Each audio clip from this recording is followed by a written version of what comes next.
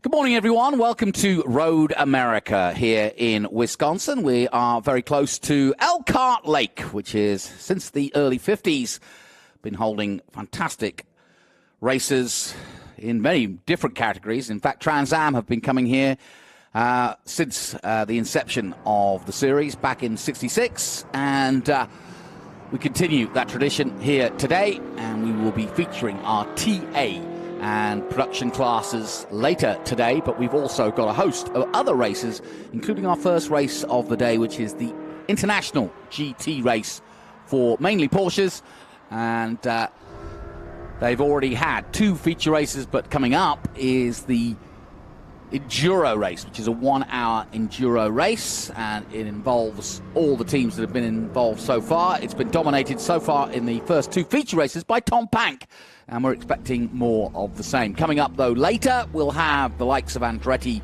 Dyson, and Menard in the TA, and we've got a host of other single-seater and other races to come. Beautiful day here. We had some rain over the weekend, but as you can see, there's puffy clouds and Elkhart Lake in the distance. An absolutely beautiful setting for a motor race. Without further ado, let me introduce my cohort and partner in crime, Ben Sissel, who will be with us all day long, both in the pit lane and here in the booth. Ben, what's the latest down there? Well, thank you, Jonathan. I'm here at the grid. This is now just made this change. The IGT 60-minute Enduro, but also PSSA, the Prototype Sprint Series Association Enduro. I'm sure it's going to be a split start. I'm not sure who's going out first, but this is obviously a PSSA car. Last year's champion, Ron Fletcher, in the Batman Batmobile. Then we've got Tom Pank up here. Let me explain these 1-hour Enduros. There is a mandatory 5-minute pit stop in the Enduro. They have to come in, they can refuel, they can change tires, they can change drivers. But it's right when they come into pit lane, there's a timing line, and when they leave pit lane. So if Tom Pank goes out at 4:59, he could be penalized. He's looking to go out right at 5 minutes or 5:01. That's the goal. So there's a lot of strategy to this. There's also a lot of strategy when to pit. He's going to want to pit under yellow, which makes for some very interesting race in pit lane and do some pit reporting, because that's kind of the race here with these PSSA cars and IGT. I'm not seeing Butch Leitzinger, Juan Gonzalez here. They should be in P2. But then we have Lucas Pank coming out here. Lucas Pank is going to be running this car. Usually with the Panks, the cars look similar. There is no driver change. They're going to do the full hour unless one of them might go out with a mechanical. Then we might see a change of drivers there. Mr. Russell here and Mosley are in the PSSA cars. Looks like they're getting buckled in. I don't think there's going to be a driver change there. And then we've got Musafar Ghafarov here, who had really good showings yesterday. He's getting buckled in. I did speak to the crews before the race about an hour ago, and the only drivers in this group that I know for sure that are doing a driver change is the Juan Gonzalez Butch Leitzinger car. So we're going to get a feel of that. Troy Peterson, I don't believe, is doing a driver change, but he's out here with us. Tom Ballister, who had a great showing this whole weekend, but this is the only car that I can for sure tell you we're planned for a driver change. Let me talk to Leo here real quick. So, Leo, I believe you're the only car I know of, but there is going to be a driver change. So Juan is starting and then Butch in it? Yep. We're still testing. We're doing some changing on the car. That's why we're running them back. Butch is not driving? No, Butch is not driving. So no...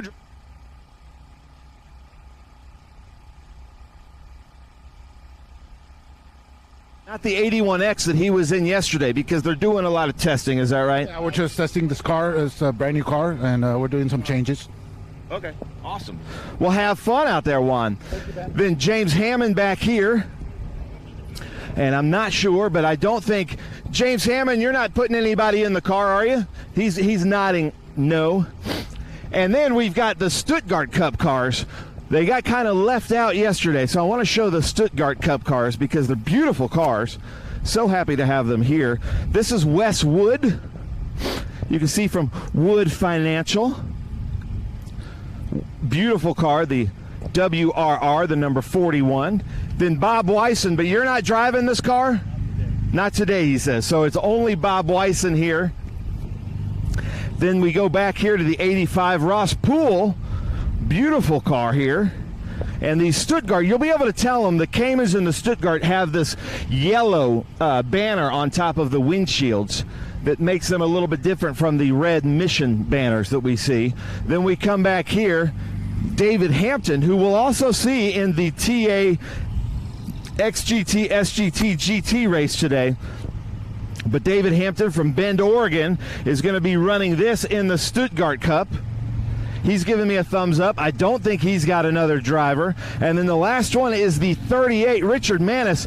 But check this out. Look at this wrap with the rivets in there. You can't see this, but you can actually feel the rivets. There's a texture to each one of these rivets. Really cool design on that wrap. So that is Rick Manis in the Stuttgart Cup. I believe we're about 1 minute from grid. So, Johnny, I'm going to be in pit lane listening to your announcing for this IGT 60-minute Enduro. I'm sending it back up to you. Pop in anytime you like, Ben. I'm sure there's going to be something to talk about, for sure. And obviously with the odd driver change and the potential of something in an hour race causing somebody to come in, we'll be hearing from you. So, yeah, thank you for that walk through the grid. And it's going to be interesting to see the... it's going to make it a little bit more interesting with the PSSA cars out there. And just so you know, we've got, 10 of those. Led by Ron Fletcher, Zach Mosley, Dario Kosiagi, Kang Ilosi, James French, Clay Keel, Phil Newsom, Harry Colson, Judd Miller, who was involved in an accident in yesterday's race, but A-OK, Chris Hinojosa, and Russell Allen. And here's our onboard with Juan Gonzalez, Hammond taking off.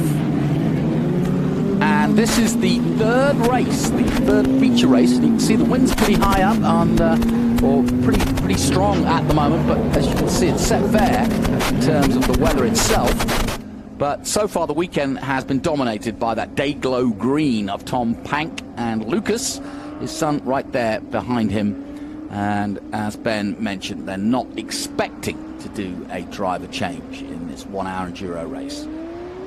And the strategy is when to come in. And, of course, they try or hope that they're going to get a caution of some sort that would allow them to use that time to not waste time in the pits, because you've got to come up the hill, take the pit lane, and then come back out again. You're going to lose a lot of time. It's a 4-mile track here at Road America. Beautiful day here. We've been racing here since the early 50s. And it is a storied track with many of the great, in fact, every great driver that's ever driven at the highest level professionally has at some point or other taken on Road America. Although I may add, none of them have ever said they've mastered it. This is the run down from the Sargento Bridge to Turn 5. It's pretty much flat out through here, through the woods. And you come under this bridge, and from there on in, you are flat out. Real cheese people. This is Wisconsin after all.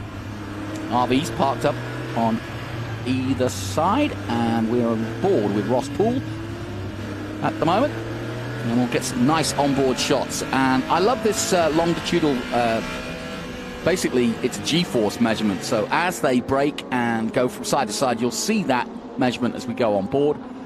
And like Ben was pointing out, the yellow stickers on the top are the Stuttgart Cup, and then the GT3, Mission Foods GT3 Championship, are effectively the other cars in there. I love it. Mission Foods now sponsoring motorsport, from bikes to drag racing to IndyCar. And we're on board here with the 277 of Troy Peterson, who had a good race yesterday and was in the lead for a while. And again, we'll get throttle and brake from him, and the gears that he's in, and even the lap time as well as the speed.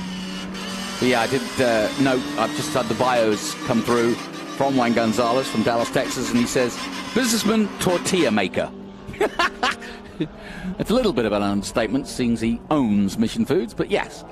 Yeah, it's a good definition. He does make tortillas, but I'm sure they've got other people to do that now. Through the carousel, the famous carousel before leading on to, again, more iconic corners like the kink coming up right here. It's a little right-hand kink that's flat out. There it is. Kettle Bottoms is next, and that's where our stationary camera is, the Corvette, leading us through. And as you can see, the car's going from side to side to basically get some mechanical grip and heat into those tires, and pumping the brakes as well to make sure the brakes are working sufficiently. And this is the best illustration of high above the Road America course into Canada Corner. You can see how tight Canada is in that right-hander. It's a very tricky corner, and I hope we stay on board each and every time we come through there, because it really is quite an exciting corner, one of the overtaking possibilities before you rise up to this left-hand crest, which is kind of blind, before diving down to turn 14, and my friend Ron at turn 14 doing the business. And a massively important corner, because this is the corner, the last corner at Road America, that leads up the hill, and you'll see in a moment as the Corvette starts to climb that hill just how steep it is. But that's just the first part of this. Once you come under the bridge and past where I'm sat at the moment in the commentary position on the left-hand side in the grandstand, there you see it. And once they breach the crest of the hill, then there's still a long way to go down to the first corner, which is a very fast fourth gear right-hander. But again, a good opportunity for an overtake. Well, like I said, Tom Pank won both Feature Race 1 and Feature Race 2 by some quite big margin. But we had some great battles, actually. Gaforov and Peterson were in a good battle. Then we had Ballister and Gonzalez and Hammond all fighting against each other for third place. Robert Wisen is also involved in that. And it'll be interesting to see how David Hampton goes. He starts 13 in his Cayenne Club Sport, and he'll also be racing in the production classes in GT for TA later today. Here is your Batman Bamille. I've always wanted to see a Batmobile racing, but a bit of a small field for the PSSA, and but it was interesting to see how competitive they are. Very different cars, of course. These, though, prototypes, so prototype sports cars. And it seems to me like the Porsche's the obvious. We've got one BMW right at the back there. We've also got a BMW as well. And here we go, out of 5. Up the hill to the Corvette bridge, under there. And this one of the trickiest corners on the track. Very tight left-hander. Easy to get that wrong and run wide.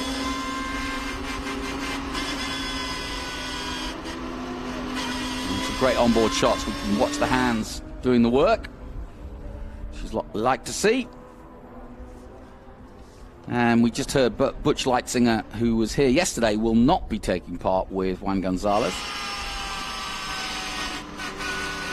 Robert Wisen in the orange, black and white GT3 number 27.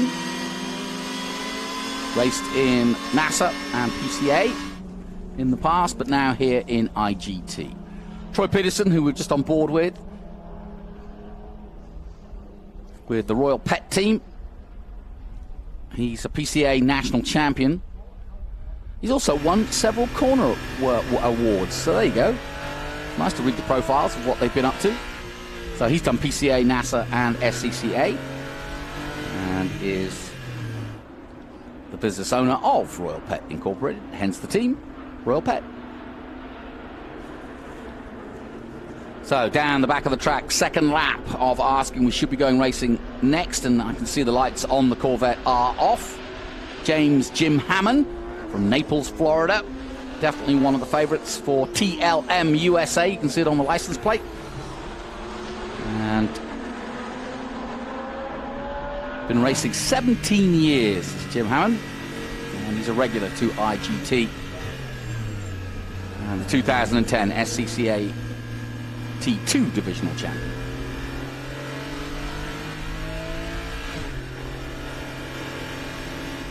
Perfect conditions for racing.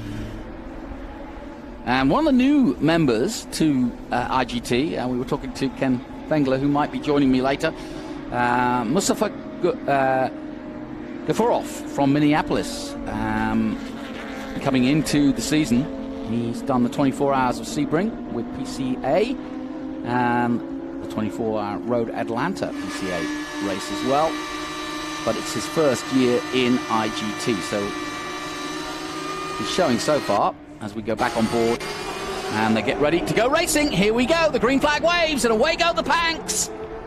Line astern, Tom and Lucas.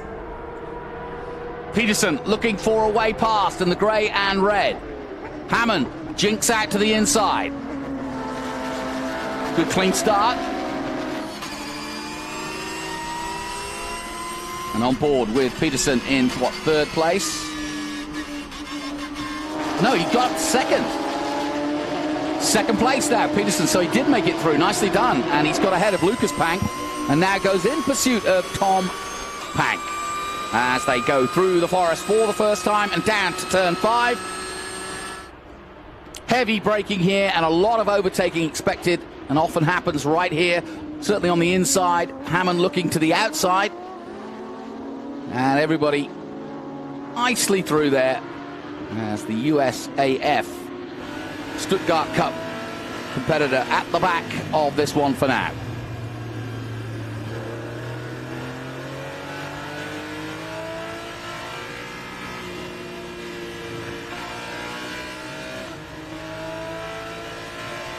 Fourth gear, and now, like I said, you can see the G-forces acting on them as they brake and go from side to side, coming through the Speedville Bridge and into the carousel. Now watch the G-force acting on him to the left. That means basically he's being pushed, his body is being pushed to the left as the car tries to navigate the corner. Back on board with Peterson in fifth gear through the kink, flat out through here, over 150 miles an hour. And Lucas Pank trying to recover and coming alongside Peterson there. So he may just try to force a move. Meanwhile, the battle in the Stuttgart Cup also hotting up nicely. Into Canada corner for the first time.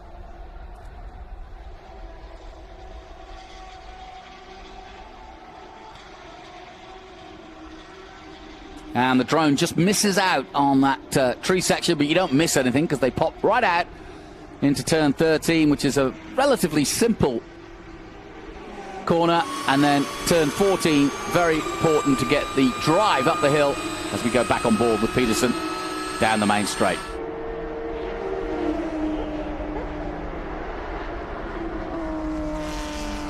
Good clean start.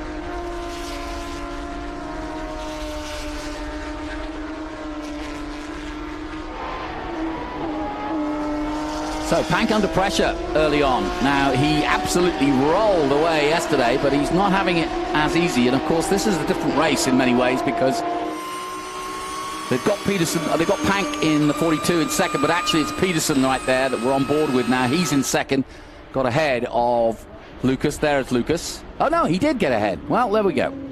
So Pank is back in second place, so he did make that move. Just missed it down the back straight there. He was trying to make an attempt. And so it is the Panks that lead the way. But Tom Pank and then Lucas and then Peterson back to third. Ballister. Gaforov in fifth. Hammond. And here is Hampton. And down in 11th at the moment. Bringing up the rear.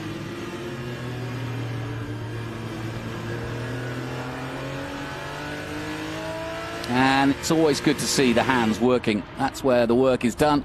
And here come the PSSAs. In their own little battle.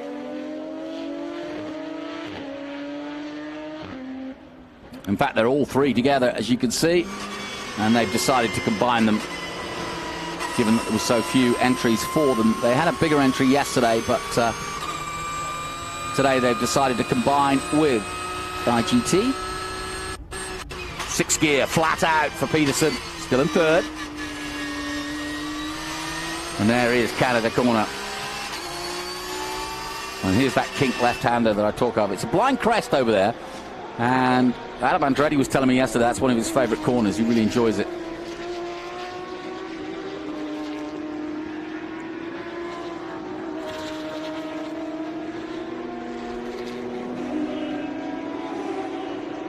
The 888 is Gaforov, who I just mentioned, from Florida.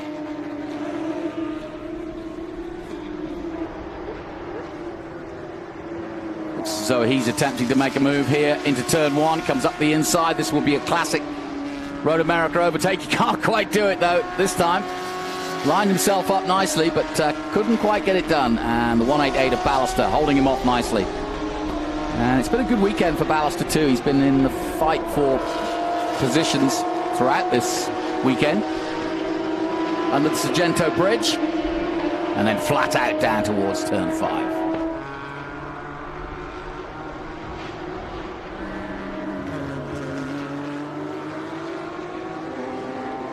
No change in the PSSA prototype race. As all three still battling away. Out of 5 and under the Corvette bridge they come. And now Tom Pank starting to stretch his legs a little bit. He's got away from Lucas by a second or so. And I'm glad to say that my good friend Ken Fengler has come up into the booth. And I will make sure he has these profiles as well, because we are delighted. We've got some nice little info. Gonzalez tells me he's a tortilla maker, which I thought was interesting, because I don't think he actually makes the tortillas, but... $1 company. Yeah, and no kidding. Yeah, he's running the stand down at the beach, okay? There's the taco stand down here at Road America. What did you learn, Ken?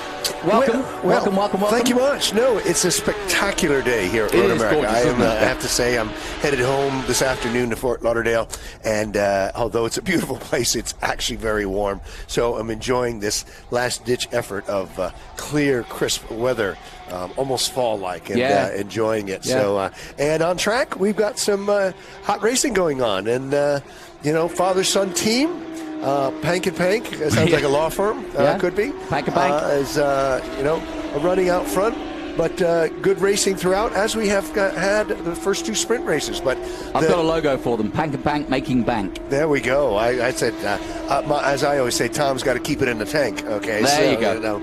But, hey, listen, while I got you here, we don't often do the endurance race, so why don't we start with the format? We mentioned that not many have got a second driver, but just explain how the Enduro versus the sprint race. Right. Yes, there's some specific rules, and you got to pay attention, okay? First off, there is a mandatory 5-minute pit stop, okay? That has to take place, and it needs to take place before your 5-minute stop has to be completed with 15 minutes left in the race. So Okay. it means at the 40-minute mark of a 60-minute race, you better be in pit lane if you haven't done so yet. Can you do it before that? Absolutely. You Okay. can pit at any time. You can do one lap. Pits do not close unless there is a problem obstructing pit lane itself, okay? We've never had that, fortunately, and that means there is no pit lane's not closed, but yes, anytime. Now, the other thing, and this comes where the pro driver, and it creates a slight disadvantage for the pro driver because these guys will play a double yellow. If hopefully we don't have one, but if we do, everybody will immediately take their 5-minute stop under Just to the save double time, under the double yellow. Yes, but if you need to make a driver change and have planned to put a driver change in, and it's usually a pro or a coach going in, there's minimum drive time for the driver of record, the sportsman driver. He has to drive 30 minutes. So if the double yellow comes out after the 30-minute mark or beyond, they've got the luck of the draw. If it comes out before then, they're kind of screwed, okay? They're going to have to make a decision whether they're going to stay with that driver or wait and do a quick change later, okay? Now, they can make more than one stop if they have to. For example, you can do an in and out if you found you had a small mechanical problem and you didn't want to take your full 5-minute stop. You're going to wait for a yellow possibly. You certainly can do that. So that's basically it. But the luck of the draw of when the yellow comes out and where you are, especially on a track like this, where you are when the yellow comes out. If you got word from your crew on the radio that, hey, the double yellow's coming out and you have not passed the pit lane entrance, you might as well go for it and get in. Talk about going for it. Gaforov's finally done that turn one turn. Oh, he's got a little wide doing it. He's lost out. He's been lining that up for the last couple of laps, and I thought he was going to make that easily, but he didn't quite pull it off. He'll try again, I'm sure. Yeah, Tommy standing there, the giant killer, doing well, I believe. Whoa, Lucas! Dad got back in front of him. Yeah. Dad's speaking of using all the track, Dad's way out there. Yep. Lucas staying tight and needy. Been a good race, actually. Lucas clocked onto the back of Tom early on, and he's been that way since since we started. So 15 minutes he's kept with him, and we've seen Tom totally dominate proceedings in the last day or so as we go back on board with third place Peterson. Yeah, I said this morning, I'm really impressed with how Lucas has come on. He's just... How old is he? Lucas must be about 24 now. Yeah, he's a couple of years out of college. Came to us as a total greenhorn rookie and made some mistakes along the way, but he spends a lot of sim time, and you can tell. I mean, he just shows up at a track and he's dialed in, he's steady Eddie, he's calm in the car. Obviously, he didn't get his personality traits from his dad, okay, who's just an excitable boy. Matter of fact, Tom is affectionately known as my ADD poster child, okay, all right, but Lucas is just not that. He's calm in the car, he's very calculated, and he's become such a good driver. Yeah, it's interesting. You were talking about the double yellows, and all the time you were talking about it, I was thinking, but these guys are so competent, there's not really a lot of chance of a double yellow. Well, every once in a while it goes wrong, and it doesn't have to be a driver error. It can be a mechanical where a car's in a place where they deem they need to get safety crews out there and put the pace car out. So, it can be a number of things. It doesn't have to be, an issue where it is a driver error, so to speak. Well, you see the gap to third place as they dive into Cube 3, Turn 1. And this battle, though, is continuing between Ballister and Gaforov. Now, he's got Nico Jamin as a second driver, but are we expecting a change in that pit stop? I don't know. That was a last-minute ad, so I think I think that's one of those that depends on when and if a double yellow comes out. Okay. And, if they run to the 40-minute mark, they will just come in and do it as well everybody else is. So at that point, if they'd like to, they sure can. We've got 43 minutes left in this race, so plenty of time to make moves as we see the 55 of Chris Hinojosa in the Revolution 500. And we've got 3 of the PSSA as we go back on board. I love these onboards. They're so clear and really give you an instant understanding of what they're going through as he turns through turn 3. and heads towards the Sargento Bridge. 4th gear, this Ross Poole, and then down to 5. So holding their own against certainly the Stuttgart Cup entries, the PSSA. I don't suppose it's very often that you do get to race with the PSSA guys. Yeah. And they are, Hossa, Ross Poole, just ahead of him in the Cayenne Club Sport, in the 85, in 12th place overall. Back on board with 3rd place, Troy Peterson. Had a good run yesterday. Yeah, he's cleared himself from the fight between Tommy Ballister back there behind him, but so he's got clear sailing. It's he's probably in a good place where he'd like to be. Not quite catching up on the tail of the Panks, but has an equal distance between him, his teammate, and Tommy Ballister. Looks like he's gotten by Tommy, cleared him. Ken, I've asked you this yesterday, but let's, we've always got a new audience tuning in. Talk a little bit about who you attract to this series and a little bit about the history, because, 10 years or so? Yeah, we're on year 11, and, we were, I kiddingly say we were an overnight success. It just wasn't last night. As we like every series, we were new on the scene. There are plenty of places that customers and drivers can choose to run, preparers, and there's lots of different series out there to run. We're a sportsman series presented on a professional platform, from our social media to our podium presentations, everything done in a professional manner. In that respect, cars are presented in a very professional manner. The preparers that do these cars are the same teams that do many cars through other sanctioning bodies, whether it's IMSA and one of the Porsche series, same teams that prepare them, which is much needed because cars are sophisticated, they're complicated, and gone are the days where you're just going to go out there and tune the carburetor, throw the timing light on it, and away we go. Do a little chassis setup and alignment. These are very, lots of technology built into these cars. Well, 40 minutes to go, and let's head down to Ben Sissel, because there is activity in the pit lane. Batman has come in. Gotham must have called. Let's find out. Yeah, well, thank you very much. You can see here we've got Jason filling up Ron Fletcher's car.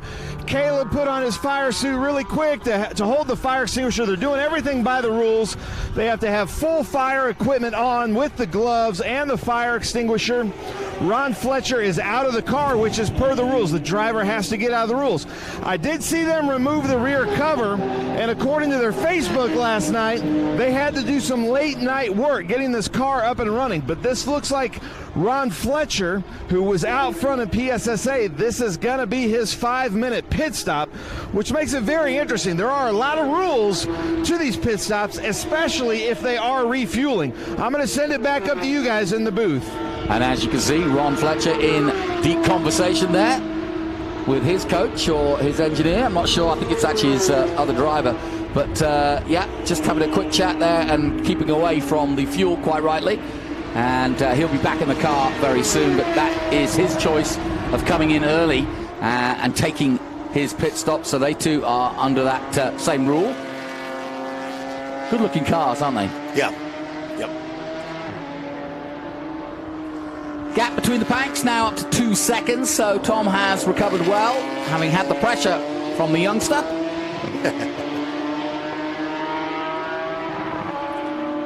I would have thought it's a good relationship when you go out with your dad racing.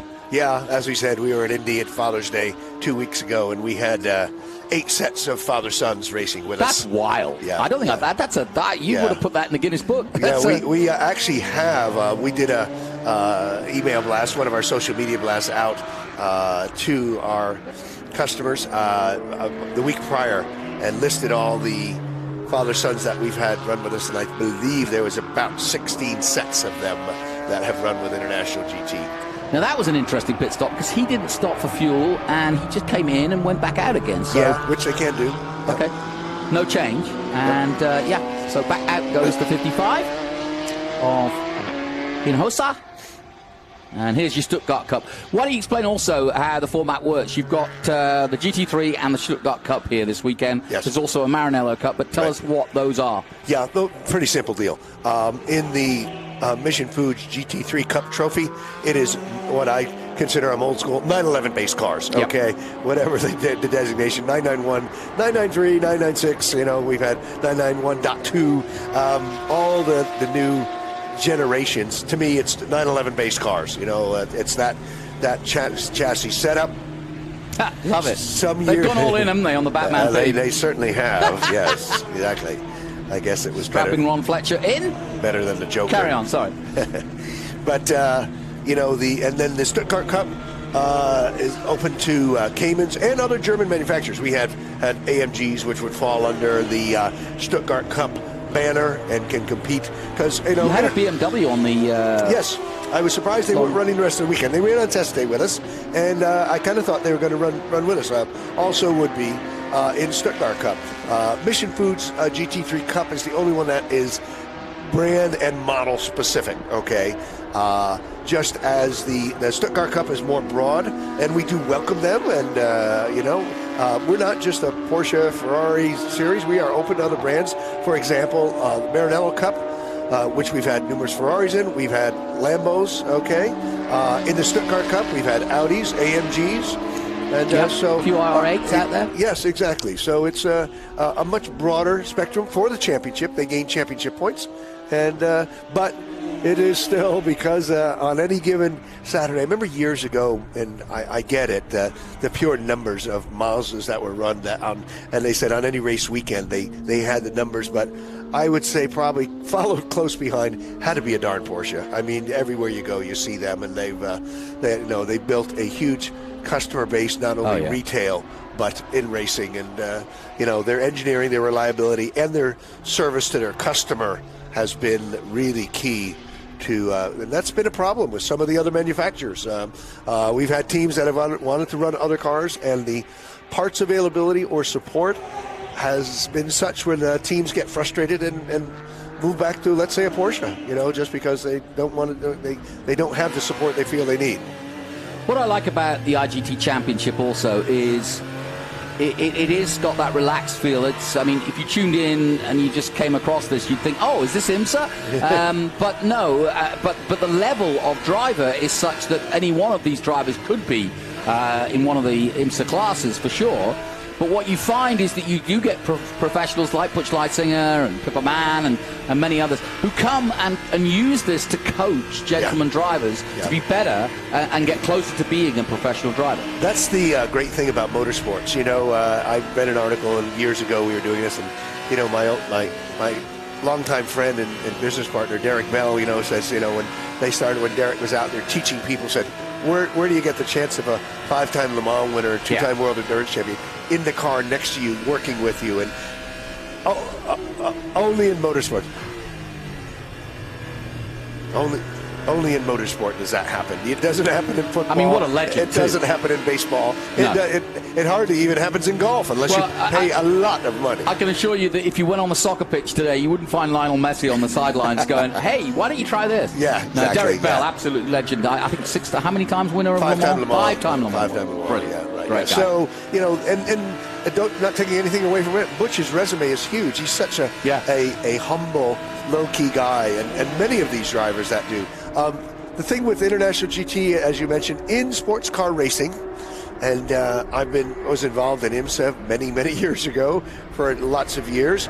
But in sports car racing, it is there are varying talents throughout the field. Okay, and really in many types of racing, there's the front runners, the middle pack, and the guys at the back, and you even see that in open wheel racing. Maybe not so much. Well, you even do see it in Formula One, but it's in all types of racing that you're going to have this variation and differentiation of level of talent on the grid.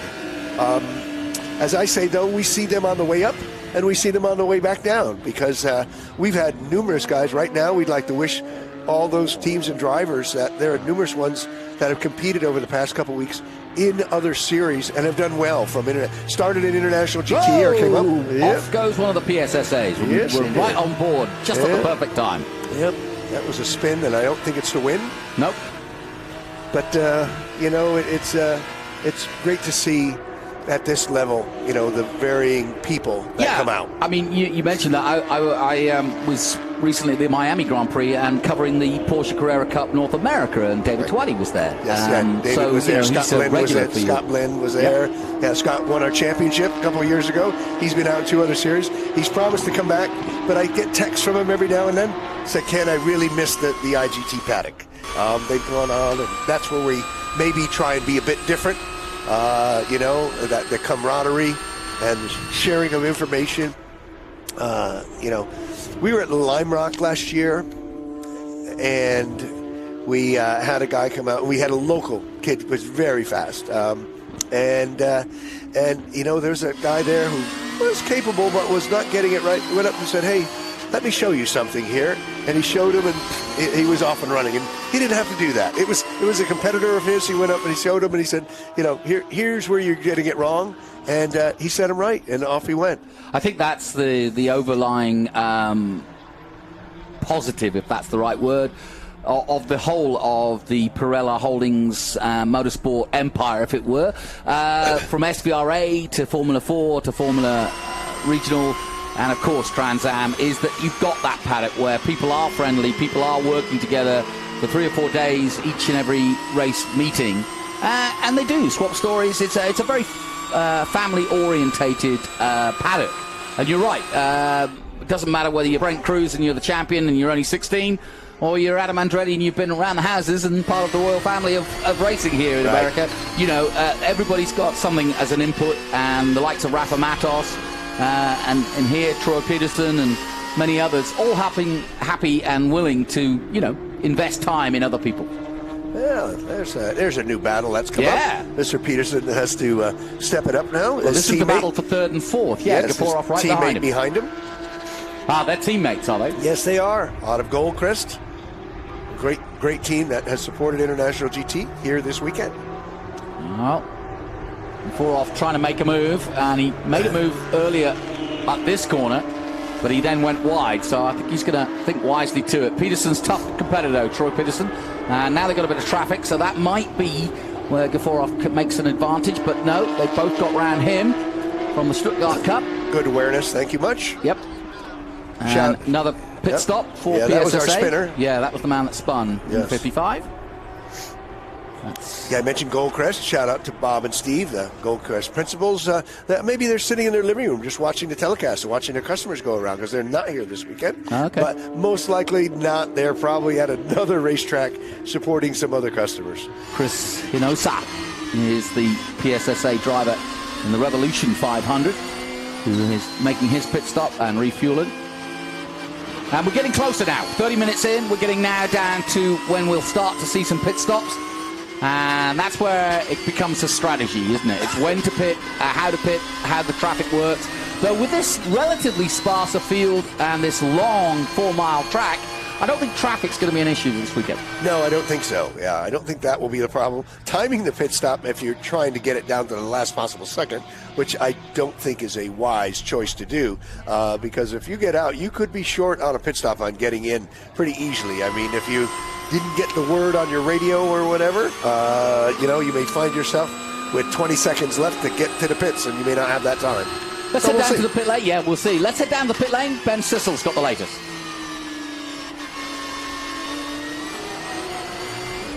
Yeah, well, I'm here down in the pits, and this is kind of a different way to do it.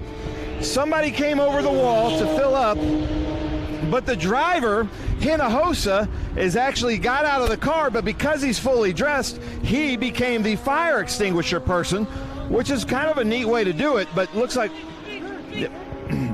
they're, but he thought they were done, but he's putting in more gas, so Chris is going to have to come back, grab the fire extinguisher. But that is a pretty good way to do it if he doesn't have enough crew in the pit lane. I did hear, Jonathan, that his last name is Hinojosa. We were talking about that yesterday. Now, Ken, I don't know what the strategy is as I see the first IGT car coming in, but it seems like the IGT cars are waiting a while. We're going to run up there. Back to you guys. Yeah, Ben, I can tell you what the strategy is. They're waiting. Honestly, that's the first of but they could wait a minute. They're at the 20. They're in early for a driver change.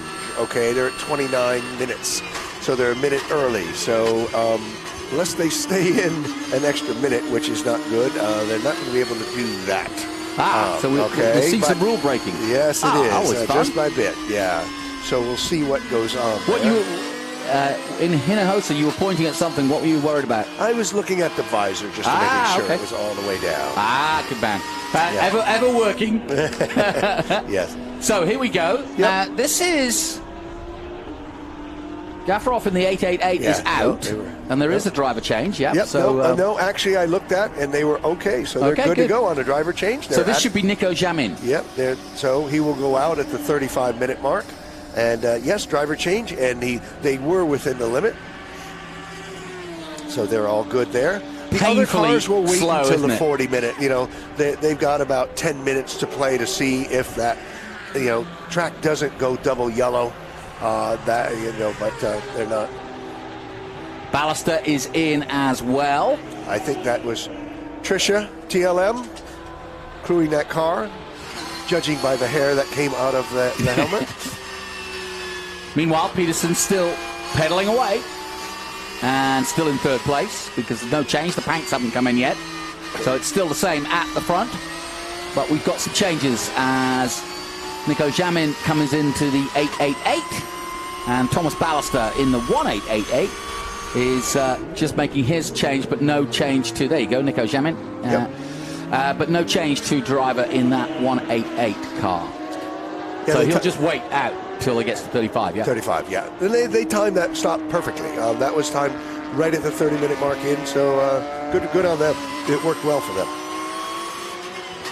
Down to turn 3, Peterson diving in there. Nice and smooth, opening it up. Down towards the Sargento bridge underneath that, and then flat out in 5th. And you can see the speed there. He's, 150, topping out at 162. Yeah. Yep. And then hard on the brakes for 5. Back up the Corvette Hill Bridge. And away they go. And out comes the 888 of Nico Jamin at the wheel in the GT3 Cup car. 25 minutes of our Enduro. Happy with the season so far? Yes. I remember at Sebring you were a little bit distressed. They were a little bit leery, weren't they? I think they were all a bit impatient to get out on track, and it was yeah, that first race of the year is always the one that sorts things out. But no, it's been a good season. We added Indy last year. As I said, we had a good showing. Father's Day weekend. Good showing there. A slight break over July but Watkins Glen moves back into August from September. We're looking at that's always one of our big events. And then we wrap up the year with VIR in Coda. Yeah, that's always a great way to end the year. And, of course, that's where our TransAm series will also end. And, great way to end the year in Austin, Texas.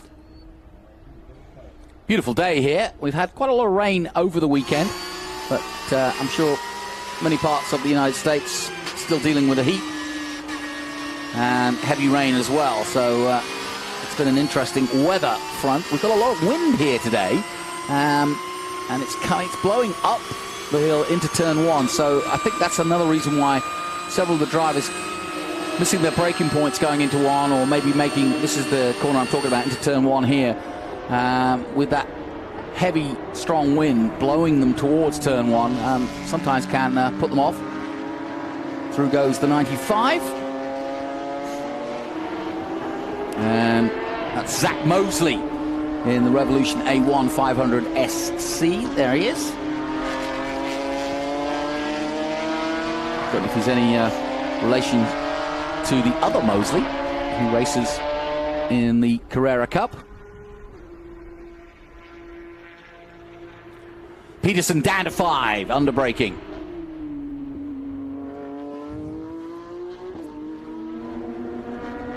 Another pit stop complete. That's the 188 coming out finally after waiting. Thomas Ballister still at the wheel for TLM USA, but no driver change.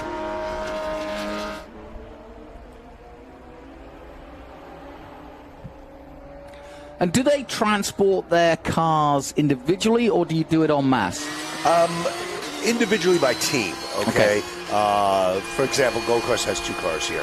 Pank has 3 cars here. Ultra Performance, I should say, 3 cars here. You know, 3. There's very few single car teams, okay? They're mostly done by professional preparers who, you know, batch customers together. It becomes certainly the economy of scale. The more cars you go up, and most teams want 3 to 5 cars, 5 filling a truck, you know, in most cases as a good way to go. We just saw Juan Gonzalez doing his pit stop in the 81, and of course he was in the 81X yesterday. So he said they're testing, and Butch was helping him out. But what would they be testing for, and why? Just a new car? Yeah, this is a brand new car to him, which is not why it's not in the Mission Foods livery. Just took delivery of it. So yeah, so they're learning it and you know, getting on with making it comfortable for Juan. Because understand that there is no setup. It is what, you know, you're trying to get the car to the driver's comfort level, and some want it looser and want the back to hang out. Some want it tighter and you know, create the understeer, feel more comfortable with some understeer. I don't, but nonetheless, it varies from driver to driver, which is why sports car racing is very interesting when you have multiple drivers. You know, you've got to have that happy medium setup, you know. Although I think the lead driver, tells him that's the way the car is going to be set up, and you'll figure out how to drive it. Third place Peterson comes in, and now we're starting to get to the nitty-gritty of the business end of the top drivers coming in. And it'll seem like a painfully long time to be in there, but it's thumbs up from him, and he's had a good run so far. We welcome Cesar Cordova on our live stream. He was here with us yesterday. He's got the coffee on, and yes, Chris Coffey will be in action in the TA later. And watching from Sebring, that's Tina. She's loving it. Good to see you, Tina. And welcome all of our viewers on the live stream. And we've got a full day of action for you. But right now, I'm here, Jonathan Green, with Ken Fengler, as we take a look at our Enduro for IGT, part of the Pirelli Motorsport Holdings company. And as also, we've got some car shows, as you can see, going on in the background there, or on the infield, as they come under the Mission Food Bridge.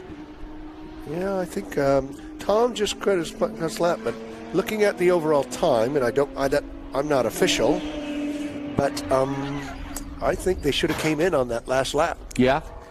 For what reason? Just time-wise? Be in at the 40-minute mark. Oh, I see. Yes. Be at the 40-minute There's a cutoff, mark. Yeah. So you've got to come in before 15 minutes of the race is left. Yeah, you have to complete the stop. Right. Which is totally different than the rule reads. Oh! The stop. Ooh, Ballister. Now he's just come out of the pits, and he's parked up in the TLM USA car. Now he's in a safe position, but not where he needs to be. I think that's at turn 5. That's disappointing. And he's obviously tried to run over my good friend Lake, which is not good work, to be honest. No, I'm just kidding. But no, he is at turn 5, I think, but parked in a safe place. Yeah. So that's the runoff at 5. There's the 5 position. Yeah. You can see the safety car flags are out, and he's just right. I think he's missed his braking point. I think so. But the car looked intact, so yes. Let's take a look at what happened. Okay. We'll soon see. Here we go. So he's coming down 2.5. Here he is. Ooh. It's like the brakes went, didn't they? Went wrong. Whoa, great work from our cameraman, Lake. Yeah, something broke. He came right at him. But, I was joking when I said it, but I wasn't far from the truth, to be fair. That was a very close incident. Yeah. He hit the wall, the cement wall there, heavily. And so it's the back of the car that is damaged, you can see now. The expensive end. Yes. Yeah. Yeah, that's disappointing. Something definitely broke there. The car. Now, how does this affect the pit stops? In terms of now we're under caution. Now would be the time to complete pit stop. Now he's coming in, but as I can tell, and this is up to our steward, Ron Zitza, but he's late. No timing. Tom Pack's in. That's our leader. 18 minutes to go. Yeah, he's late by a lap. Because is he going to get penalised for that? Yes, he should. Not my deal, but I will see. There you go. David Tuati just chimed in. Trish and the boys taking care of business while the other half of TLM was at Sebring. There you go. Yeah, that was a big moment, and even David Twali goes, "Ooh, no." Yes, I know. They won their class. Congratulations to at Sebring. They won in the 12-hour race there. Here comes Lucas Pack as Yeah. well. Yeah. But yeah, I agree with you. They're late, aren't they? Yes, they are. Well, I'm going to go check, just see with timing, and maybe I'll get some info on that. Yeah, that's interesting. Glad to see some people chime in early this morning. Watch this. Our founding father, Bill Riddell, told me he was going to watch this morning. He's probably sitting in his living room. He chimed in yesterday, didn't he, about his bacon? He did yesterday, yeah. So, Bill out there. Bill, I hope you're enjoying the race. It looks like Tom's slowing himself down, but not on purpose. But we'll see what it is. So let me check on some pit stops to see where we're at. Well, as you can see, the Corvette is out, and we are under caution here in our IGT coverage. Ken Fengler just going to go check on what's happening in terms of the leaders, because it could affect the race quite drastically if Tom Pank and Lucas Pank have mistimed their entry. Obviously, they got the caution, but we might be out of the window for them to be in at the correct time. So we'll find out. But officially, at the moment anyway, it's still Tom Pank leading, Lucas Pank in second, and Zach Mosley now in third in the first of the Revolution A1 500 PSSA cars. Peterson back out in the 277, and out goes the Batmobile. Ron Fletcher at the wheel, and currently in 13th position overall. Now, there's also an oil flag out there, so I'm not sure whether that accident that we saw was due to oil on the track or just brakes not working as well as they did. The way the car swerved tells me that it was more likely to be a mechanical rather than a slide, but maybe wrong. What do I know?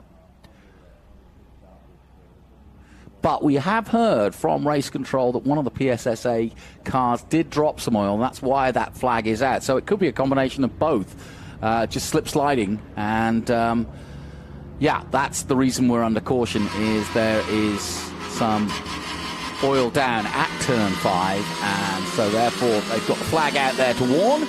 And also during the caution, they may just put some kitty litter down, and not kitty litter, it's wet dry as we call it. But just to dry that up, because it's so easy for that situation to occur again if they don't clear it up. I was taking a close look at the pace car this morning, and here the registration is Pace 1. I love it on that Corvette, and of course, quite rightly, Corvette very synonymous with Road America, so that's their pace car. We have the Ginetta in the TransAm series at the other tracks, but this weekend it's all Corvette.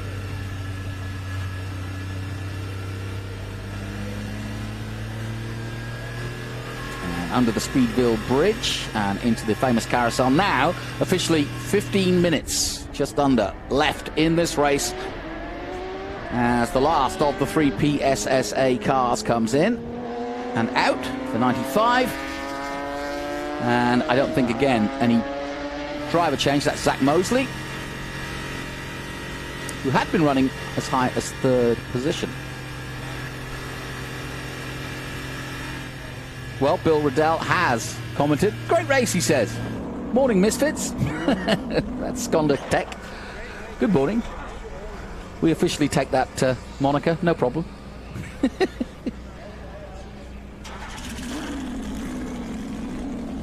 And welcome to CJ Becker as well. Got a good, nice audience watching our coverage of IGT. And don't forget, we've got some great races to come.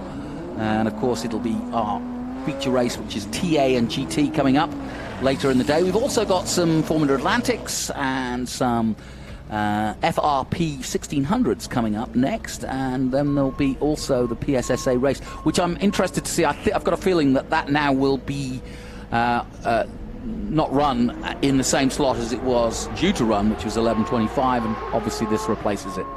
So out goes the 42 of Tom Pank. It's been an absolutely glorious weekend for Tom. A little Little competition from a youngster in the number 42. That's his son, Lucas. Well, that was early on.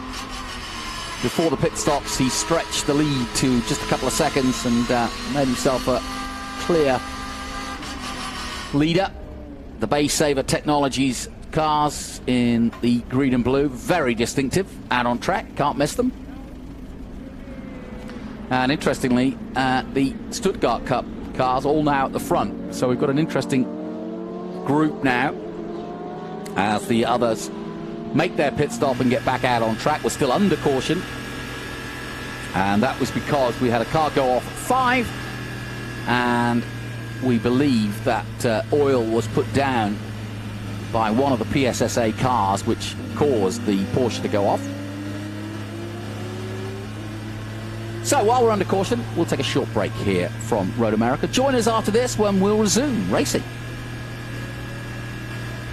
The PIR Speed Tour returns to Portland International Raceway July 26th through the 28th, featuring the TransAm Series presented by Pirelli Western Championship, the Sports Car Vintage Racing Association, Prototype Sprint Series Association, the Optima Search for the Ultimate Street Car, and Saturday you can take part in the Haggerty Cars and Caffeine Car Show with Parade Lab. You do not want to miss the PIR Speed Tour July 26th through the 28th. For tickets, simply go to speedtour.net. You've got a business to run, big and heavy products to ship, and customers who need them now. When you've got the right driver and the right equipment, you can bet on a spectacular result. Bennett understands complex logistics and puts the best team, the most time, and the latest technology into every customer relationship, so you can sit back, relax, and enjoy the race. Let us handle the rest. Together, we can move anything. Welcome back to Road America. We're still under caution in our IGT race, the first of several races here from Road America, part of the Speed Tour that is. And we are well into the 2024 season, and we've got some great iconic events coming up. We've also got the All-Star event at Lime Rock for TransAm, and we're dusting off some of the greats. Mark Martin and many others, Andy Lally. All sorts of great names of past and present will be at the All-Star event in Lime Rock, so definitely put that in your diary for mid-July, the 21st, and get ready for that one. Adam Andretti also taking part, looking forward to that. Also coming up, we've got a trip to Canada for the first time, and looking forward to that very much so, and it's great to reunite TransAm going to Canada as part of the USA Tour that now includes going to Canada as well. And we've also got Watkins Glen, COTA, VIR. Can't wait for those events. All good stuff. And that's the beauty. Tony Pirella, who started watching TransAm as a little fella, fell in love with the sport, now owns TransAm, SVRA, and Formula 4 and Formula Regional, and one of his big mantras is to basically make sure that we go to all the iconic circuits in North America, and I think that's the biggest attraction of all for the Speed Tour is the tracks that we go to. Ken Fengler is back, and I'm sure hot-footing some news. Tell me, Ken, what's new? Well, here's what I've heard. Unfortunately, as we saw that the 1888 car, which had the problem, it went in the wall. As he had all that wiggling and waggling, fluid was down on the track. Yeah. Well, we and then, did of course, get news they're going to check checker this because of they can't clean up that in time before the end of the race. So disappointing end to it. And then. Well, I'm glad you went and found out because I wasn't aware that we were actually going to end. So we are going to end under caution. We are going to end. Okay. You're going to see the checker come out here very shortly. Fair enough. So we got close to it. It was one of the PSSA cars that laid down the oil, and unfortunately the Porsche just.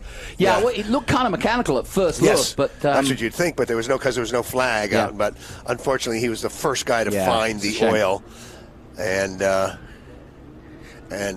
the other thing that we have and I got with Ron, and his some penalties we assessed. We have one car, the 888 car, which was massively short on a pit stop, time-wise. He did come in early, didn't he? Yeah, I don't know. Yeah, and the other two, as a guest, the two Pank cars were in late, so I don't know whether that will affect the finishing order, but a penalty will be assessed. Ooh, so we could have some shenanigans again. Yeah, so a minute and a half late on the stops in. I said when they went by, I said, I think they should have came in on that lap. Yeah, you were absolutely spot on because the 15-minute mark had come and gone, and they had not come in. They waited for the caution. I was shocked they went by the pit because knowing how long it takes to get around this racetrack.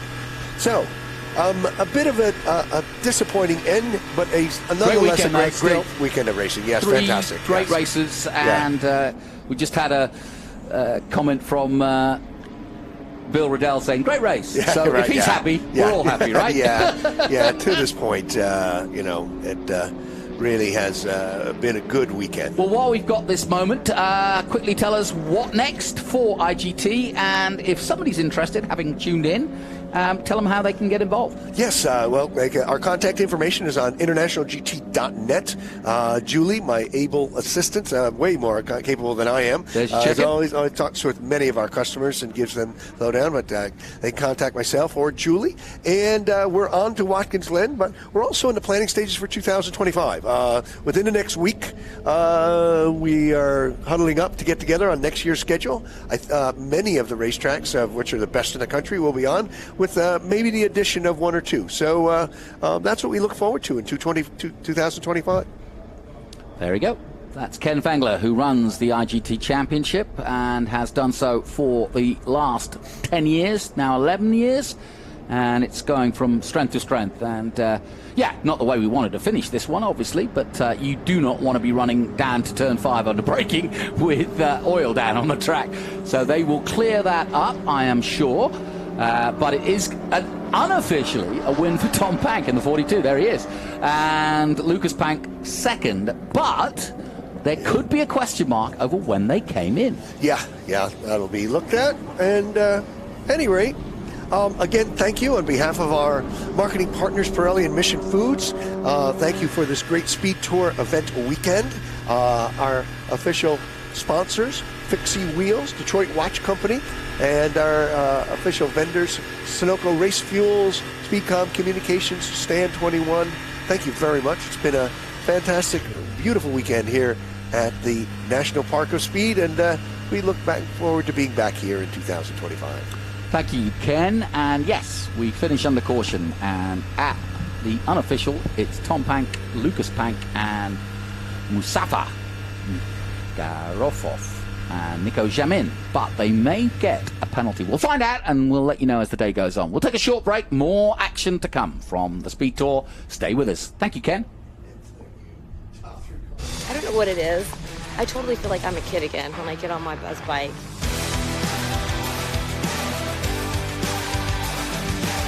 Horsepower, baby. You know me, I like horsepower.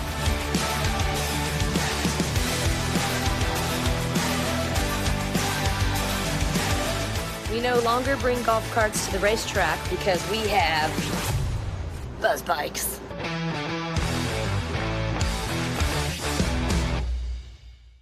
What does it mean to be built with Summit? It means turning some rust into rolling artwork. Built with Summit means you're making something that was already fast, even faster. It means that your project will be on the road or track long after you bolted it together. And Built with Summit means you're doing it with in-stock parts, fast shipping, expert advice, and the best prices. Summit Racing Equipment. Let's build it together. SummitRacing.com.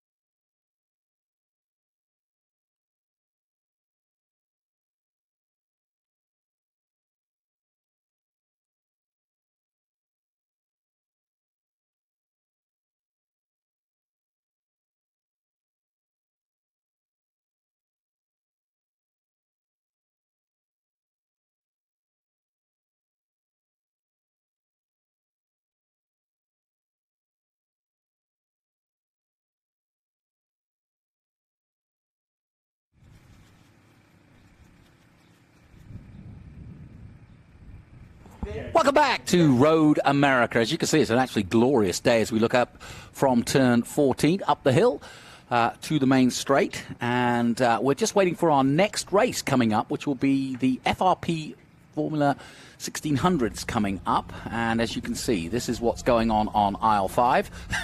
Clean up on aisle 5. Now, this is turn 5 at Road America, and you can see that long white line is the oil that was put down by one of the PSSA cars, and so quite rightly they're spending quite a little bit of time just to make sure that that is cleaned up, because it's a heavy braking point, one of the most important corners on the track, and so they want to make sure that that is good and ready. And the organizers here at Road America are very proficient at what they do, and they will have it cleaned up. But while we've got a bit of time, let's take you back to SpeedTour presents stories from the paddock. And today's story, Kevin McKay. Mr. McKay, it's absolutely my car. I said, Mr. Penske, how do you know that for sure? He goes, well, you see those toggle switches and that little diamond plate on the dash? I said, yeah. He goes, I put that in myself.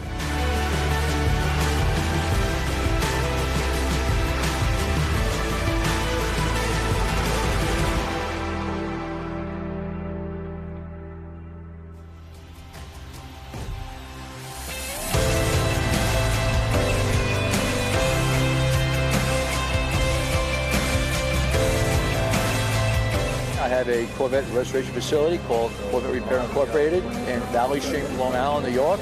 But my passion is cars with race history, cars that went to Le Mans, Sebring, Daytona, and so on. So I've been very fortunate. That was Roger Penske's first race car as a team owner. The car is the only C2 Corvette that back-to-back wins at the 24 Hours of Daytona and the 12 Hours of Sebring in 1966. He was overwhelmed when he first saw the car. We spent some time together. I met him once at one event, showed him my scrapbook, and then I met him again at the Sumio Museum in Philadelphia, Pennsylvania, and spent about 20 minutes with him, went over the whole car, and he looked inside the interior. He goes, Mr. McKay, it's absolutely my car. I said, Mr. Penske, how do you know that for sure? He goes, well, you see those toggle switches and that little diamond plate on the dash? I said, yeah. He goes, I put that in myself. So he was a hands-on kind of guy. Oh, he's one of my biggest heroes. I pinch myself every morning when I look at my collection in my garage, and I went after the very best cars I can afford. Oh, I'm very fortunate to be a part of it. They asked me to bring the car down here. We brought out a couple of other cars. We brought a couple of cars that also raced at Sebring in 1960. It was owned by Briggs Cunningham himself. But knowing that the cars were here in 1960, these guys were here, 50, 60 years ago. This is unbelievable that we're a part of history. So we're going to preserve it and tell the story as much as we possibly can and let people get an education what we're doing here. So it's been fun.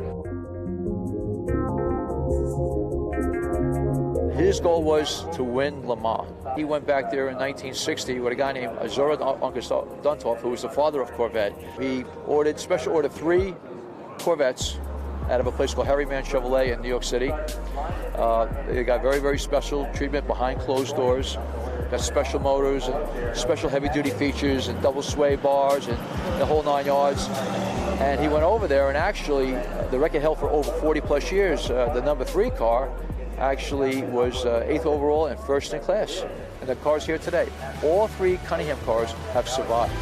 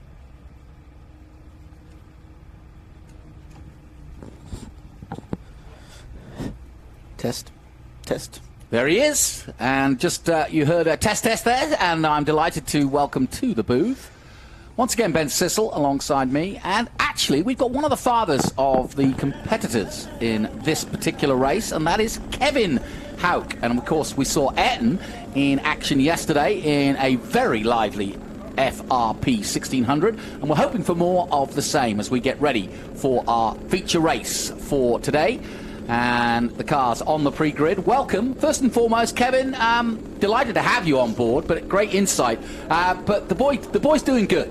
Yeah, we're having a lot of fun, and I got a big shout out to Greg Rice and the team for inviting us back and letting us run an open seat that they had this weekend at Road America. You know, we were up here a few weekends ago for the USF race with the Ayrton's running with the 2000, and it's a beautiful park, man. And, you know, they call it the national park of speed. And we bring the camper. We're camping up outside of Turn 1. And we just absolutely love the environment. Best food in the world, right?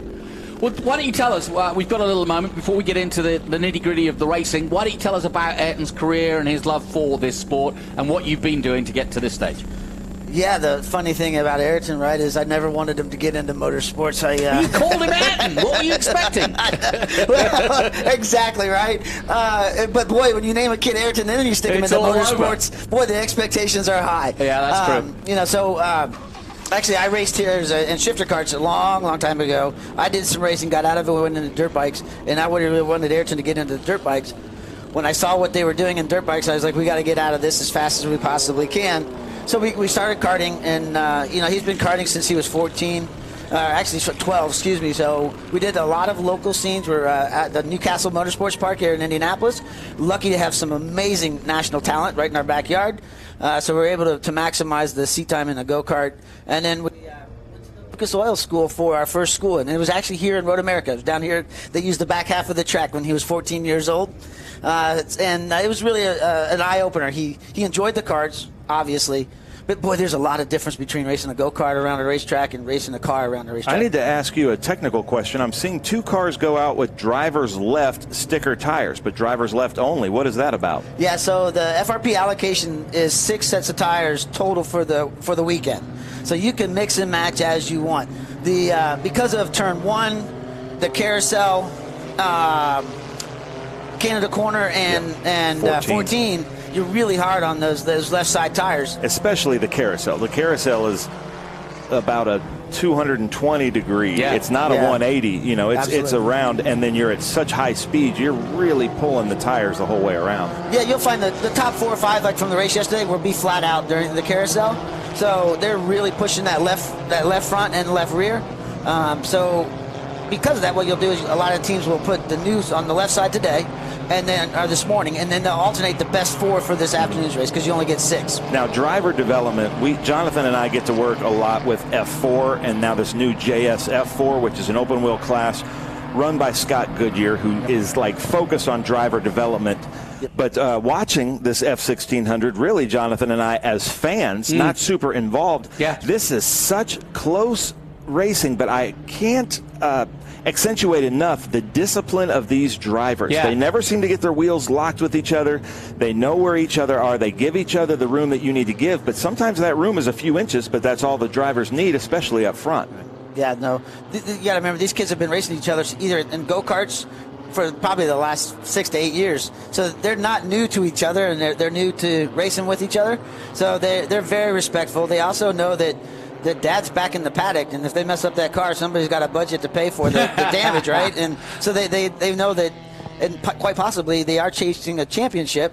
So if they damage the car that they can't be repaired, they're going to lose a race and lose the points that are associated with that, which is very important as well. And go ahead. We were talking about the ladder and how important that is. Like where we're from, it kind of goes karting, JSF4, F4, FR to possibly IndyCar or TransAm sports cars. You know, then the sky's the limit. But you said it's very important to hit every rung of the ladder. This F1600, I see this as going from karts to this, I see that as such an important step because now you're driving a car that's, got a suspension on it, inboard shocks, full suspension.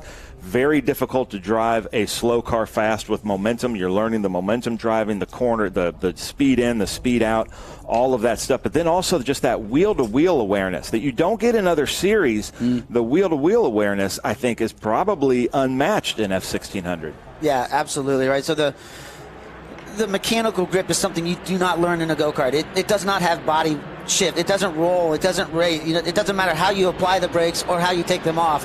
The 1600 teaches all those basic principles of car control in a lower cost platform a lot of times to determine if you can have and develop those skills. Yeah, no question about it. And I think the wheel-to-wheel aspect that Ben mentioned is exactly the training you need, and it gets to the point where if you ever did make it to the dizzy heights of the 500, you would be happy in a field of 33 cars at over 200 miles an hour because you're used to that close quarters. Right, and that's what the fans want to see, right? Yeah. So if it was follow the leader, that we don't have a good show for the fans, right? And so the racing and being able to run in that pack and understand it, I think this is what breeds it. And to me, there's no better performance package than what FRP provides for these 1,600 kids in North America. Before we go, let me just do a little housekeeping. Yes. Turn 5, driver's right. Huge oil spill from PSSA in the last session. They have cleaned it up with kitty litter, but look for, these cars like to go 3-4 wide into turn 5, and we may not have the grip that they're used to. You're going to see a big white line as we come to green, Jonathan. Well, and Kevin was just telling me that the grid for this is your fastest lap. And so the guys at the front that were all hassling each other for position aren't necessarily the fastest. So the likes of Ayrton Hauk are starting, 9th at the moment. Green flag waves, and so Carsten Defons leads them through. Trevor Russell alongside him as they all fly down towards our Cube 3 Turn 1 for the first time in our FRP Feature Race 2. There is the number 02 of Ayrton. Kevin, his dad alongside us here in the booth. Rather nervous, but enjoying it, I'm sure. Yeah, absolutely. Great start from Ayrton. And, I don't want to minimize Karsten's race yesterday.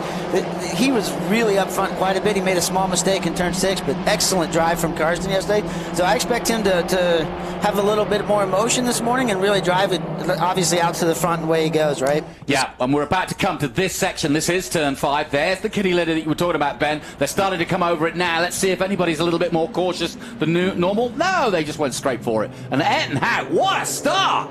He's in the lead! Great stuff. Yeah. I'm hoping I can control myself on the radio while Ayrton's out there. This is a first for me, to be honest with you. Never had the opportunity to call his own race. Well, there you go. And we've been hearing about it. He's also a USA Scholarship winner, Ayrton, and Jeremy Shaw's project, of course. And many of the greats that have gone on to IndyCar and other forms of racing have come through that scholarship. And that is a great opportunity to go to England and to race in Formula Ford. And Ayrton did just that. And I think it's put him in good stead. And hence the reason, as he comes through the carousel, he's leading this race, having started 9th. Yeah, we can't thank Jeremy and the Team USA program enough. It was such an eye-opener to international competition. When you look at the current IndyCar field, you've got Kirkwood, you've got Newgarden, you've got Connor Daly, you've got Colton Herta. All of these guys, all were Team USA, all came out of the 1600 program. Yeah, they did. Yeah. That actually says it all, doesn't it? Really, when you start banding those names around, there's no question that those are the real deal. And there's also a really neat motive, too, that Jeremy does, and he won't always come out and tell you, but he's a big fan of that Formula Ford Festival, and having such a big fan base and a good group of cars running there. What a unique event, and that is just a really special place to be. But more importantly, for a young man to travel abroad to go racing, talk about growing up quickly. You go to Brands Hatch and you go in a Formula Ford race, that is growing up. That's the real deal. Yeah, I can still remember pictures of Ayrton, him and Sullivan, sending pictures of they had to learn how to. We've got some competition for your son here into turn 1, Cube 3 turn 1. Yep. Yeah, Karsten was doing a great job yesterday, going around the outside of getting a run on going into 1. So we'll see if Ayrton can defend it this time. You've got Burns and you got Mateo right there ready to go. Yep, Ethan Tovo in the number 13, also getting a good start. There's the 81 going through shot. That's Theodore Burns. Teddy Burns had a good race yesterday too. Yeah, it's unbelievable what we've seen. We've watched this when we've gotten to live stream the F1600. Usually, sometimes the best show of the weekend. Just fantastic racing. We might have 4 or 5 lead changes just in a lap, especially here at Road America. Here we go into turn 5 again. A little bit tricky, and I'm sure a little bit apprehensive coming in there. But as they get more and more used to it and more confident with that wet dry that they laid down there, I think the confidence will come back. I'm told that drivers, once they get used to seeing wet dry, actually say that it's almost more grippy than the real deal. So, yeah, it basically absorbs anything in the asphalt there, but it does throw you off because it does throw out all that white smoke, and the first couple times you kind of tiptoe through there, but then after they rub it in a couple of laps, it should be fine. Yeah, it's just a distraction, right? And then, the other thing we were talking about yesterday, I was watching your commentary, and, you're talking about cars being in a draft and maybe just staying there. And a lot of times we can't, right? Because the cars will get hot if they don't have enough air. Good point. So they have to move around. They have to get some fresh air through the radiators. And that's through the side pods? Yeah, it's through the little small openings on the side pods. And so, as you can see, there's not a lot of surface area to let the air in, right? So, and these cars are electronically controlled. So if the computer sees that the engine is getting up above 100 degrees, it starts retarding timing, and it'll bring it brings your horsepower down. I didn't know. So these guys are all not only managing the draft, but they're managing their engine temperature by exposure and getting out in the field, getting the air in. Well, so Kevin, they have power. You are hired. This is some good technical information that we just didn't have. But I apologize for that. Right? But that makes a lot of sense and is good learning for the real deal, whether you're in a Carrera Cup or an IndyCar. That use of the retardation when the heat comes up. So explain the snaking the train like that. Why is he doing that? That's wagging the tail, right, and whipping the tail. The whole idea is to break that draft. You saw if one person gets out front and then 3 go wide, like they're kind of doing here. Oh, big no. off, and off track goes the 32. Yep. Tony Stewart on the bubble there, getting it nicely done. Trevor Russell it is. There was Trevor. Now, I do believe we're going to probably have to go yellow. We're going to stay. This is a long, 4 miles, but so lucky there not to go over because you saw the car, the tires try to catch and just barely didn't go over. He's shaking his head. There. That said it. Now the frustration comes in, but that was a bit of an eye-opener for Trevor Russell. Race continues for now, but he is stuck in the gravel, and I agree with you, Ben. They're going to have to caution that. And we'll get the safety car out. The Corvette should be on track fairly swiftly. I'll take a look down the pit lane. I don't have FRP's race control on my ear, but I know the Road America safety crew is really good, but right now they can still, like I said, they sometimes pass 3-4 times, so they're going to still probably race, and they'll probably throw a full course yellow at turn 10 to 14 somewhere. Yeah, such a big crash that was. Yeah, I'm glad he's okay, right? That's one of those right front to left rear situations that tends to throw the car up into a cartwheel. So I'm glad to see he caught the steering away from that. They usually let him race down to Canada. Yep, out comes the caution. Because you got 4 miles, right? They let him race down to Canada Corner usually and then throw it down there. And I agree with that. And the great thing is, I really do believe, I'm not just saying this because we're here, Mike and his crew here at Road America, the best safety team we work with, they do hot pulls. They're out there probably now already trying to hook these cars up, get it off the surface so we can go back to green. But now, what is the good speed for a pace lap so these cars don't overheat? They're doing 50, 60 miles an hour just as long as they're not in a draft right behind the car, right? So you'll see them move back a little bit. They won't be so tight. They'll move over to a side, get some air. There's 2 radiators, one on each side. They are, basically plumbed in series, so you have to go through both. And do they have a temperature gauge to let them know what's going on? They have a red light, basically. They have a gauge and a red light.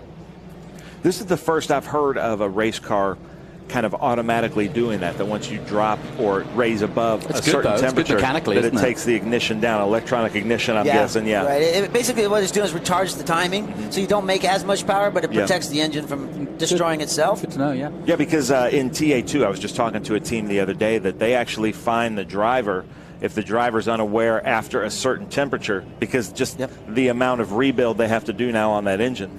Absolutely, right? And they'll when you start leasing rides and do things, they'll monitor. They'll look at the data, the RPM. Did you over rev it? Did you over temp it? Anything like that? Were you watching the oil pressure? Okay, so now to put you on the spot, because I know that you guys are here with Rice and you've had a long time.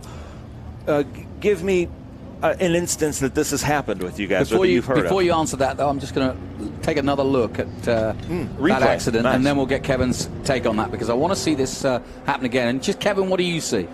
Well, I see Timothy moved over there a little bit, right? And then he saw the opening, no harm, no foul on anybody's part. You're all fighting for that corner, but Timothy moved over. Obviously didn't know he was behind him, and then that may have caught him off guard, or he was going to try to go around the outside, and just a little bit too late to react on the brakes and hit that left rear. Go back to your thought. Okay, as you can see, the helmet off, but we're on the caution. I want to thank Greenlight for putting that together. Not only did they clip that replay, but it was very smart of them, so I'm giving the director some props to show the driver okay, because that was a nasty hit. Yeah. Knock on wood, we've been real successful. Ayrton has not damaged too many engines. We've damaged a handful of cars, and so, that happens when you're racing hard.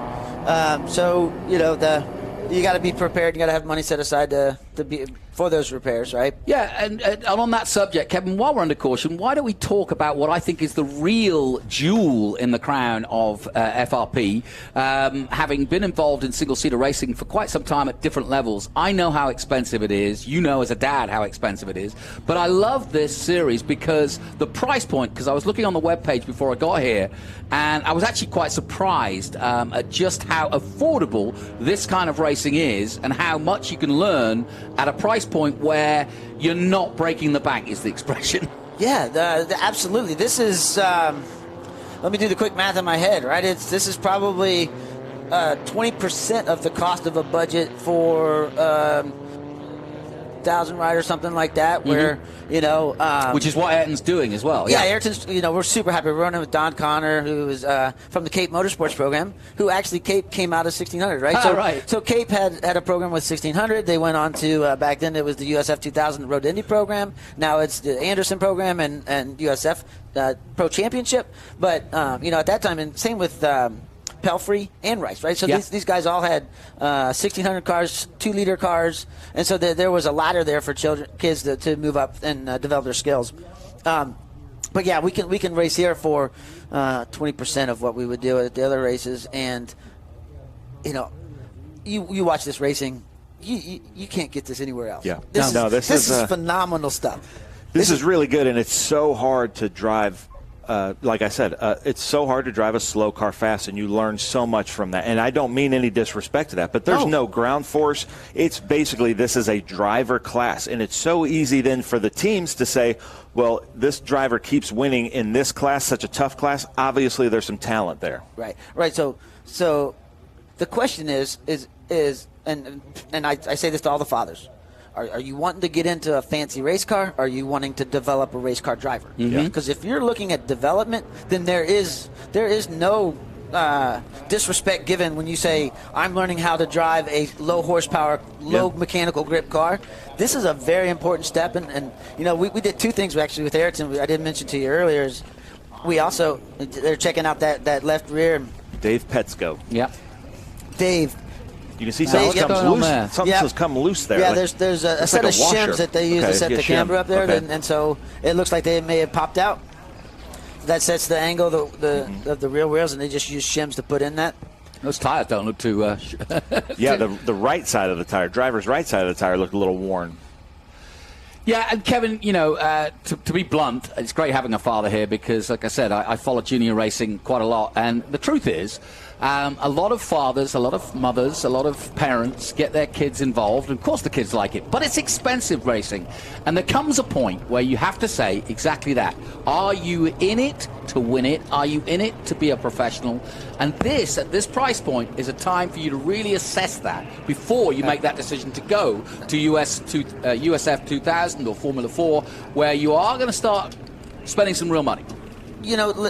Great point, right? So, we had those conversations with Ayrton. Actually, you have them with the family, right? This is a lifestyle decision, first of all, more than just a hobby. So we have those decisions with the family. This is what we're going to do, and this gave us an opportunity. And, knock on wood, we've been blessed, and Ayrton's doing really, really well. He's up at the front and learning how to maximize these cars. He's doing really, really well in the USF 2000 program as well because of what he got here. So, but yeah, if we would have gone straight into, let's say, a 2000 program from karting, or it would have been really difficult for him to get, and just too much to take in at one time. You look at the development, like I said, are you doing development or are you doing racing? If you're in it for development, you take small steps, you learn those steps, you maximize those steps, and then you take new challenges. But you eat a whale one small bite at a time.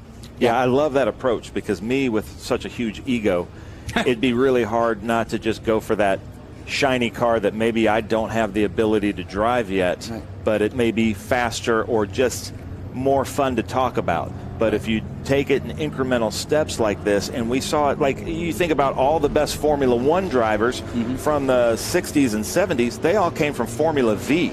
Yeah. And did that. The Formula V to Formula Ford to maybe something a little bit more like a Formula Atlantic or something like that. But each one of them, I've never seen somebody just go from karts to a prototype or anything like that. It seemed like if you follow their career, they did it incrementally, like you were talking about with like Newgarden or Kyle Kirkwood. Right. I mean, absolutely. So, like we were talking this morning, the big difference between a go-kart and a car is the dynamics of the vehicle. There is no weight transfer under braking when you have a go-kart that has zero suspension. Yeah. Right? And so the things that I listened to Ayrton, and I've seen that, he's learned. He's gone much further in his career, obviously, than I have.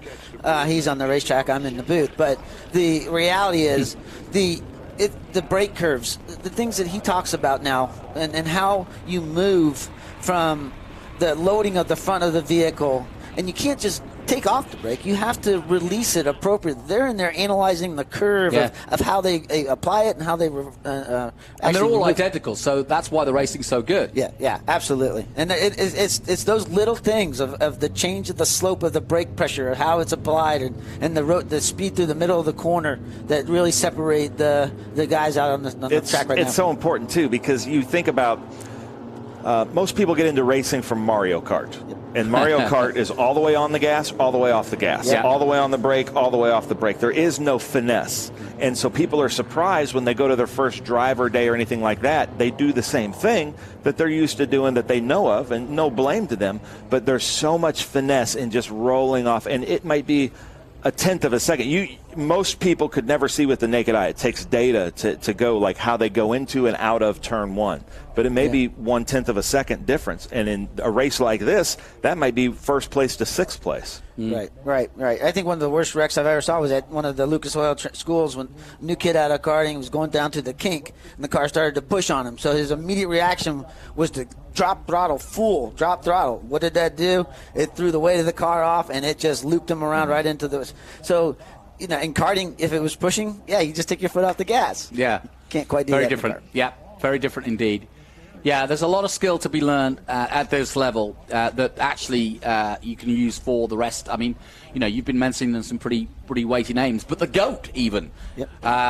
Scott Dixon, Formula 4 champion in New Zealand. Yep, absolutely. Many years ago, mind you, but Scott's been a great mentor to Ayrton. He's a really good guy. We've been blessed to have him in our lives as well, and I know Ayrton has too. So a lot of good feedback from him as well. But driver development, Scott Dixon would never tell you today he's a great driver or the best driver. He's like, no, I'm still learning. I'm still doing the Daytona 24. I'm still doing 12 hours of Sebring.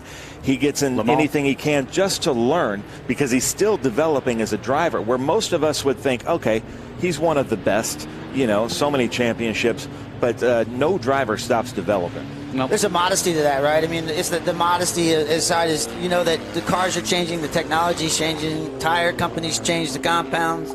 So every time you get in the car, there's something to be learned, gained. And really it's all about how do you maximize whatever that vehicle it is that you're in. His team, Christian Horner, keeps begging Max Verstappen to stop doing sim racing under the name Max Verstappen.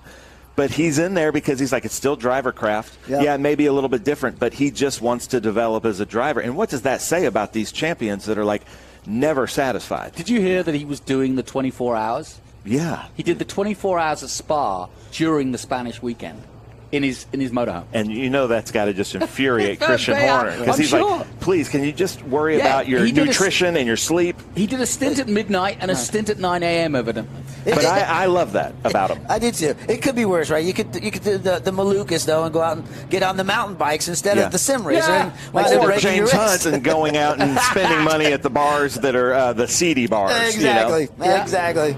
So looks like he's coming in. Okay, Let's take it away, Jonathan. Yep, here we go. Now, I tell you what I noticed. Ed Hauk, very smart man, took a very wide line into 5 just because I think he's anticipated that they're all going to roll in there 5 wide. And so he just thought, let's see if I am stuck out wide. Can I go over the rumble strips and still be online? And I think that was a smart move on his part. I may be wrong, but I think that's what he was thinking. Green flag waves, away we go. And it's the Formula FRP 1600s in action again. And it's Carsten Defense leading the way. Ettenhout in second place as everybody now jostles for position as we pass the incident that caused the full caution. Through goes the 13 of Ethan Tovo. One of the 2 sets of twins in this race. That's right. And my friend Toe. Whoa! Lock up there by the 40. Your grid person texted me last night and said that it's not Kahan, it's like Shaka Khan. So it's Ayrton Khan. It's Ayrton Khan. That's correct. So I apologize for that. No, I went over and asked him the same question this morning. So I want to make sure I get this right. But absolutely. Hey, Khan. The other thing, while we got a few seconds, I did want to. Oh, here we go, going into 5 again. Well, Ayrton's got the lead, so he didn't need to worry about that outside line, which is the one that that white and red car there going through. But it's obvious they're all avoiding it, right? Yeah. I mean, if you look at the way they were doing it yesterday, they're not going 3-4 wide. They're staying well within that wide line. Side by side. How about this? Look at this. Look at this. Great racing. Defons and Hauk going wheel to wheel, quite literally. Yeah.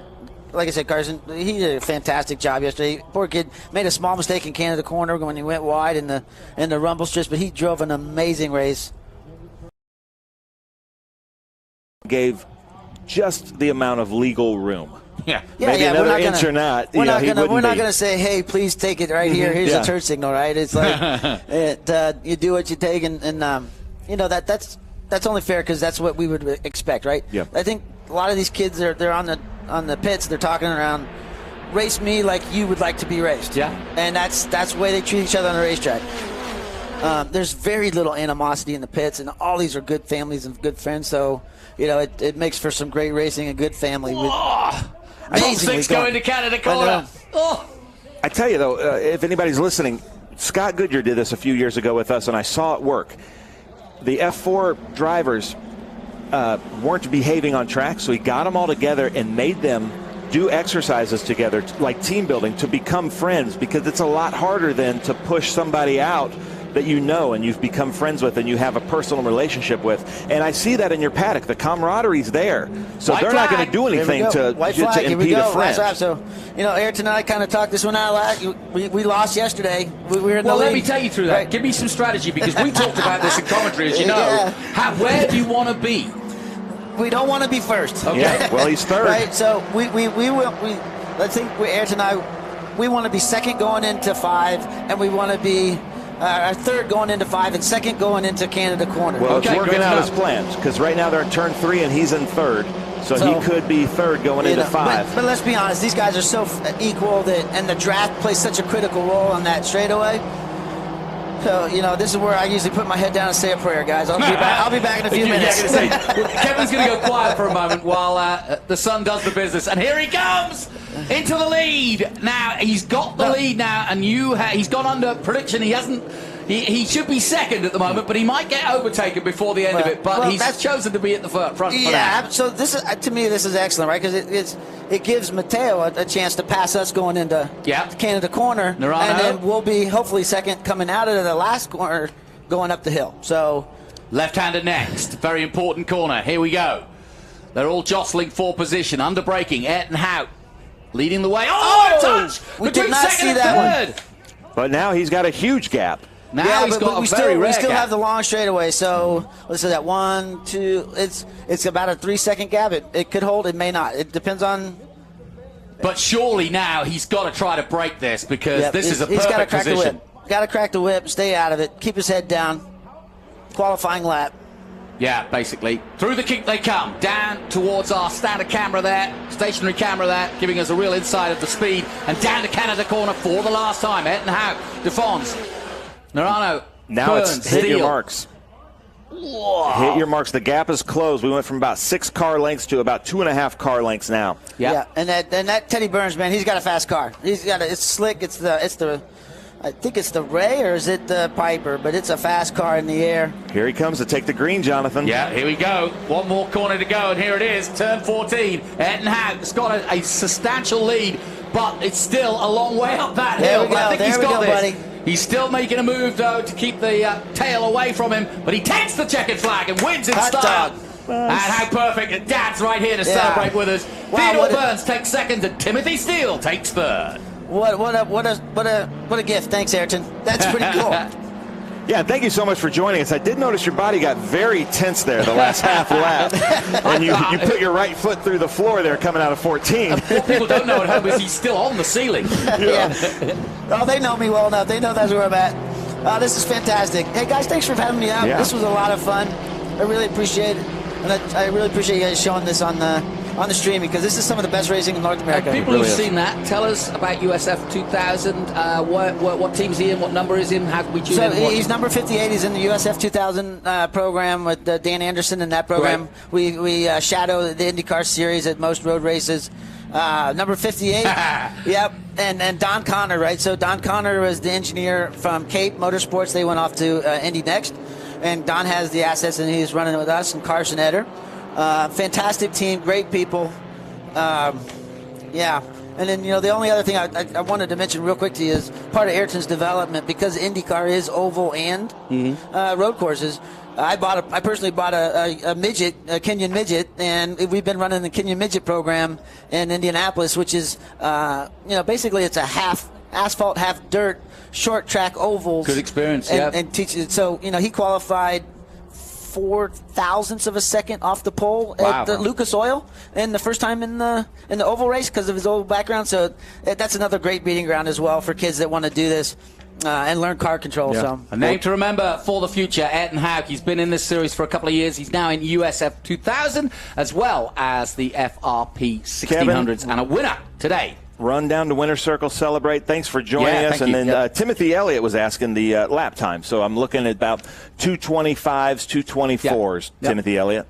Yeah, so, that's a great point. Let me pull up my race monitor, and we can tell you where they're going to be qualifying for, where they qualified based on this race. So great stuff. Well, let's take a look at some of the highlights from the 1600s. And, we had a bit of a caution there when Mr. Russell got taken out, or got into a crash. Here it is, the start, though.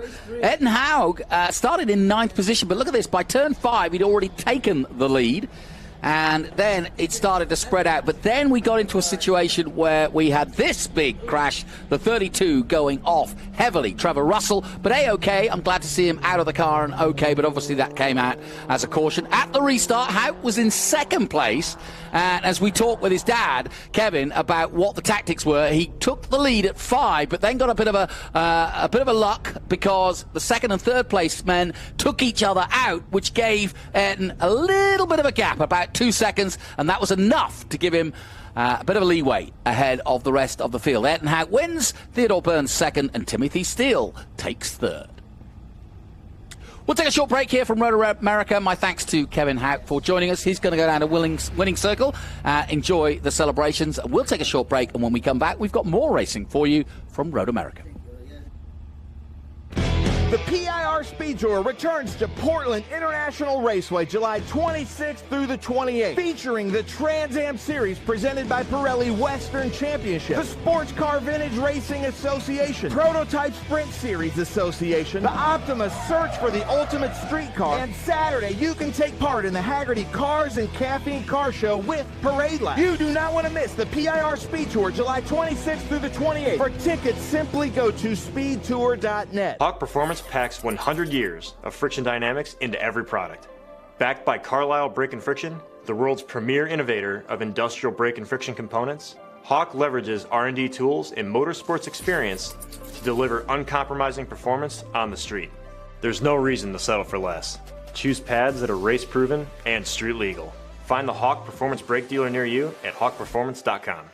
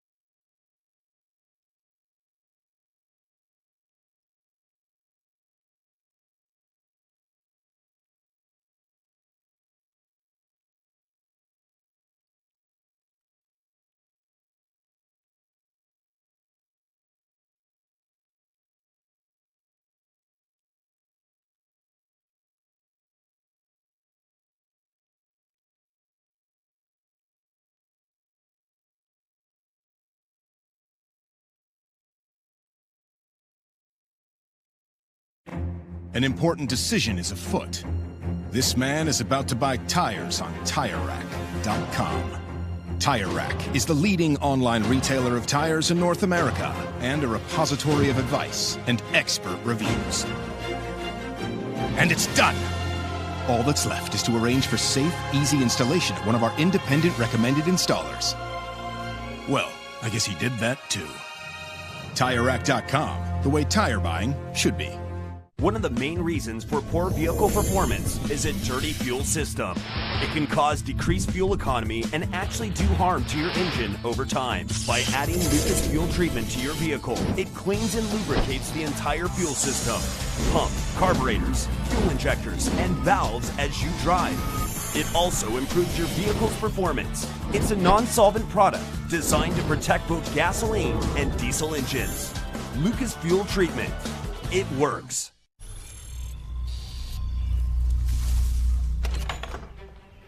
Yes. Hon, the WeatherTech's here.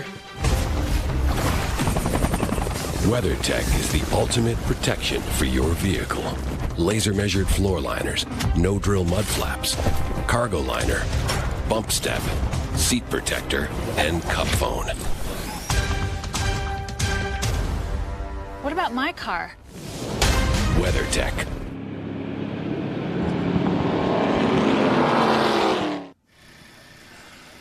Welcome back to Road America. It's a beautiful day here, and as you can see, the car shows are in full session. Hoods are up, and picnics are out. Everybody enjoying a little bit of time in the deck chairs, sitting in the sunshine here in Wisconsin. And the Batmobile is about to take on the world as we turn our attention to the PSSA feature race. Small field. And if you were with us this morning, 3 of the cars involved in this championship actually did take part in the IGT run, which was kind of unexpected, and I thought they were going to replace them. Come on in, Rob. Thanks, guys. We've got Rob Elson joining us here. This has been Sissel speaking now, but Rob told me that it was decided that PSSA was going to join the IGT Enduro, but I guess that didn't get put on the schedule, and nobody knew about it, but it was a cool surprise. They've done it before.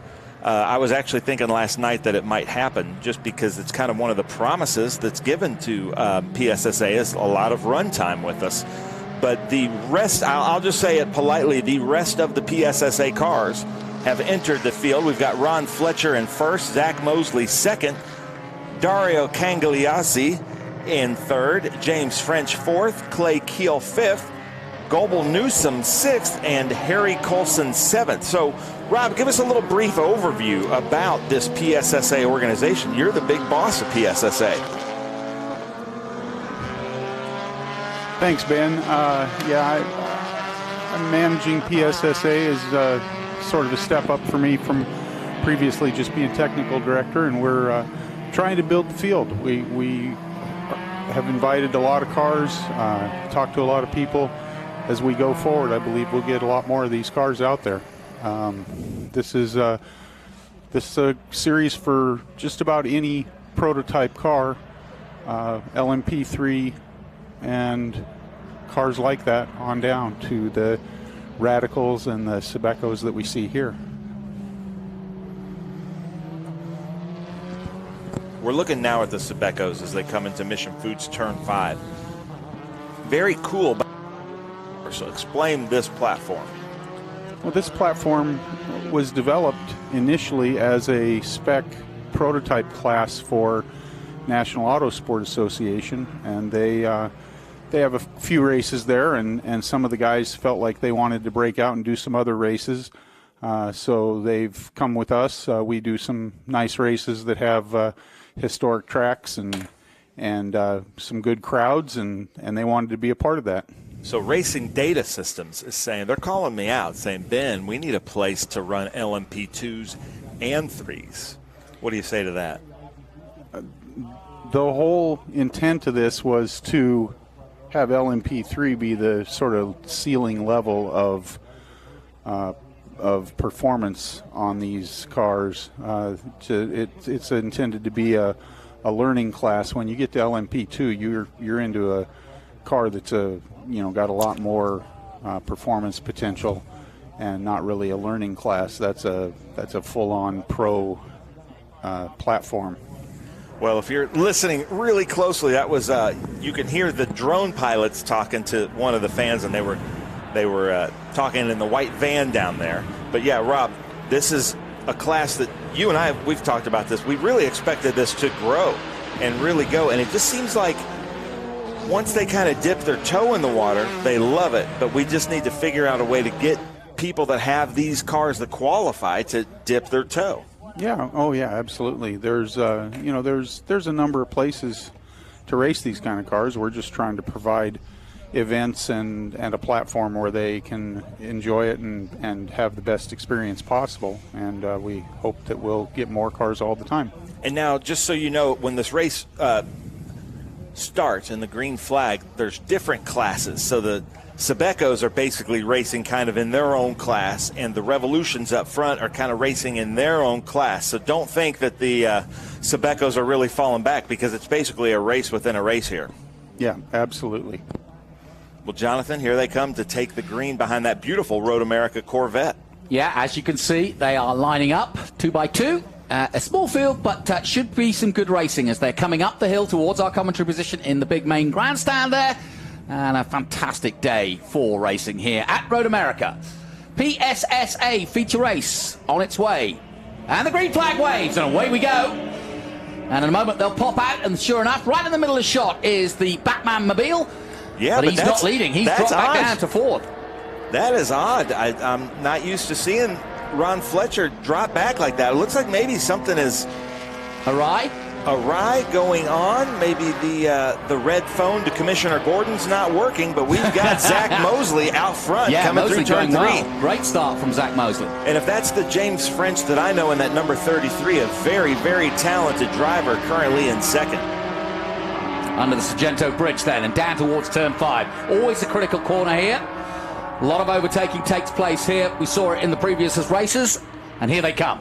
But Zach is off and running. Look at the gap he's already created. Yep, which is normal for the Revolution and the Sebecos. But we do have Rob Elson in here with us, our tech director for SVRA, but the man at the helm of PSSA. So if you have any questions joining us on YouTube, please let us know, and Rob will be happy to engage. To engage. Yeah, sorry, I'm reading some. So we've got Cangliosi Racing is saying, hey, even the Sebeco cars are a different class. Yeah, the 33 car is in our PS2 class, we call it. The 33 car has a uprated engine, a little bit different aero. The rear wing configuration is slightly different than the PS3 cars, which are a 2-liter stock engine. It's a development that the Sebeco cars are undergoing to try and get more cars on the grid, more excitement for the guys who own them. Interesting, you're just reading up on the PSSAs, because it's still not a familiar group of cars to me, but 20 different chassis, all eligible for competition here. That's quite a number. It's quite a number, and we're looking forward to having some of those chassis join us. Radical, Revolution, Ligier, Wolf, Sebeco we've already mentioned. Yeah, absolutely. We've had good conversation with the Wolf representatives, and we believe we're going to get some of those cars to run with us. I've been talking pretty frequently with teams that have Ligier and DuQuoin chassis, and they're doing some other series at this time, and we feel we'll get some of them to race with us as well. Ron Fletcher leading the championship at the moment. Judd Miller, who was involved in a big crash yesterday, in second place. Zach Mosley, the man leading at the moment, currently in third. This is PS1 I'm talking about now. And Chris Hinosa, who was also in our IGT race earlier this weekend, is currently in fourth position. Field spreading out now as they turn into turn 5 again. Glad to say that they cleaned up the oil that was knocked out earlier in the day by one of the PSSA cars. I'm actually texting Jason right now to see if we can give us any information on Ron Fletcher. Love the livery of this 84 of Clay Keel, the red, white, and blue. As they come through turn 5 to 6 up the hill, and then a very difficult 6. There's Ron Fletcher there in the Why So Serious Batmobile. We got a question from Zach Bardwell saying, is it more affordable as a class to get into than LMP3? The cars are identical. The tires are about the same price. The only thing, our entry fees are a little bit less than some of the other organizations, and I think we get a good value for track time. But the car itself is an LMP3 car the other cars I'm talking about. Yeah. I believe the Revolution are maybe a little bit less expensive than an LMP3 car. Certainly these Sebecos are really popularly priced, I'll call it, and it should provide a wide variety of people an opportunity to race at this level. And you could hear a difference that time, that shot there, that static shot, you could hear the difference between French's car and the other Sebecos in the field. It just seemed a little bit throatier. As they come up the hill through Bennett Bridge Hall. Now that is our leader there, Mosley. We have seen this car at several different events. Just a beautiful car. Yeah, sounds great, doesn't it? Coming out of one. The Chapard car of Zach Mosley. Now when you're checking these cars, you and Julie do a great job, but what are some of the things that you're looking for? The primary thing we're looking at, these are all relatively new cars, and so what we're looking at is the safety aspects. We check all the safety systems in the car. A lot of the stuff that we look at is really regulated by the fact that they're all built to a specific, a single specification. So we're looking at the supercharger, we're looking at the engine, make sure there's no modifications made. Taking a look at the suspension to make sure nobody's trying to build custom pieces that don't come from the constructors. It's really a series that is designed around building and racing the car as the constructor has built it. You got a rough idea on budget? There's quite a few people out on the internet just wondering what kind of budgets, just in round figures, for a season of this kind of racing. Do you know that, Bob? No, don't ask me. I would have no idea. I don't even know what the cars cost new. I know that the Revolutions, I've heard all kinds of different numbers. I think yesterday you were saying the Sebecos are a little over $100,000. Is that right? Yeah, the Sebeco's a little over 100. The Revolutions, I believe, are a little over 200. And I don't know the current pricing on perhaps an LMP3 car. I've not seen the price list on one of those recently, but tires are a commodity that is probably one of the higher cost items for anybody. Tires are about $2,000 a set, and they generally would use a set of tires for each sprint race and maybe one for qualifying. So you're probably in this with your crew and travel and everything for $12,000 or $15,000 a weekend. Yeah, that makes sense. Zach Mosley doing a 2:12.182. Yeah, we had James a question French, about the lap times. 2:15.4. Dario is a 2:16.7. Clay Keel a 2:20. Goebel Newsom a 2:21. Ron Fletcher a 2:22.7. And Harry Colson a 2:25.6. Zach Mosley, the current leader. Do you have any idea what's going on with Ron Fletcher? I know I saw on Jason Miles' Facebook yesterday that they worked all night on that car and had to come up with kind of a, I guess, their own kind of engineering fix for something. So maybe that's acting up. Yeah, I'm not sure. They were having a little bit of an issue when they participated in the IGT Enduro this morning, and I visited with them in the paddock. They were working at it, looking at some of the electronics, and it seems like maybe they're just having an electrical gremlin situation. They sound great. They really do. especially coming on through the carousel as we see here. Mosley with a 7-second lead now. He really is handing it to them at the moment. French still second through Kettle Bottoms. Coming out of the kink. So that's the gap between Mosley and French. Yep. Your PS1 leader versus your PS2 leader. So Hankook provides the tires for the series. So this is presented by Hankook Tires, and if you win the championship, you get a set of tires. You get, I think, $10,000 cash. But also Hankook at many of our events are on site to help out with the tires and the wheels. And I heard that they're even developing wheels for some other cars that they may not have yet. Is that true, Rob? yeah, well, yeah, we're in constant communication with Hankook as people approach us to make sure that we have appropriate sizing for these potential new entries. And currently, yeah, they've got sizing for any of the entries that we have listed in our regulation. So that wouldn't be a problem if anyone wanted to join. There are tires available. This car coming down into, that's Cangliosi, and I know that some of you have joined us, Cangliosi, so make sure I'm saying that right. Give us a phonetic spelling if we are getting that wrong. I think that's pretty close. Yeah, currently in third position. And here's French in second, just coming through shot. We'll see Cangliosi coming through. Here he is. You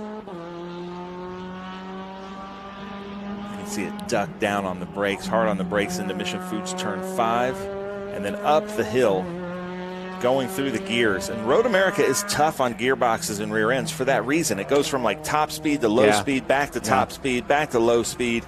And then it's got that long carousel that's just really trying to eat up your tires and suspension. This is a long downhill into turn 8 to a left-hander.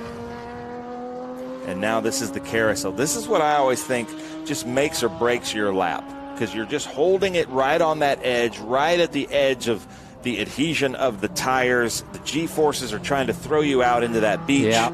And then you got to be this long chute into the kink, which is a blind corner, very fast corner, but you don't want to get it wrong because you can see the wall right there because of the railroad tracks. Many have. And that has really ended a lot of careers and torn up a lot of cars, the kink has over the years. Gangjalosi, says Nick Coots. Thank you. Probably got his name wrong now. Gangjalosi. We're going to try to do better at that then. Thank you for that.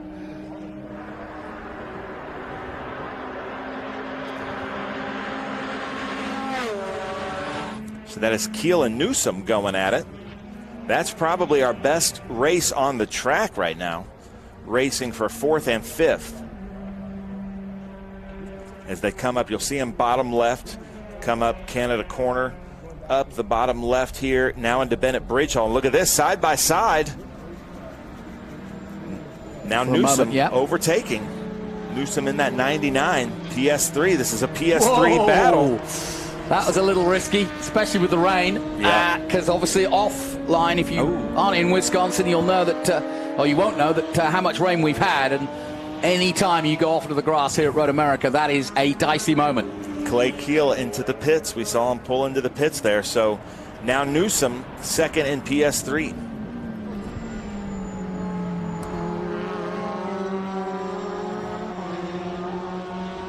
Do they turbos? Is that a turbo I'm hearing in this car? No, these cars don't have turbochargers. The Revolution has a supercharger, the Revolution 500. What is that whining noise I'm hearing then? It could be... That's me commentating. Could be just a gear noise. They've got straight cut gears in these gearboxes, and that sometimes makes a little bit of noise.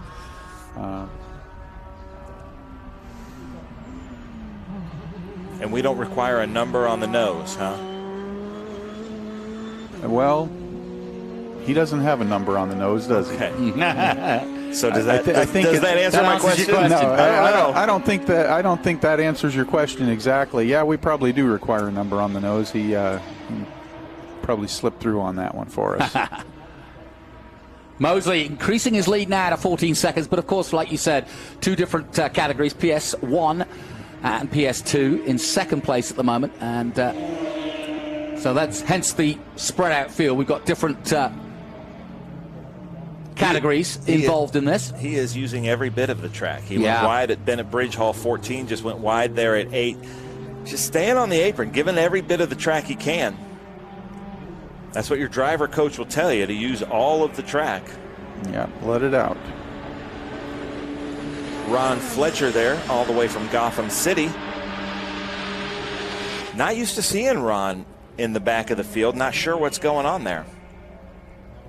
Yeah, there's something. Right at the start, he went backwards, didn't he?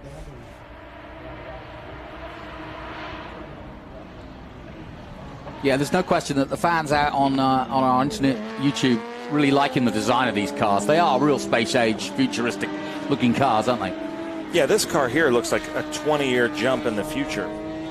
The Ron Fletcher Batmobile. And one of the fan favorites in any paddock, really. Yeah.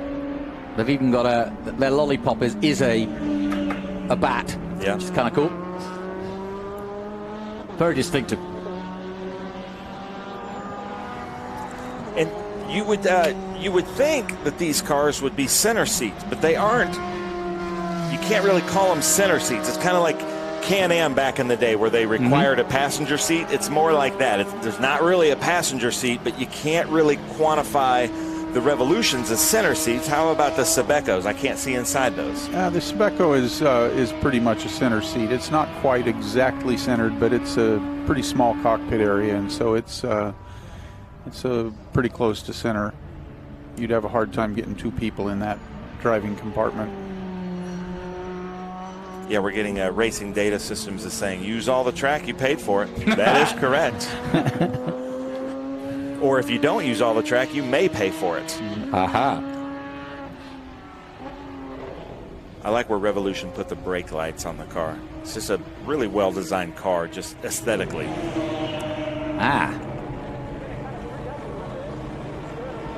Well, there you get to see that center seat you're talking about. Just a few weeks ago, Rob and I had the pleasure of having, they're called Fun Cup Beetles. Yeah. Center seat Beetles. I've always watched them in Europe, and we had two of them at Pit Race, and that was a lot of fun to watch. Yeah. Cool looking cars. Well, that's Keel coming in, and not an expected stop, but he's out and about again in the 84. Away he goes. Currently, or was in 6th place, and now will have dropped down, I'm sure.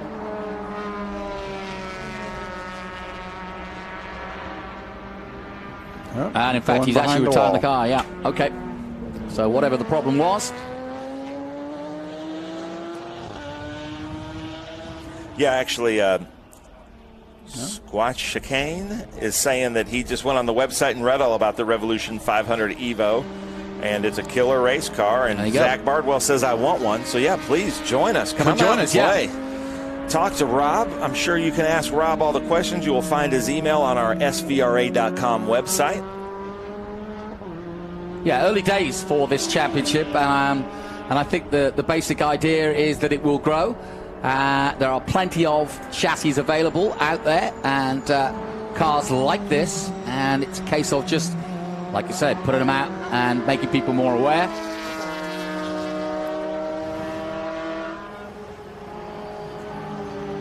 This car was with us at the beginning of the season at Thunder Hill with a little bit different wrap on it. It seems like he's got something new on the car every time he shows up to one of our races.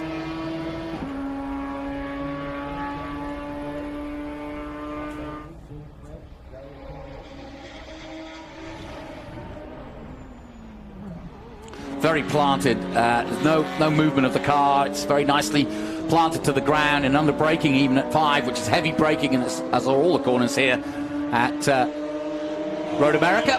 But these cars just absolutely dealing with that acceleration down and deceleration quickly. Here's your leader again. Zach Mosley, who we're seeing, has brought his times down by almost 3 seconds. He was 2:12, now he's at a 2:09.9. You don't often see that. That speaks to the cars and the tires, these hand-cooked tires, but he's, dropped about 2.5 seconds from his best time this late in the race.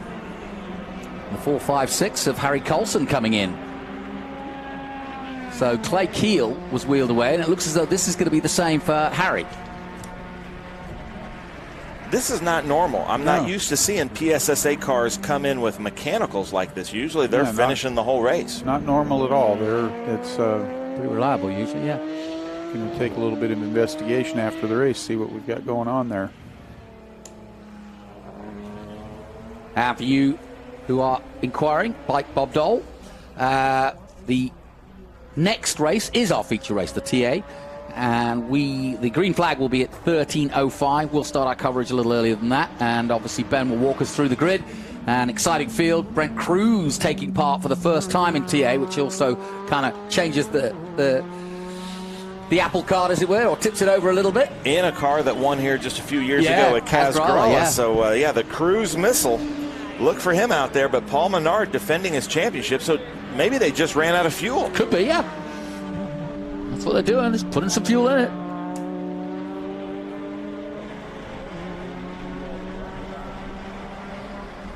Just a couple of laps to go then in our feature race 2 for PSSA. They ran yesterday. Some of them ran this morning. Not sure why they pulled it there to put fuel in.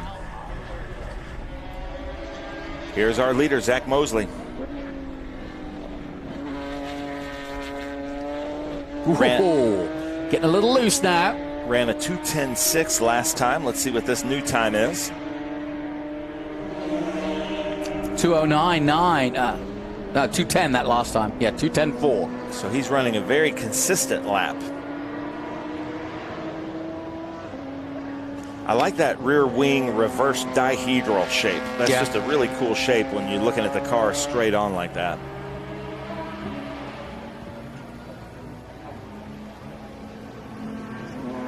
What are you seeing, Rob? Just looking at the cars, they all look like they're pretty stable. I'm just a little bit confused as to how the 4.56 would have missed on his fuel strategy that much. But we'll see what happened, and I'll go talk to the teams after the race here and see if I can learn some things. They are allowed to refuel in their pit stall, but I don't think his crew was dressed for it. They have to have gloves, a fire suit, a helmet, a fire extinguisher. So maybe they said you've got to go into the paddock. I don't know if we technically would call that the paddock, but I guess we're going to let it go because he's back on track with some fuel. Yeah, here he comes.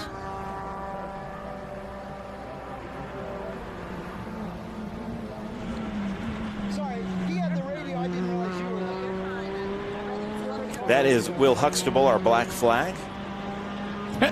Trying to get out of the way of the camera? Yeah. You can't get out of the way of Tony Garcia. No. He's just ever present.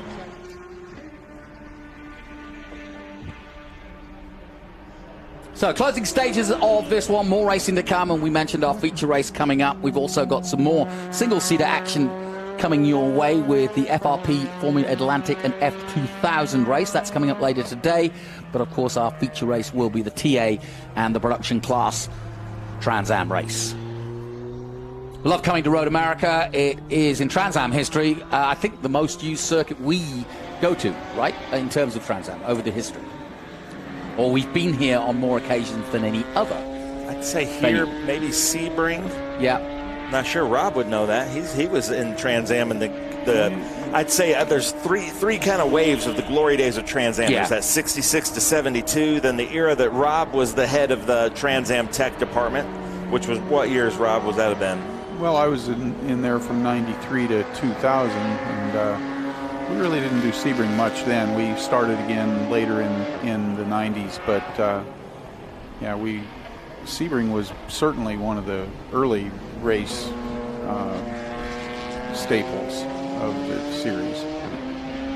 Final lap for Zach Mosley. Under the Sargento Bridge for the last time. It's been a bit of a cakewalk for him out front. Yeah, he dropped 4 seconds on that lap. Amazing. Yeah, best lap of 2:09.906 as he dives into 5 and back up the hill.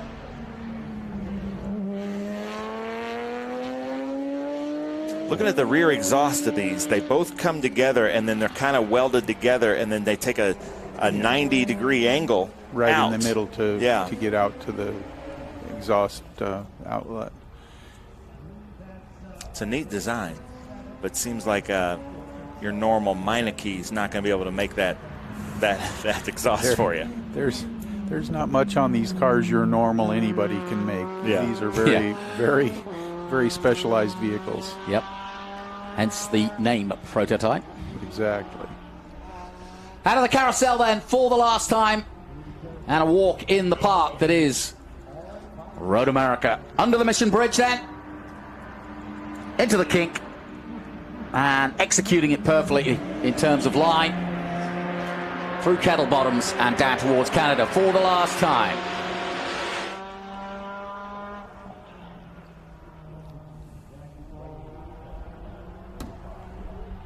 Ooh, went a little bit far left there. You can see smoked his brakes. So Zach, stay on track, man. You've got the lead by 30 seconds. You're always wondering about concentration when you're this far ahead. The Bennett Bridge hold turn 14. Last turn, Jonathan. Here we go. Back up the hill then for the final time. And as he rises over the crest, he will see that checkered flag, which I can see right in front of me. He is slowing down. He's slowing way down. He wants to take it all in. Here it is. Checkered flag then waves, and he'll just come over the crest now. I was hearing Mrs. Robinson, and my ears getting slower and slower, like in The Graduate. It looks like he may have run out of fuel. Because he's not speeding up. No, he's not. And he's looking for where to go. James French comes across the line in He's trying to come into pit lane. He is. Counter race. Look at that. Can he make it? James French is like, what are you doing? Yeah, he's parked it up. And now James French is like, oh, I was about 1,000 feet from winning this race. Good point, yeah. Oh, cuckoo cachoo, Zach Mosley. Yeah. That was, I wish we would have known. I wish somebody from the crew would have said, we may not make this. That would have made it a lot more exciting. Yeah, exactly. I don't know. Java Jack says easy win. I bet you the last 2 laps. Because I was saying he went from a 210 to a 214. All right. So he was in basically economy mode there at the end. So a lot of the PSSA teams learning their fuel strategies today here in this race. Yes. Well, Rob, when is the next PSSA race on our calendar? Jersey? No. I just put you on the spot. Yeah, Lime Rock, I believe, with Lime Rock. Yes, the Lime Rock All-Star Race. Okay, yeah, that'll be cool.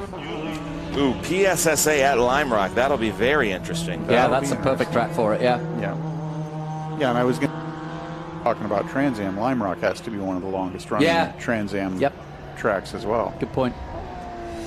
So Mosley French and Cagliosi, Dario in third position. We'll take a quick look at the highlights of our PSSA coverage. Our thanks to Rob for joining us. And away they went, and into turn one, no problems, no niggles at the start. And in fact, Zach Mosley getting away well. There's the 33 of James French, holding on to second place. A little bit of a moment there, slightly wide, but A-OK. Rob French. Ron Fletcher, excuse me, in the 19. In the end, finishing in fourth position, and a fuel problem for the 456, and almost a problem for Zach Mosley as he pulls over after taking the checkered flag. Well, he's going to try and get it going again, but well, we might have to push him. We'll take a short break here from Road America, and we'll start getting ready for our feature race, the TransAm and the GT production cars in action very soon. Stay with us.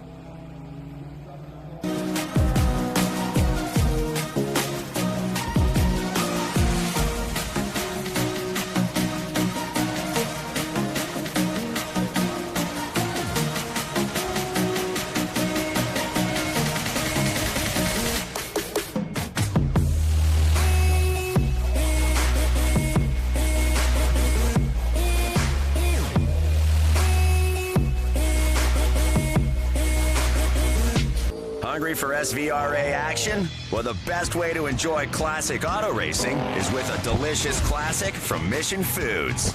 Green flag your race-watching snacks with Mission's mouth-watering race day recipes. Try some of our tasty tacos, piled high nachos, fresh chips with guac, and more. So gear up your ride and fuel up those stomachs with delicious Mission Foods. Now that's too fast, too tasty.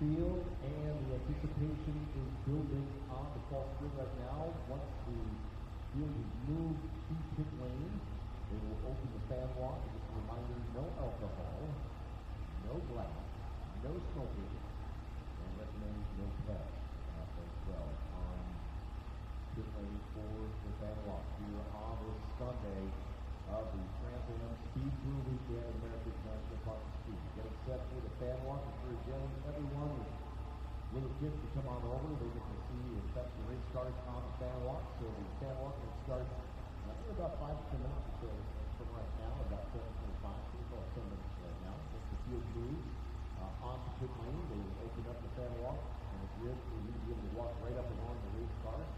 These some of the cars and stars of the TransAm SpeedTour. And ECT field on this Sunday. 100 miles for distance, 25 laps to the event this afternoon. And we're set to go racing this afternoon. Live coverage presented by Mass TV. As you hear this weekend, Mass TV will have live coverage. You can catch the replay of the highlights show on Thursday night on the Power Club. On 3 o'clock Eastern and 9 o'clock Eastern, respectively, on Mass TV. The highlight packages up Thursday night. Either we'll race and watch. So PA here too, the replay on Thursday during the highlight session. So join us on Mass TV live coverage of today's TransAm later into the 100. Just after 1:05 this afternoon. So less than an hour away from going racing, less than 10 minutes now for the fan walk. Again, no alcohol, no glass, no pets, and no smoking on pit lane for the fan walk.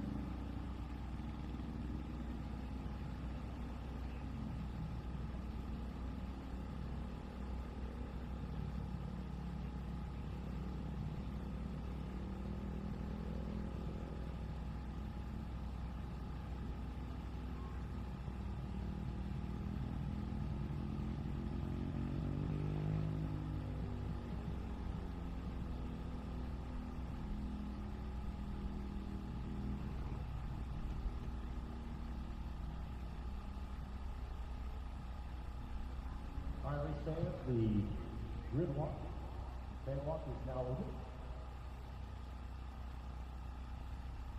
Make your way on to pit lane, both the PA and GC fields in the center.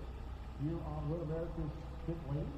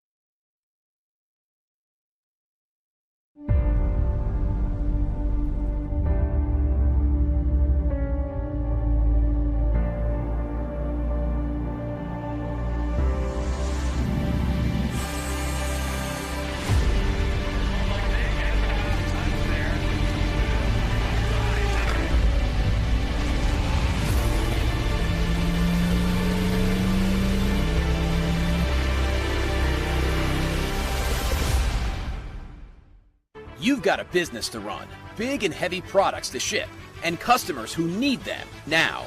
When you've got the right driver and the right equipment, you can bet on a spectacular result. Bennett understands complex logistics and puts the best team, the most time, and the latest technology into every customer relationship, so you can sit back, relax, and enjoy the race. Let us handle the rest.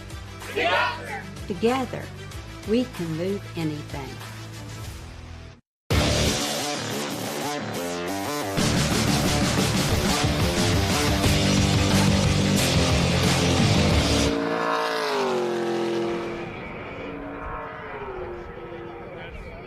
Hello and a warm welcome to the TransAm Series presented by Pirelli. It's a beautiful day here at Road America. The sun is out. DJ Clark's alongside me. He's going to be in the booth with me, and we're getting ready for another round 7 for TransAm. Now, this season has been pretty much about Paul Menard and Chris Dyson catching up. He's caught up, the gap 34 points. But, as always with TA, there's always a ringer there, and it's Brent Cruz. Yeah, your reigning TA2 champion jumping on into TA this year. It's going to be absolutely fascinating to see what he can do in this round. Now, he's driving the Dodge Challenger that we've seen Boris set in earlier this season, but crucially, it's got a winning pedigree here. Kaz Grala won in that exact same car here in 2022. 100 miles, long way, especially around this 4-mile circuit. It can catch you out very easily. No pit stops expected. It's going to be a tough, hard race. Yeah, it is. It's going to be very grueling on the engines. We've actually seen Cruz have quite a few problems here this weekend, and it's going to be very tough on the drivers. This is a flat-out circuit. It's going to push them a lot. It's going to push these cars a lot,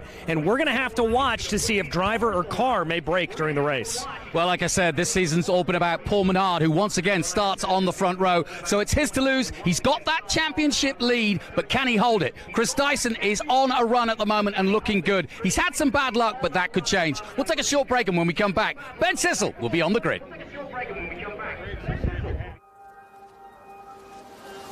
How good is this? Look at this view from Losowski. It brings all my fans, it brings the audience into the car with me. Speed turn 140 mile an hour entry speeds.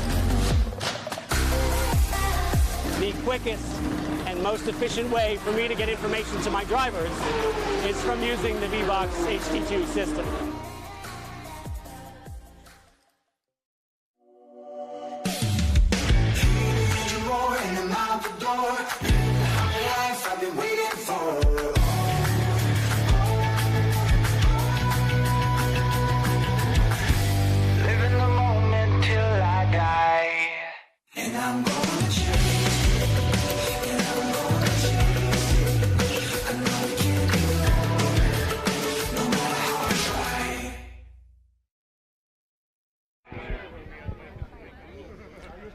Well, ladies and gentlemen, here we are, hot pit lane at Road America. We have a ton of fans here.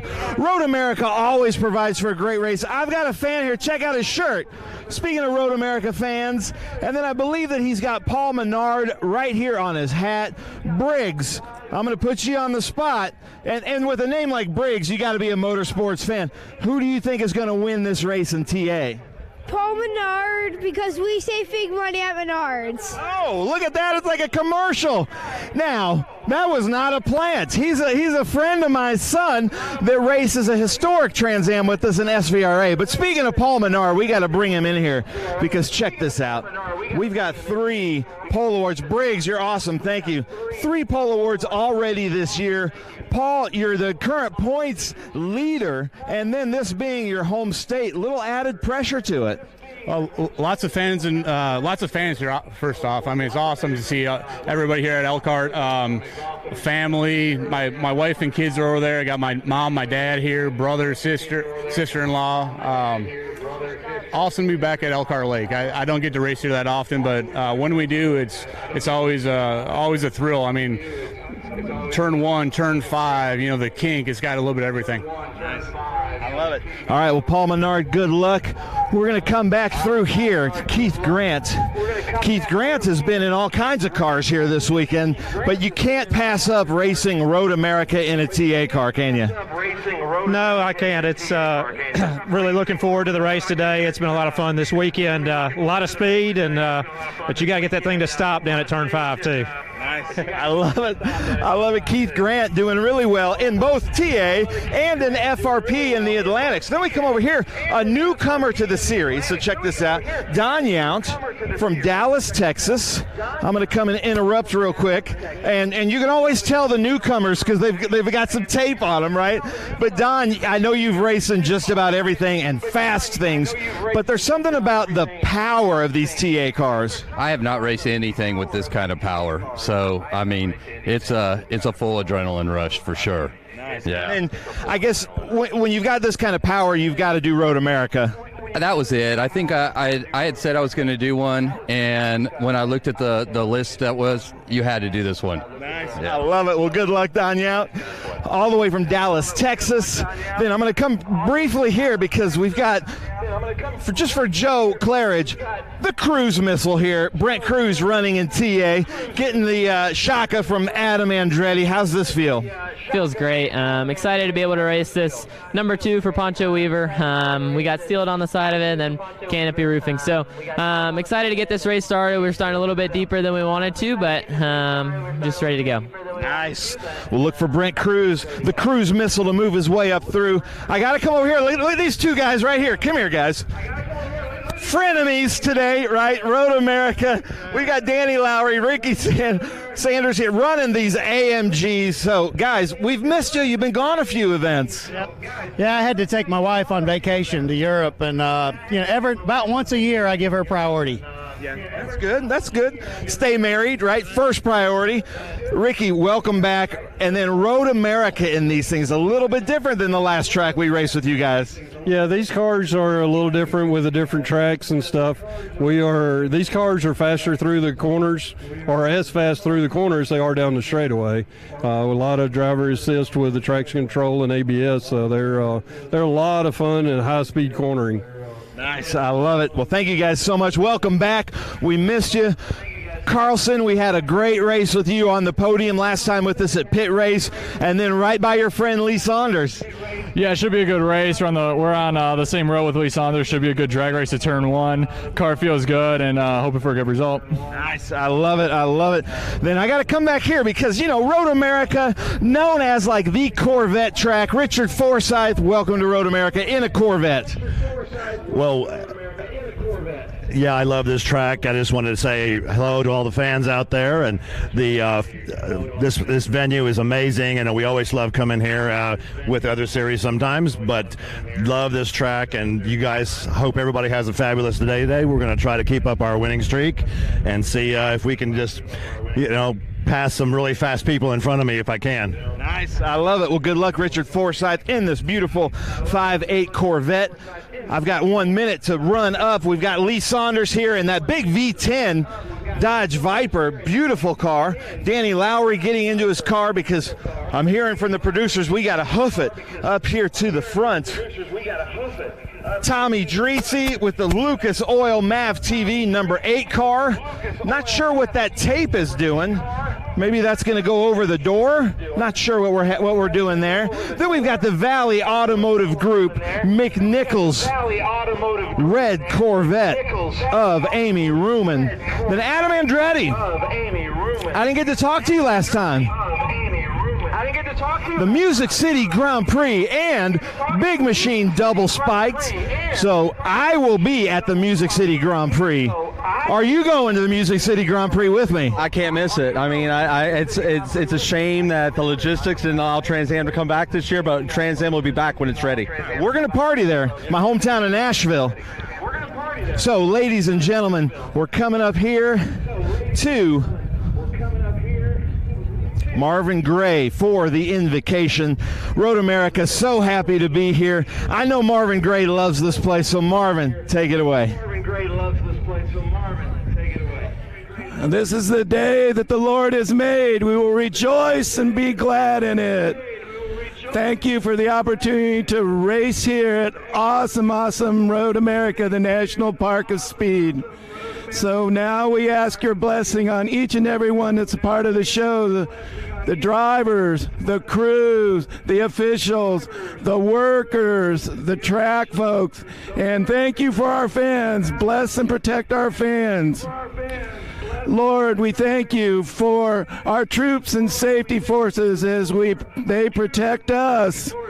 And Lord, we pray for those in need of healing, for those who have suffered loss. Bless and protect them. And thank you for all your blessings. In your name we pray, Jesus. Amen. In your name we pray, Jesus. Amen. Amen. Thank you, Marvin Gray. Anton Pietenpool, we are about to put you through the ringer because they've turned on the speakers. It's a good echo. You're wearing your Road America shirt to honor America. Anton Pietenpool to deliver the national anthem. Oh, say, can you see by the dawn's early light what so proudly we hailed at the twilight's last gleaming, whose broad stripes and bright stars through the perilous fight o'er the ramparts we watched were so gallantly streaming, and the rocket's red glare, the bombs bursting in air, gave proof through the night that our flag was still there. Oh, say does that star-spangled banner yet wave o'er the land of the free and the home of the brave? Oh, my goodness. We asked the impossible, and you delivered. Unbelievable. Nice job, Anton. Johnny, I'm going to send it up to you. Thank you, Ben, and what a great rendition to get us underway. And I'm joined in the booth once again by DJ Clark, and I'm delighted to be joined also by Eric Miller, the voice of Road America. Welcome, gentlemen. I'm looking forward to this. It's always interesting with the different categories. We've got 10 minutes to go. I'm going to start with you, Eric. Just want to check, I'll do the grid first, but I just want to check on some of the things about Road America. Chris Dyson and Paul Menard line up on row one. Paul Menard looking for his fourth victory in a row. Adam Andretti and Keith Grant on row two. Then Amy Ruman and Don Yount from Dallas, Texas, coming in for Dreesy Motorsport. Delighted to have him back in the field. Tommy Dreesy and Brent Cruz. That's our new man to the grid, but of course he is our current champion in TA2. First time out, though, for Brent. Danny Lowry leads the way in XGT, and he'll be up against his good mate and friend Ricky Sanders in the Bridge Hall Bennett Pitbox's car. Further down, Lee Saunders, always good in SGT. Joshua Carlson, the youngster, looking forward to racing hard against Lee. Richard Grant and Richard Forsyth. Kaylee Bryson and Chris Coffey. And Coffey, of course, leading in GTs, had a great season so far. David Hampton, busy weekend for him. Colin Cohen. And Raymond Cobbs comes in the Big Dipper Motorsports car, his first run in TA. So that's the grid. And Eric, I'll go back to you now and say, you know, with Road America, I mean, we always pour a lot of platitudes on it. You've been here a long time. That repaving, how much difference was there to the racing after it was repaved? Very honestly, it was what you'd really expect at Road America. The racing becomes much closer. Tires really have a lot more grip. This is a polymer surface, so track temperatures like this will kind of impact a little bit. These Pirellis are going to bite in. A lot of the tire wear this weekend is because of the green racetrack. Now that we've at least got a day and a half outside of the wet that we had in practice earlier in the weekend, this racetrack is going to take some Pirelli rubber right away, and now it's going to be who can manage those tires throughout the rest of the race. But it's still Road America, long flowing straightaways, but from turn 5 to turn 8, it's still got a little bit of twisty bit that you got to pay attention to the brakes here at Road America. Yeah, and DJ, I heard one of the drivers earlier in the weekend say what I love about Road America is it's attack, and that's what he was talking about, those long straights into heavy braking, and so that's, I think, why the drivers love it so. Yeah, they certainly do, and as Eric and I have been talking about over the course of this weekend privately, it's also a deceptive rhythm track. There are a lot of corners, particularly the run from from turn 5 really all the way into turn 12 that you have to build that momentum. And if you lose a tenth or two in one corner, that is going to cascade against your lap time all the way through. So it really is a track that, yes, it's known for the high speed straightaways, it's known for the power, but it's got a mix of everything. Yeah, and if you aren't in the area that is Wisconsin, we've had a lot of rain over the weekend, mainly at night, thankfully. So the grass, which is always a factor here, if you do touch a wheel on it, it's going to be wet and pretty slippy. Not a lot of grip in the green stuff. No. But that is also, I think, what allows this racetrack to be a favorite of so many drivers is when you do get into a little bit of trouble, there is a little bit of forgiveness. You're not up against a concrete barrier like you are on a street course. So Road America does afford you the opportunity to maybe attack a little bit, but if you start to over-attack, you start to heat those Pirelli tires up just a little bit too much, you can back your pace up a little bit and try to re-attack again. That 4-mile lap here at Road America really affords you the opportunity to try to regroup and then come on the offensive. And as we take a look at the number 7 of Don Yant, just a reminder, we're live on MAV TV, but we're also going to be showing highlights. TransAm Thursday, as I like to call it, on MAV TV, starting at 8 p.m. Eastern and going through with highlights of both the TA2 and the TA race you're about to see. And we'll be on board with Tommy Dreese in his Chevrolet number 8, sponsored by Lucas. Always good to hear and see what Tommy's up to. And it's almost identical, the car of Don Yant, and just the number slightly different. And in terms of Tommy Dreese here in 24, third at the moment on 5:01, best finish third, and 1 pole position, 3 podiums, and kind of a change around for Tommy Dreese this year with the move to Ken Thwaites running the team. In fact, basically Ken sold his team to Tommy Dreese, and therefore Dreese is the driver, but he's now managed effectively by Ken Thwaites. Let's head down to Ben Sissel for the start command.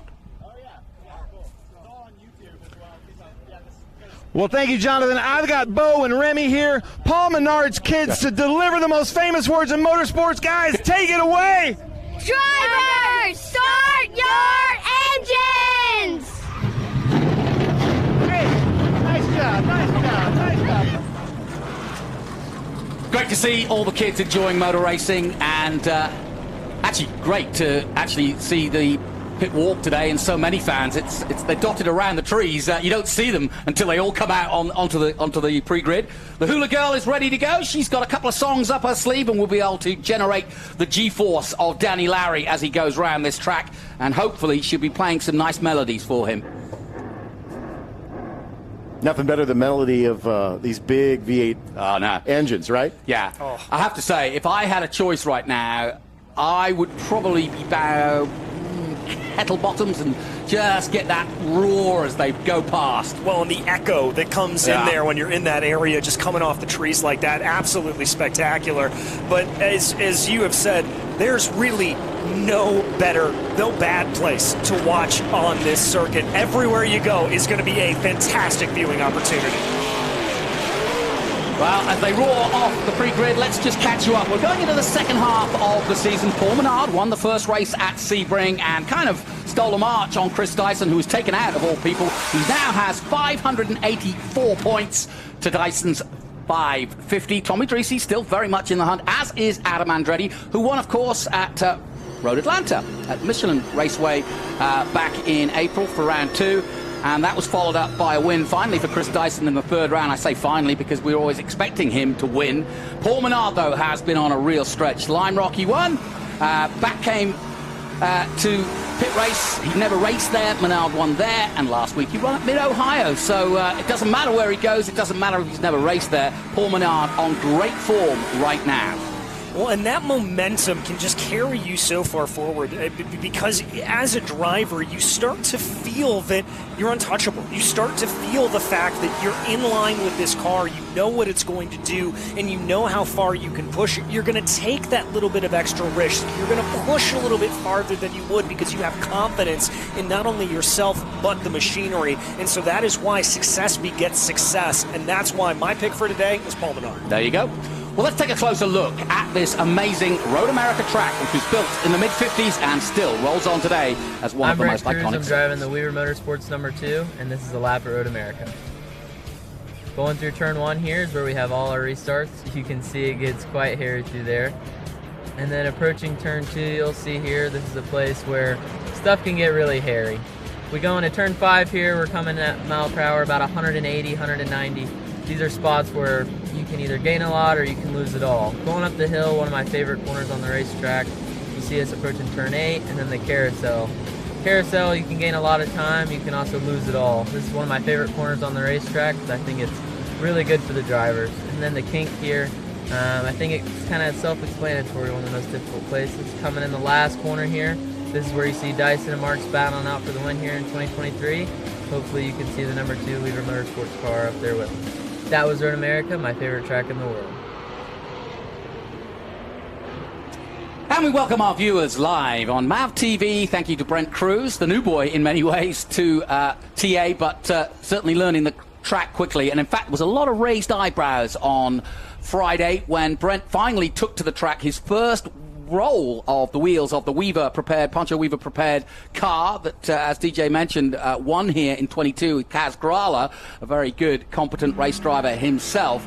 And no question about it, Brent will be very interesting to watch. And I believe that, I talked to Pancho briefly about it, but the belief is that because Brent is sort of, you know, picked for the future by Toyota, he's part of the Toyota Racing Development Program, they want him in as much horsepower as possible. So, of course, these are the beasts, 850 brake horsepower. He's already absolutely mastered the talent of 550 TA2. He's our current champion. But now a chance to go effectively unlimited.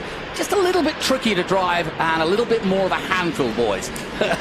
Yeah, it certainly is. You add a little bit of that extra 300 horsepower, the car's going to behave a little bit differently. And so very good for Brent Cruz to be able to get a feel for all of that. And what better place to do it than here at the National Park of Speed? Yeah, no question about it. Your favorite corner here, Eric? You've been here a few years? My favorite corner, believe it or not, is going to be turn 8. And the reason why is this example from this drone shot right now.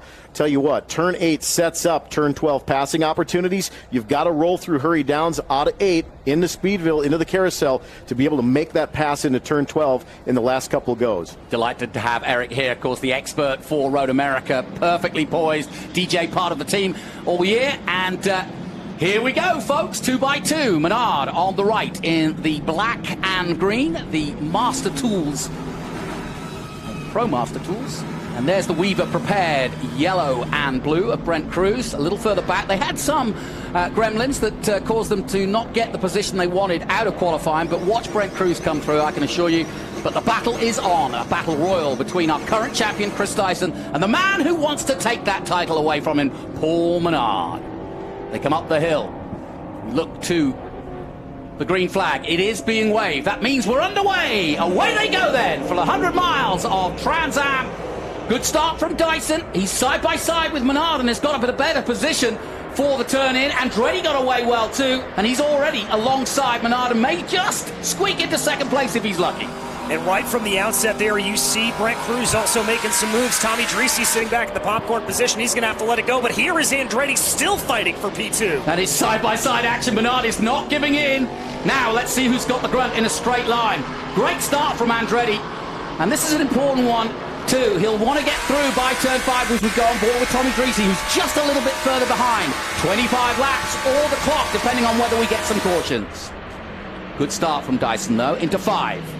Dyson, of course, no stranger to Road America victory lane here, but the Dark Horse Cruise in that lone Dodge here this weekend, that car with Kaz Grala has made an impact at this racetrack. So that car is a winning car here at Road America. You can't underestimate that TA2 champion stepping into TA. You can't underestimate his opportunity here.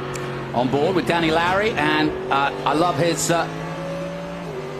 effectively hula girl on the front there. I don't know if Ricky Sanders has got one too, but Danny's always had it there, and you can tell which way he's going by which way she's leaning. Under Speedville and into the carousel for the first time.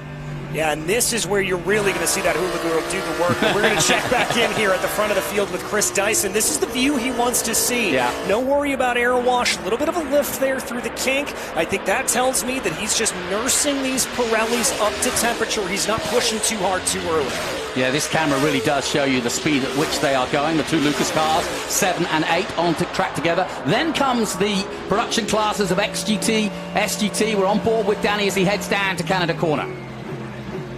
Danny has totally dominated XGT this season. But then again, Ricky Sanders hasn't been in every race, so therefore he hasn't had. And here comes Brent Cruz on Grant, coming out of 14. Should make a pass. Cruz putting the pressure on here along this long Road America straightaway. That Dodge Challenger has notoriously been very quick in a straight line here, but you look at Paul Menard not letting Chris Dyson walk away towards turn 1. Just a couple of car lengths, and then Andretti. How great is it to have Adam back in TA? Yeah, and Adam was saying that he remembers his first ever race in a go-kart around Road America when he was a kid, and loved it, and has since, as Brent Cruz does, make up a position in the number 2.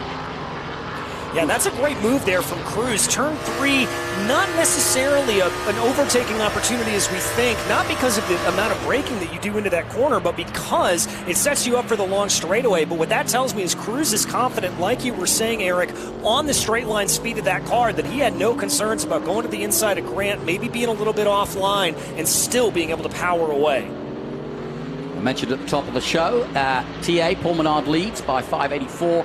34 points ahead of Dyson, and then Dreese in 3rd, Adam Andretti currently 4th, Amy Ruman in 5th. Ooh, 36 of Josh Carlson, smoking a little too heavily. That doesn't look good at all, does it? And he's slowing down too. Yeah, that is certainly suboptimal there for Carlson. I'm not sure what exactly is going on with that car, but that may be, hopefully it's not depositing any oil or any fluids down on the track, and hopefully he's able to pull off to a cutout here shortly. Yeah, that's the last thing you want in a tight-knit corner of 5 and up to the hill to 6 with any fluid down. Keeping an eye on that too, but Chris Dyson here just continues to set the pace.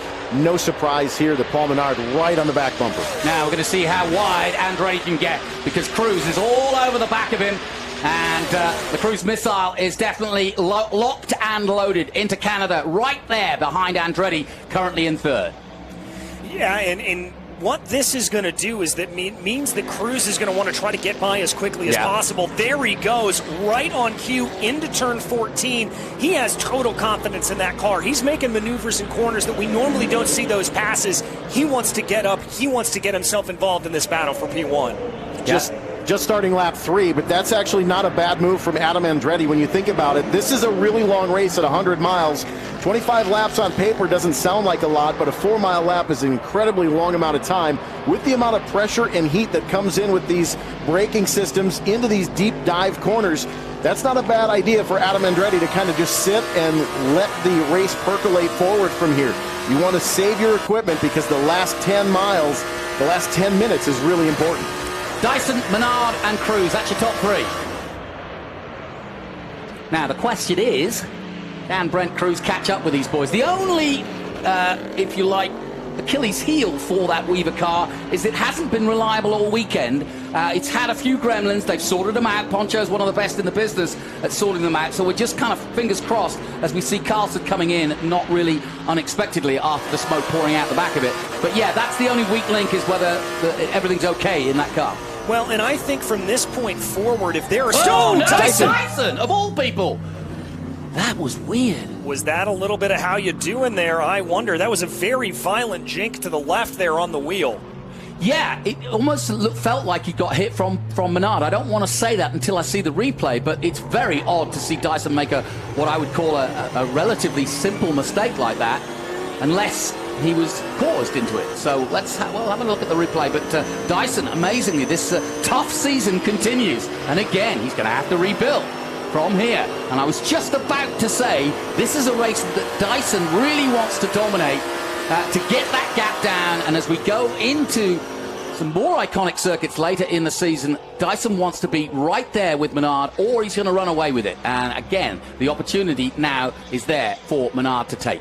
Well, Dyson now is going to have a lot of work to do, obviously, to try to all the ground he's lost now. But now at the front of the field is a little jumbled up now. Yeah, no question about it. And I also think Andretti's thinking long-term, too. He doesn't need to worry about Brent Cruz. He's only here for the weekend. And you never know. By the time the 100 miles is up, Andretti could well be either in a podium position, which he is now, or potentially trying to fight for the win. Amy Ruman on the run, too. Well, this is the shades of what we saw at Road Atlanta when Adam Andretti was able to sneak that victory with some misfortunes happening from the drivers farther up in the field.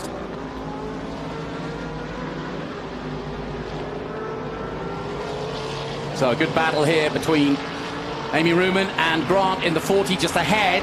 But the big story, obviously, Chris Dyson going off. Haven't seen the replay yet, but I'd like to know what on earth happened to Chris Dyson. Let's take a look. Boys, I'll let your eagle eyes take it away when you see what you see, and we'll judge it from there. All right, so here we've got from the drone shot, that's a look down to the inside from Menard. Yeah. That's contact. Little opportunistic there from Paul Menard. Not quite to the left rear yet, and Dyson on a usual turn-in. So here's the onboard from Dyson. Watch his hands in the reaction to the contact. As a race car driver, just watch his hands react to it. Oh, how fast does his hands snap around? And Chris Dyson, one of the best in the business. Yeah, and I wondered if the stewards will think to look at that closely, because obviously, as you say, a bit of a lunge. 6 of one, half a dozen of the other. But we'll see. Anyway, either way, Menard's getting away with it for now. Cruz, though, chasing him down the gap, 2.7 seconds. And that's the story of this race, is that Dyson has been turned around in the opening salvos of this and really now has got his work cut out. He's all the way down the field and trying to come back. Well, as you saw on that camera shot, Dyson down in 8th place and a fair ways off of Don Yunt, so he's really got to start pushing the car here. But that also comes into the other thing that we talked about earlier. You've got to look after the tires. He can't push too hard, because if he goes too aggressive too early, he may be able to catch up to Cruz and Menard, but then by the time that happens, his tires will be gone, and he's not going to be able to fight him. Yeah, I was interested listening to Wally Dollenbach the other week talking about close fighting in a TA car. He said, in a weird way, you actually don't want to be nose to tail all the time, because actually the heat from the car in front and the wash just degrades the tires even more so. And so again, you want to be in clean air if you can be, which is what exactly Dyson's doing. But as you rightly point out, DJ, in order to get up there, he's going to have to push, and that means the tires are going to go off. Now, one of the things that you could look at, the stats from the last, let's say, 4 or 5 races here, there's typically a yellow mid-race. Yeah. That could play into an advantage for Dyson to just be patient, but that's exactly that. He's looking for a yellow at this point to try to cool those Pirellis off. Then he can regroup and then go back on the attack. Nothing wrong with the car after that spin, but it was a light tap, that was all. And to be fair, I don't think, I mean, obviously it wasn't intentional. It was a sort of half effort at trying to make an overtake. So, I mean, if you're going to put any blame, it has to be on Menard, but I don't think it was intentional. I think most race control folks would tell you, in an opportunistic move like that, you have to be alongside. And if you're not, you are responsible for the car in front of you. And I think that's the way race control may look at it. And he may get a penalty for it, that's for sure. Here he comes, same corner now. But nobody in sight this time as he heads down into Speedville and into the carousel yet again. Well, and as we come through turn 8, one of the other things that we've been keeping an eye on over the course of this weekend is that little bit of dirt off to the inside, and that has prevented a lot of side-by-side moves going into that corner, because there is dirt that is built up as a result of the rain that we've had here over the last couple of weekends. And so I think going side-by-side into that corner, that may have factored into Chris Dyson's brain when he held his line in the way that he did, thinking that Menard wasn't going to make the move there. Absolutely, but again, you don't want to sacrifice a lot of momentum in the 8 because of that speed build that you have all the way through the carousel. Keep in mind that from the top of the hill in turn 6 to the point at Canada Corner, you're going downhill the entire way. A huge rotational weight distribution from these cars going through the carousel. You're under a tremendous amount of left side load by the time you get to the bottom of turn 10, and you want to keep really in line through there just to maximize your speed potential by the time you get to the bottom of turn 12 at Canada Corner. Now keeping an eye on the 2 Dreesy cars, because as you can see, Dyson is catching them, and he's catching them quickly. I just looked at the board as they cross the line again, and Dyson's some 3 seconds quicker than the 2 cars you're looking at, so he'll be really trying to catch up. We thought he might just sort of hold on to the tyres, but he's going for it, boys, which is what we want to see, obviously, and it won't be long before he's right on the tail of both the 7 and the 8. In fact, he's on there now, look. Yeah, he's going to be getting a little bit of a hint of the draft down the straightaway. That's going to aid in that about 850 horsepower that he's got on board, gain him a couple more miles per hour. He's going to be tickling close to 180 by the time he jumps onto the binders down into turn 5. And one of the things that is going to be second nature to Chris Dyson at this point is going to be remembering that extra speed, that overspeed, he's going to have to compensate for that into the braking zone, because that downhill run, you've got gravity working with you, or working against you rather, pulling you down, so you've got to back up that corner even more than you normally would. So Menard, Cruz and Andretti, that's your top 3. Grant still 4th, Ruman still 5th, and we're watching to see if Dyson can really make an inroad here as he comes through the carousel, and he's got him in his sights now, and you can see it from the drone. The gap is what 3, maybe 4 car lengths, and he's catching them. Last time out, Chris Dyson did a 2:05.2, and the cars in front of him 2:07.3, so that tells you exactly how quickly he's catching. Yeah, it's very, very quick catch here at this point for Dyson. I wouldn't be surprised if he's able to get by here coming down into Canada Corner. Yeah. Makes it nice and easy on the straight. And so Dyson, that's the story so far. Got spun round by Menard, but is coming back through the field as quickly as he can. Great season so far for Paul Menard, and of course we all know his storied history. He's been around for a long time and obviously at the top of his game, but like so many, like Dreesy, like Dyson, Dyson's been in IMSA for many, many years. The Dyson family have a huge history in racing, but it seems like Andretti as well, they all love the pureness of the racing that TransAm offers. Yeah, this racing series, no question, has been fantastic every time they've come to Road America. My first race here at Road America, 2009, with the Trans Am Series, and local favorite Cliff Eben comes away with his first win in 2009, with Cliff's first National Touring Series win, and it was a major event here at Road America. The fans went nuts on a Sunday afternoon, but that's the type of racing that this series provides here. High horsepower, loud noise, just engaging to the fans here at Road America, and you see them lined up all around the cavernous trees here, like in the Moraine Sweep on the way to Turn 5. Always campers and fans in the shade of the cavernous trees. Don Young was made easy work by Dyson. He's got past him. Dreesy might just be a little tougher to get past. These two have been rivals. Both of them have been champions in the past. Dyson currently looking for his 4th title, and he's right there behind Tommy Dreesy. Now with the Franklin Road Dreesy team, run by Ken Thwaites, and so far so good for Dreesy this season. It's been a good season for him. But he's under pressure now from Dyson. We see it from above. He's right there with him into that left-hander and through Speedville, and he's not holding back at all. Dyson, great to see, and he's back through now. So 2 places in the last lap, and now he's going to try to see if he can make up some more. And we welcome our viewers back on Mad TV. It's Menard, Cruz and Andretti, but we're watching closely on Dyson, who was 8th when you left us, but now has just taken 2 places away from the Dreesy Motorsports team and is now up a couple and now goes in pursuit of Amy Ruman. Yeah, and the question going to be here is if he's able to dispatch these drivers farther up the field with the same precision and speed that he was able to do so farther back in the field. The faster he gets by these drivers, the more he's going to be able to be running in this clean air, which is going to help not only keep his tires in the right operating window, but also keep the engine nice and cool and keep everything operating the way he wants it, and also minimizing that aero wash that's going to slow him down over the course of the lap. Yeah, and Eric, we talk about tire deg, but the different drivers with different styles and the way they treat the machinery. Dyson, well known for his ability to drive smoothly, and I'm sure that's learned in IMSA, but with these powerful 850 brake horsepower cars, you've just got to, you have a mindset about what the tire's going to do underneath you, and he's good at managing. And very honestly, this is the warmest track temperature that we've had all weekend, even though we had a little bit warmer air temperature during practice and qualifying on Saturday. When you look at this racetrack, it's a lot warmer in tire temperature. These Pirellis do a great job of putting the power to the ground, but Dyson has a way to just be able to squeeze that throttle like there's a sponge underneath it, and it just goes much more smoothly for Chris Dyson. He's able to save those Pirellis, and that's why he's such a factor at the end of the race here at Road America every time.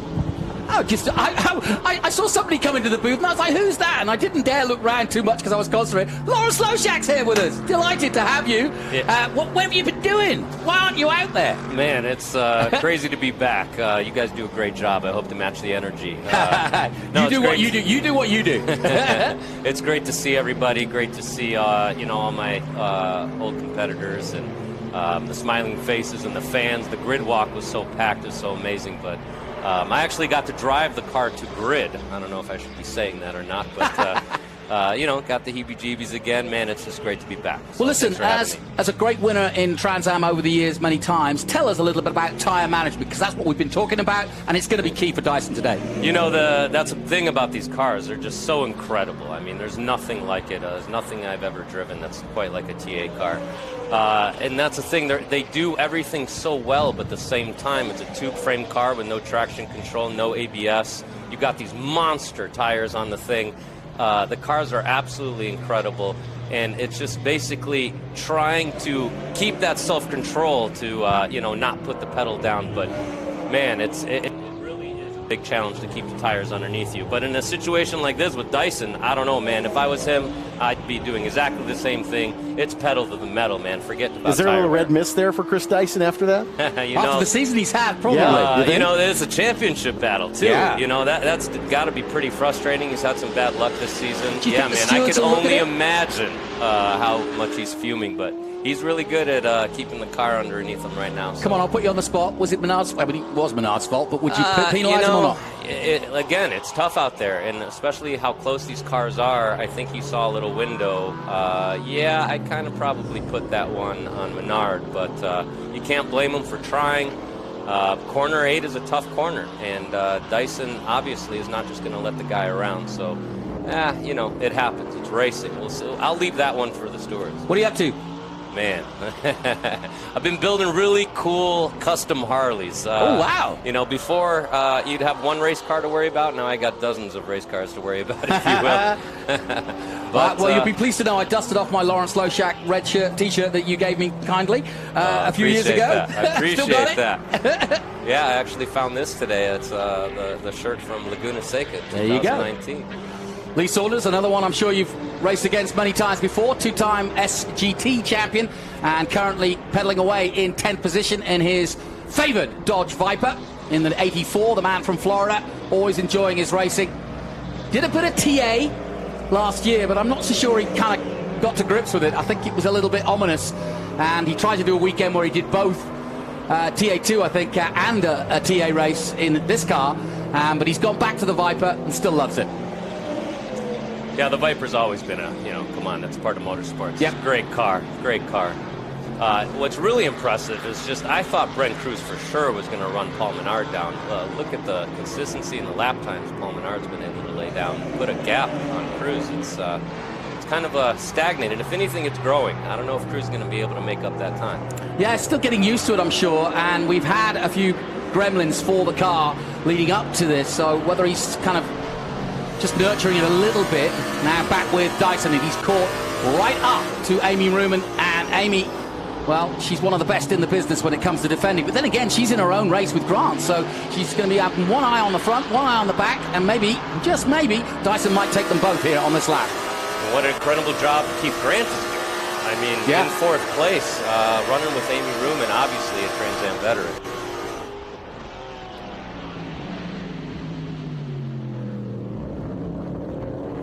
Classic overtake by Dyson on Ruman at turn 5. Now he goes in pursuit of the 40 of Grant, but as you quite rightly point out, Lawrence, it's doing a good job, is Keith, and both the other two Grants are out there. They've been in Formula Atlantic this weekend, dominating, so it's a good weekend for the Grants. He's always been so good in Atlantic. Tons of laps around here.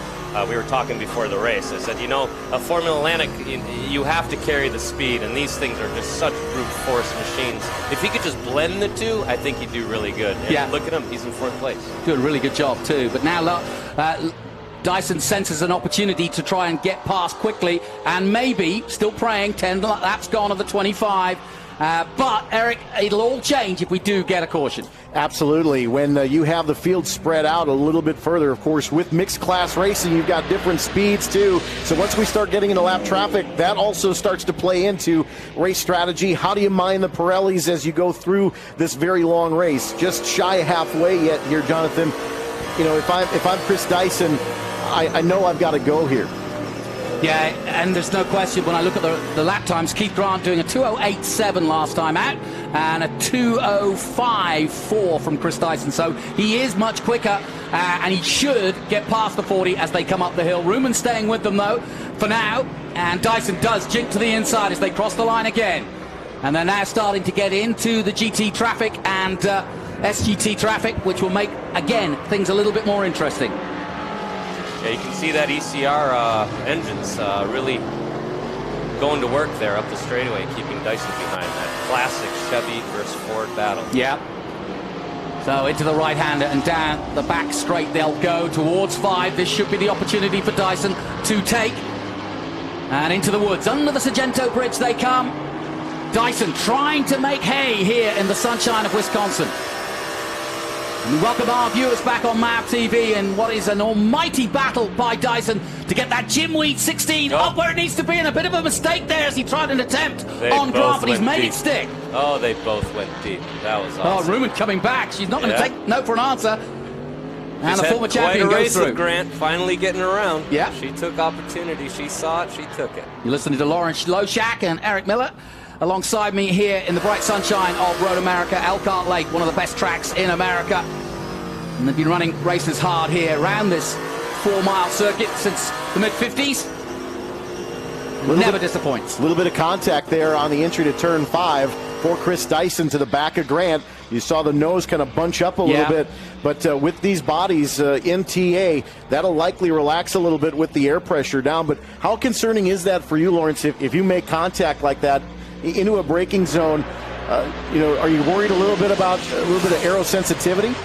I mean, these cars do, like, again, they change so much. I mean, the temperature that 800 plus horsepower develops, and I mean, they change through the race. It's the drivers that have to extract the most out of the tire for this 100 miles. I mean, it wouldn't even concern me. I wouldn't even think about any aero problem. I just keep the foot to the floor. Explain this to me, because it is 100 miles. It's what I call a sprint endurance in many ways, because you're going to lose the fuel load, the tires are going to go off. How do you drive differently as the race goes on? Well, that's just it. I mean, it's like as the tires go off, the car gets lighter. It almost gets better. And you've had, 90-some miles to figure out the nuances of the track surface for the day. Perfect weather today. Yeah. What is it, 65 degrees and sunny? Couldn't ask for better weather for a race. Put the coffee on, because he is doing just that. He's hot right now. Chris Coffey leading in GT. Currently 16th overall. Hampton behind him. He's had a busy weekend. And Cohen behind him in 18th position. But that's the man from Texas doing the business as he has done all season long in that Maserati. Josh Hurley, in fact, doing a little driver coaching with him. And we had Josh in the booth last time out at Mid-Ohio, getting an insight into the coffee preparation for the car, the Chill Out sponsorship, and that Traffic Graphics, local company in Texas that has painted his car for him, or stickered his car for him, whichever you prefer. But it's certainly very distinctive. But so too is Danny Lowry's car, and the Hula Girl is on fine form. It's the old G meter. Yeah, it is. It's an old-fashioned G meter. Exactly right. Now you ask about the 100 miles. I've been on both sides of that stick, you know, wanting the yellow to come out and not wanting the yellow to come out. Well, there's the gap in XGT between Danny Lowry and Ricky Sanders. Teammates, of course, for Bridge Hall, 42 and 43. And they've had some great battles over the years. Good friends, and effectively it's Danny's car, but he gives it out to Sanders and they go racing, and they've enjoyed their racing. And we enjoy having them as part of TransAm for sure. I tell you, yellow would be exciting. I mean, the top 3, Paul Menard, Brent Cruz, and Andretti, all laying down 2:04s. I mean, brisk pace. Yeah, Eric, I'm surprised you were here when Cascarala pedal this car to Cruz's in to a victory here, but I'm surprised not to see Brent Cruz at least closing in on Menard. I mean, Menard's driving superbly, but 10 seconds has stayed that way for quite some time now. Both of those cars putting down very similar lap times, so the gap is minded a little bit here. As you look at second place right now, Kaylee Bryson in SGT. What a story that she's been as well this season. Yeah, really good. And it was nice to hear Richard Forsyth on the Mid-Ohio podium after a great battle with Kaylee. Really give her some compliments about how well she was driving. And I say that as though she's not been driving a long time. She's just 22, that's why. Ooh, that's Cobb's gone off. Yeah, the local man who's come in for the first time and sadly not going to finish the race, but he's out of harm's way. Tell you what, Ruman's doing a good job of staying with Dyson too. Ruman putting a little bit of pressure back on Dyson, but Dyson, now in a position fourth, just to step off the podium here in TA. You got to wonder a little bit if Chris Dyson is seeing that car off to the right, thinking maybe, are we going to get a yellow? Maybe not. I doubt it. How far Cobb is off the racetrack, I think that's in a non-target zone, so I really think that they'll be able to kind of manage that without going to full course yellow. But at the same time, Dyson knows he's still got to be on the attack here. Back to fourth, dropped as far back as eighth. So he's had a nice recovery so far, trying to push forward. Yeah, and I agree with you. I think where that car was positioned, it looks as though he drove it there to make sure it was out of harm's way. Yeah, so whatever the problem was, 22 seconds to make up. That's going to be pretty difficult without a yellow. The other story that's starting to evolve.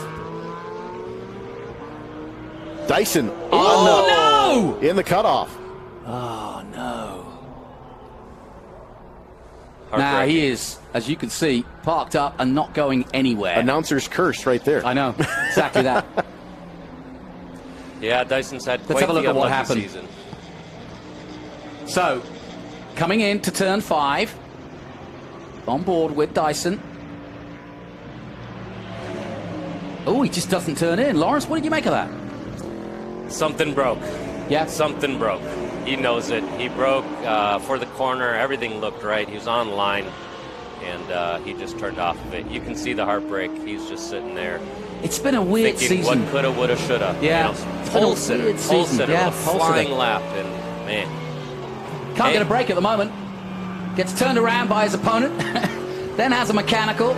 He got turned around by Ernie Francis Jr., of all people, at Sebring. And it's not getting any better since then.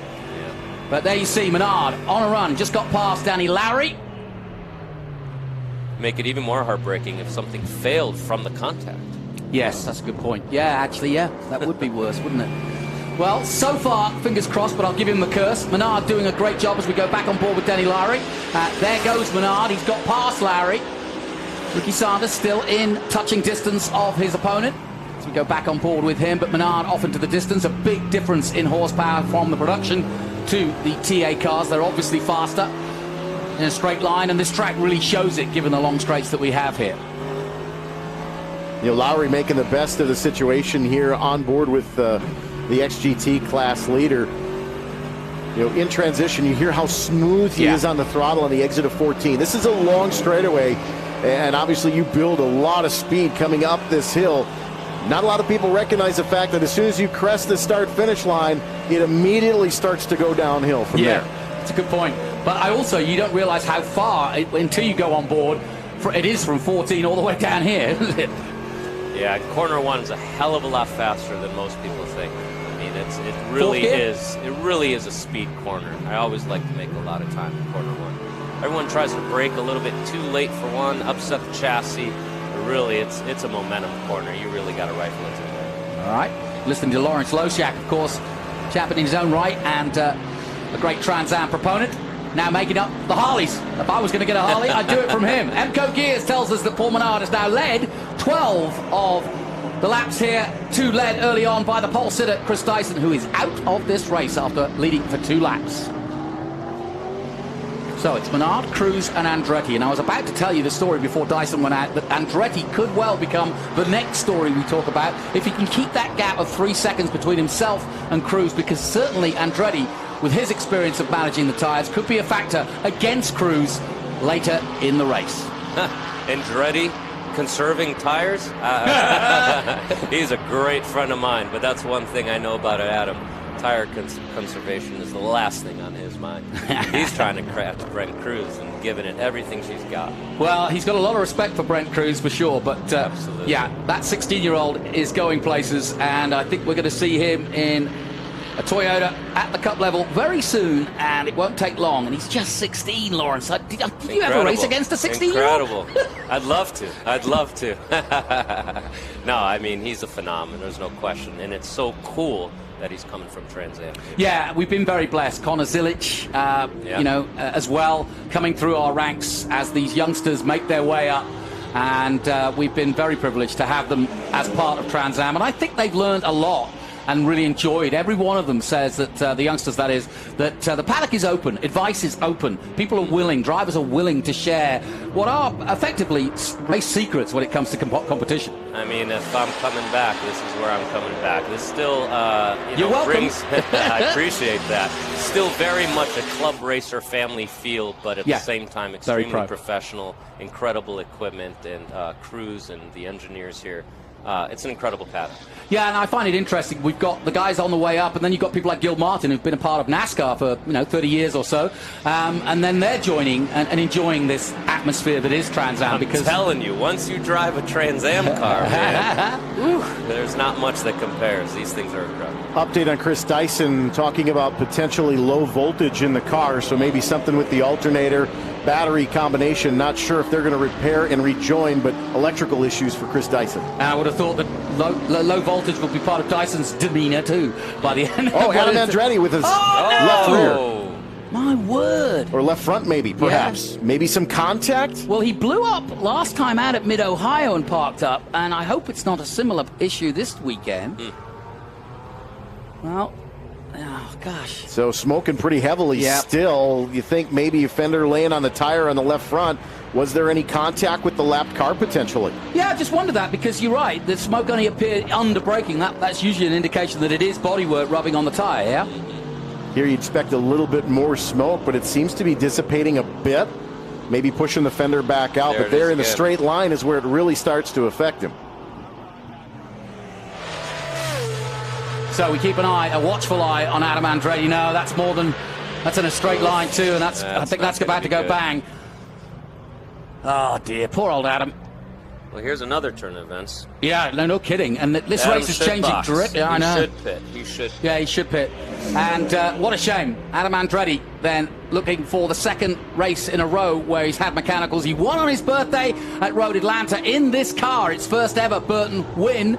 And it's a unique new chassis.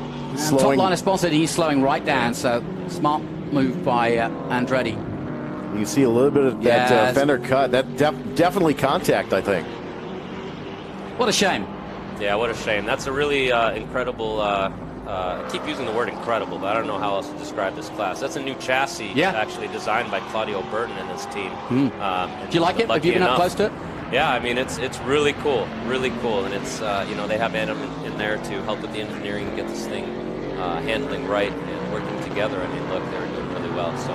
Well, Lawrence, I might let you go and console your buddy, because he might need it. Yeah, we'll get DJ I want to get back out in there and actually watch this race. Well, There's nothing like hearing we'll these get DJ motors back go in, but by. hey, thank you so much for coming in. So much, man. You're always Thank welcome in the booth. Absolutely, thank you. Well, what a turnaround of stories this has been. We've had the champion out in Chris Dyson. He got turned around by Paul Menard, and now we have Andretti coming into the pits and looking as though he will retire the car.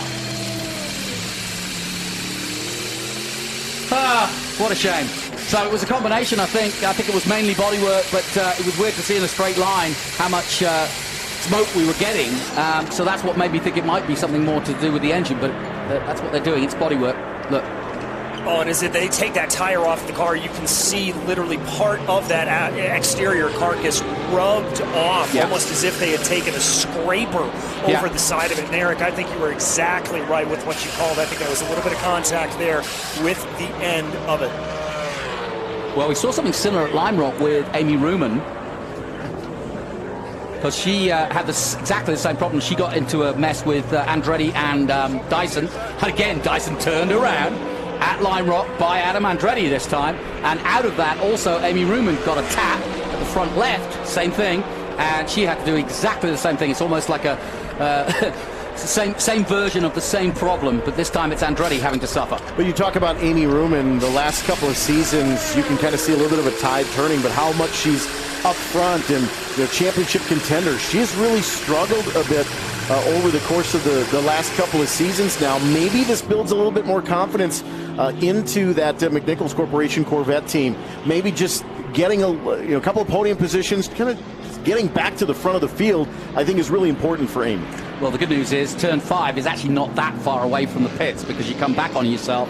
And so the team are able to get to that car quite quickly and are fettling with it, trying to get it and see what the problem was. But if it is a voltage problem, they'll probably just get it restarted, put a new battery in or whatever. Or if it is the alternator, they'll get it, towed away. Yeah, as we watch Stephen Lowry working his way back by, it looks like Andretti is back out here at this point. It looked like they were having a little bit of a problem with the wheel gun, but everything's okay now. Well, we welcome our viewers back on MAV TV. Drama indeed here at Road America. In fact, it's all going on. Chris Dyson out of the race. The man chasing Menard for the championship. Menard continuing to lead. But now Andretti's also gone from third place, moving, of all people, this lady, Amy Ruman, former champion. Loves racing here from Ohio, and there's still a little bodywork rubbing on the new tyre that Andretti's come in. He's been in the pits, he's changed tyres, it was really getting rubbed away, and I think, it's going to be game over. Andretti said, that's it. I think he recognizes that there's still a problem there, which is a heartbreak for Adam. In talking with him, from the first couple of races of the season, some gremlins have kind of affected that team, getting to learn the new car. But how excited was he to get not only back in the field, but back into the development of a race car? It was just really energizing for him in talking with him. Smile on his face, just really excited about the opportunity to build a car again. Yeah, and it is a development car. Let's be honest, and that was just bodywork, so it's nothing to do with the development of the car. But it's gonna have teething problems, and it has for sure. Now Brent Cruz, he's had his teething problems, but luckily they were in practice. And now can the challenger do just that and challenge Menard? The gap 13 seconds between the leader and Brent Cruz. He'll be praying for a yellow, but it hasn't happened yet. No, it hasn't happened yet, and as we close down on about 7 laps to go here in this race, we take a look at the MCO Gears lap leaders. Menard in the dominant force since Dyson had that contact with him a little bit earlier in the race. What's interesting to me here is the fact that Menard has slowed down a little bit. He was running 2:03.5s earlier in the race. That's his fastest lap that he's put down. He's dropped that by about a full second, a 2:04.7 his last lap. But it is a management of times here, Jonathan, because Brent Cruz running a 2:05, so he has still got a little bit of pace over Cruz, and you get the sense that if Cruz starts to put the hammer down, Menard's going to do the same. Yeah, and you kind of notice that the last 10 laps is when I listening to Adam in the commentary when he comes in here, he always says that, he leaves it till about 10 laps, and if the tyres feel good, then he can push on towards the end, and that's exactly where we are. We might just see Brent Cruz up the pace a little bit to make, a challenge of it in the Challenger, but 13 seconds, a long way to catch up.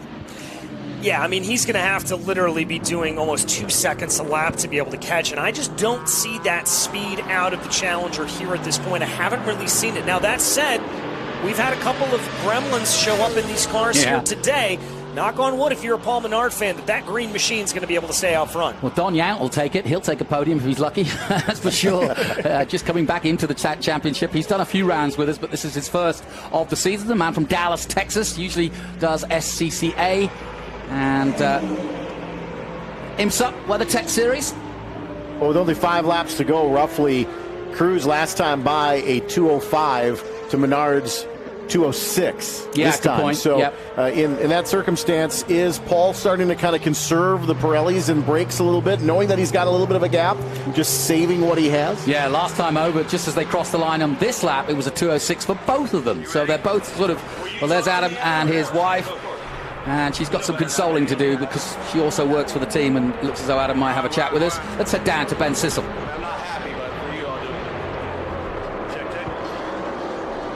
Yeah, thanks a lot, Jonathan. I'm here with Adam, and you can see that he is just not happy. You can see a lot of rubber on the side of the car. Adam, what happened out there? We had a nose brace that broke, and it was collapsing the nose on the tire. Obviously shredded that first one. Put a new tire on just in case I might have picked something up, and that might have been the reason. But no, I hate it for everyone that's involved in this program, obviously, but we keep our heads down. We know that there's God's plan out there, and we appreciate that, and we're going to make sure we stay focused on that and not try and put a question mark where he put a period. But a big thank you to Top Liner, Scott Borchetta, Big Machine, Music City Grand Prix coming up at Nashville Super Speedway. I'll see you there. Big Machine Vodka, double spike coolers for your summer fun, but 4th of July coming up. Happy Independence Day to all you fans out there. Thanks for tuning in. Thank you for the support always, and thank you to TransAm and everyone at Greenlight TV. It's a blessing to be here, and it's just a shame we had this thing shaking since the beginning, and I didn't have anything to take to the fight, but ECR gave us an engine that by far we were handling better than anyone on the straightaway, and I got to thank them. Much love for them for that. But Adam, maybe you're asking too much when you kind of change.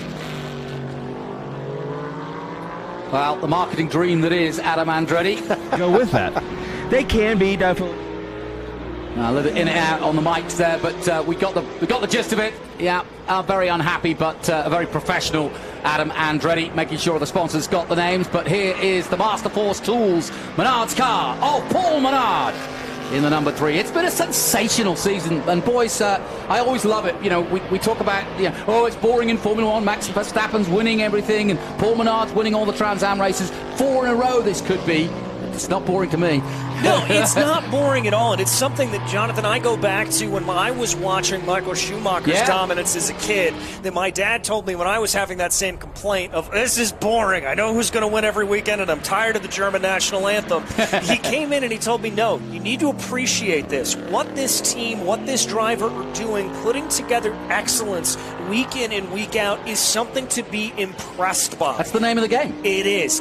This is the goal of what you want to be doing as a race car driver and as a race car team. 21 of the 25 gone. Paul Menard continues to lead. Brent Cruz, our current TA2 champion, is trying TA for the first time. He's going to be on the podium if he stays where he is. Amy Ruman looking to make her podium appearance yet again.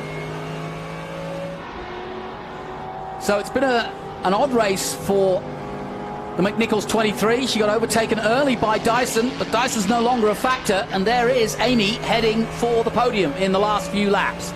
Danny Lowry, he's looking for an XGT win over his opponent Saunders,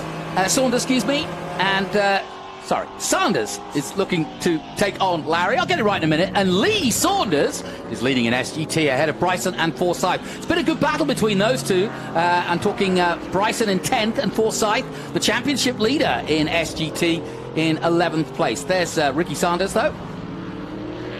Yeah, but you talk about the SGT battle with Kaylee Bryson, again, mentioning how great it's been to see her progress through a race weekend. They start on Friday on a program, and she may be a couple of seconds off pace, but then you see the speed build through the test sessions, through the practice sessions, through qualifying, and then she's putting together race laps that are strong and consistent. That development for that Sam Pierce Chevrolet team has been phenomenal all season long. You can definitely see her growth as a driver continue. Yep.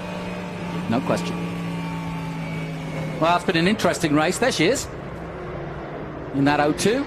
She's got Cruz behind her, but of course they're in different categories. Cruz currently in 2nd place. Kaylee Bryson likewise, but chasing hard on Lee Saunders, who is 9th at the moment. She's got ahead of Forsyth, who beat her last time out at Mid-Ohio, so that's at least a feather in a cap. And Brent Cruz will surely go past fairly quickly in the TA category as they come down to 5. Well, Brent Cruz did not make up the time we were hoping he would do to make it a stronger race, and I think he's actually just learning his way in TA and just being quite good to the machinery. He knows it's a valuable car. Good run though from Brent Cruz as we take a look at the GT leader, and that of course is Texas's Chris Coffey. He's had a brilliant run in that Maserati all season long. His teammate Cohen is third, and Hampton currently in second place, who's also been in the IGT championship this weekend. So busy weekend for Hampton, and I think enjoying his time out in the field. David Hampton.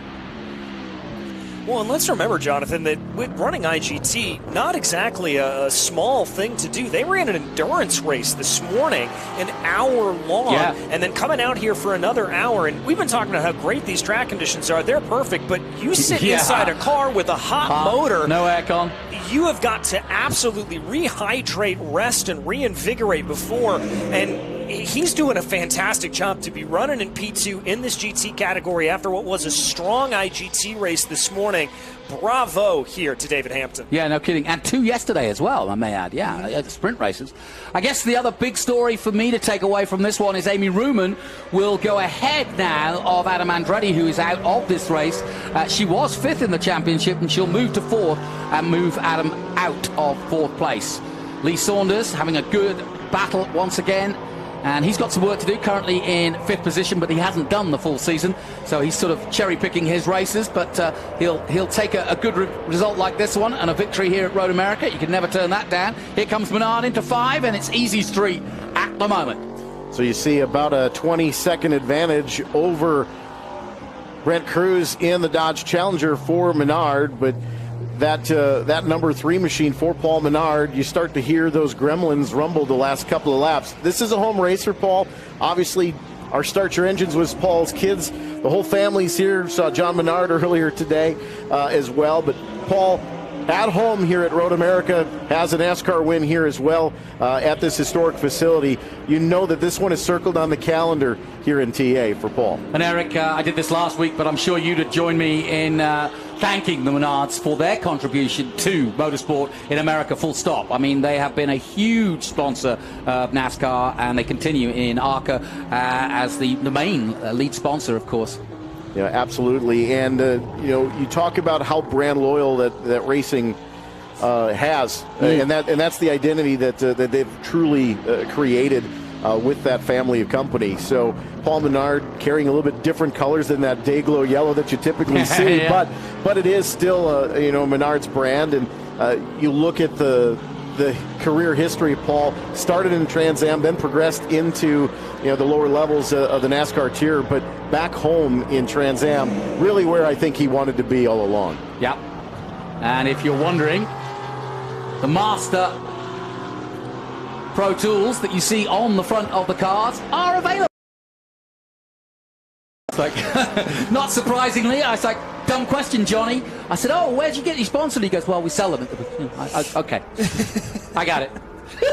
Well, when the young fan on the grid walk was asked by Ben about who he felt was going to win the race, it was Paul Menard, because you save big money at Menard. So Briggs called that one. So there you go. But it's been a great race weekend here for TransAm. This has been a phenomenal race, and now you see where Saunders is running here with the SGT category with Cruz, the closing speed that these TA cars have on the GT field, but it was almost a full lap, that 23 seconds for Cruz to get enough of a gap to catch back up to Saunders here. So Menard's, about 20 seconds down the road for Brent Cruz. Maybe too little too late for the Weaver number 2 to get back to the top spot on the podium. But Paul Menard's seriously in control. Yeah, and I thought it was interesting. Brent just did his fastest lap of 2:03.9, and so he's obviously pulled the pin, or he's had a word from Poncho saying, it's running fine, just go for it, buddy. Well, and as a driver, that's what you want to hear. I mean, you want to push a car to its limits. Obviously, what makes a fantastic racing driver is the ability to save the tires, save the fuel, keep everything within bounds, and drive at that 97%, where you still have a little bit left to give, but you're not going to be making silly mistakes.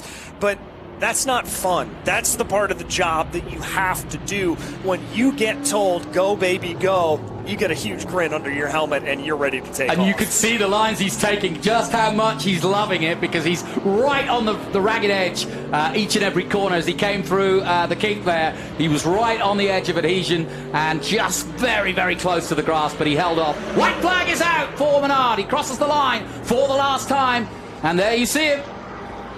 And it's been a walk in the park that is Elkhart Lake and Road America. Fantastic run by Paul Menard in the number 3. Came into the series, did a few races last year, and I think got the bug back and thought, you know what? I haven't done with racing yet. And like you said, Eric, he's racing at home for the first time. He's had a few races that he hadn't been to before, including Pitt Race and Mid-Ohio. But of course, Road America, very familiar to him, and the whole family coming out to cheer him on. Last time through turn 5 here for that Ford Mustang for Paul Menard, running a very consistent line. 205 is almost the name of the game. 205s, 206 is so consistent today for Paul Menard. Yeah. And Danny Lowry on pit lane. I thought I saw him come to pit lane. They opened up the driver's side door. Not sure what happened, but maybe the hula girl fell off the dash and they had to fix it. Not sure, but that's unfortunate. Well, he's gifted him. Sanders the win in XGT, who is currently 7th overall.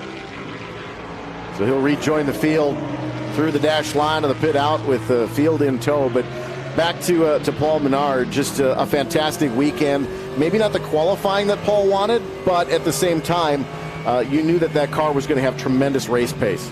By the way, if you're looking at that car, it's a beautifully painted car, Danny Lowry's car, but celebrating Wreaths Across America. And what is that, you may ask? Well, it's basically a charity that makes wreaths for forgotten, or not forgotten, veterans, I should say, but veterans who lost their life in battle, and therefore each and every year some 3 or 4 million of these wreaths are presented to the graves of our lost and fallen, and it's a very, very good charity which Danny Lowry has taken up. Final quarter here, Jonathan. Here we go. Paul Menard comes up the hill, the famous hill that is Road America. Take a famous victory in TransAm. As is he on for the championship, but after this performance, you wouldn't doubt it. This is his 4th win in a row, and no one can stop the force that is Paul Menard as he takes victory. Brent Cruz in his first ever TA race will take a solid 2nd place, and I think he was just learning his way, didn't push too hard until right at the very end, and in the end, he'll come across the line, but some 10 seconds or so adrift. Well, in fact, he slowed down too, 26 seconds in the end, so he slowed down. I think he did one quick lap, see if he could get the fastest lap, and he may well have done. But Ruben takes 3rd, and that's a good result for Amy Ruben. And in terms of her championship hopes, that's helped her a lot. Yount, coming back into the championship, gets a 4th place. Tommy Dreesy, a quiet race for him, but he'll take 5th place. He too battling away, 3rd in the championship at the moment. So important points, especially with Chris Dyson not scoring. That's helping Dreesy a lot. Here comes the Nichols 23 up the hill for the final time. And a popular figure here, as she is at home in Ohio as well. And it looks like Copp's got his car going again. Good. And there Amy takes the checkered flag. Your thoughts, DJ? I think this is exactly what you come to see here when you expect a good Trans Am race. Obviously, a little bit more of attrition than we would have liked to see here today. But I really think when we look back at the rest of this season, this is going to be the turning point for Paul Menard. Yes, he was able to carry momentum into this round, but the DNF here from Chris Dyson, that is what is going to set Paul Menard up for the rest of the season. I think this is the make or break point, and I think as we go into the next round, it's going to be very hard for Dyson to claw back. So, confirmation, Menard with a win overall, XGT won by Sanders and GT won by Coffey. And Eric, as we look to the future, my Uncle Brian's coming. Big Brian Redmond still going at 88. My dad's watching, so he'll be pleased to hear his buddy being mentioned. But always Brian great to see Redmond Brian. race, always a good one, right? Yeah, in 2 weeks' time here at Road America, the 11th through the 14th. Looking forward to it. Over 500 cars, I believe, registered for the vintage weekend here. And Formula Ford being celebrated. Absolutely. And this weekend, you know, we have the F1600s here at Road America. Tell you what, that configuration, if we get as many cars as I think we're going to get for that, it's going to be a big show. You might need help. I might come and join you for that. You're welcome to come. Greg Creamer going to join me, actually, in 2 weeks. So, yeah, we're looking forward to seeing Greg. But no question that Road America in 2 weeks is going to be a fantastic place. The parade, the race car parade downtown Friday night, fantastic. Sports car on display on Saturday. It's a great weekend. Cool. Well, get your tickets. Come down to enjoy the sunshine of Road America. And, yeah, never disappoints this track. Love to be here. Thank you, Eric, for coming in and joining us. Always special. And Yeah, what an interesting day, an interesting weekend. And DJ, as we look back over the overall weekend, lots of good stories. TA2 was a good one. And, of course, we've had some, like you said, great Formula Ford racing and PSSA and so on and so forth. Yeah, I mean, it's Road America doing what Road America does best, and that's offering up great racing. And no matter what kind of car or class that you put onto the track, really and truly, coming to this place, it's a treat. It is a commentator's treat. It is a driver's treat because the facilities are top-notch. The racing is always spectacular. And, well, there's a reason why I'm probably coming here 4 times over the course of this year. So then Paul Menard makes it to the Jim Weed victory circle. And following him right behind is Brent Cruz. It's the Jim Weed winner's circle, I should say. And as we welcome you back on MAV, Menards have done it again with the one and only Paul Menard. He wins his 4th in a row and extends his lead in the championship. Brent Cruz does a solid job of his first ever TA race, and he did it in style in the Poncho Weaver Prepared Challenger. He takes 2nd place, and Amy Ruman takes a solid 3rd place. And in a moment, we'll hear from the man at home in Wisconsin, Paul Menard. It always looks easy when you've got such a massive lead, but I can assure you that I'll be interested to hear. Paul doesn't mince his words. He's a straight talker, and we'll hear from the man himself. Yeah, you can see he's got the sweat beads going. So let's head down to Ben Sissel, who's going to be with our winner.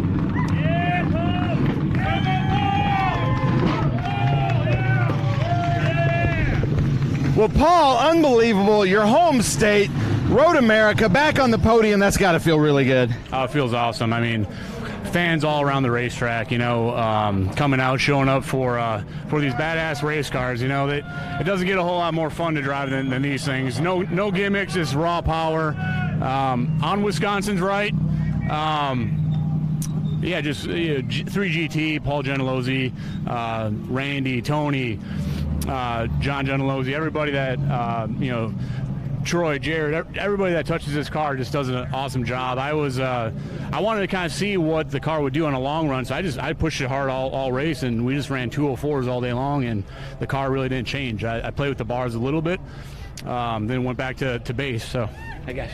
Well, look at this. We've got Remy and Bo here giving the hug. It is a family affair, and then I got to give it to you because you've now won in this car in such different tracks. You know, you've got the tracks that we've been running, the last 3 tracks we've been running, just crazy. So nice job on that. Yeah, thank you. I mean, somebody asked me earlier if this car is better in high speed or low speed stuff. It's just good in all of it. I mean, it's got great aero, it's got great mechanical, great power. The engine is so drivable. We don't have the highest top end, but Dyson was pulling me by a few car lengths down the straightaway. But overall, the motor's just fantastic. We've got it so it's, you know, stuck. We're not worried about the tops. We worry about getting out of the corner and launching and carrying that. Nice. Remy, you proud? Yes. Bo, did you have fun? Yes. Yes. Nice. I like that. Well, Paul, congratulations very much. Jonathan, I'm going to send it back up to you in the booth. We got a celebration down here.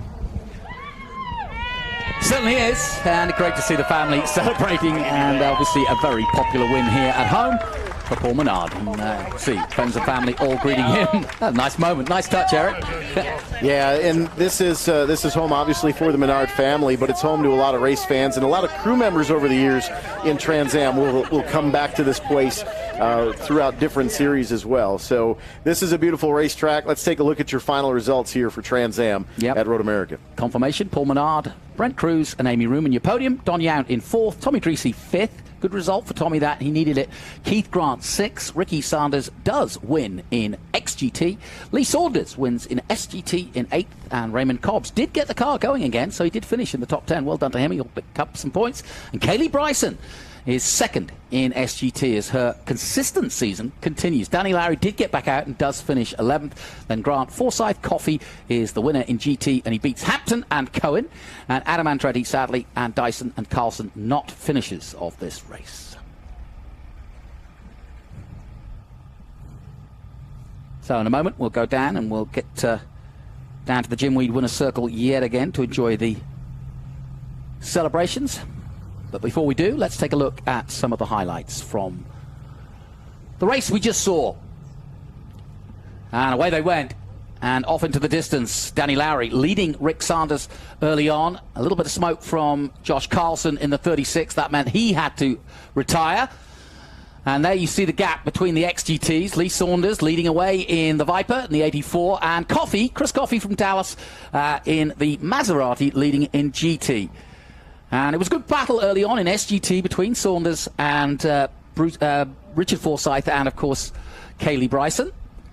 Lowry had to pit. That gave Sanders victory, though, and Chris Coffey once again winning in GT.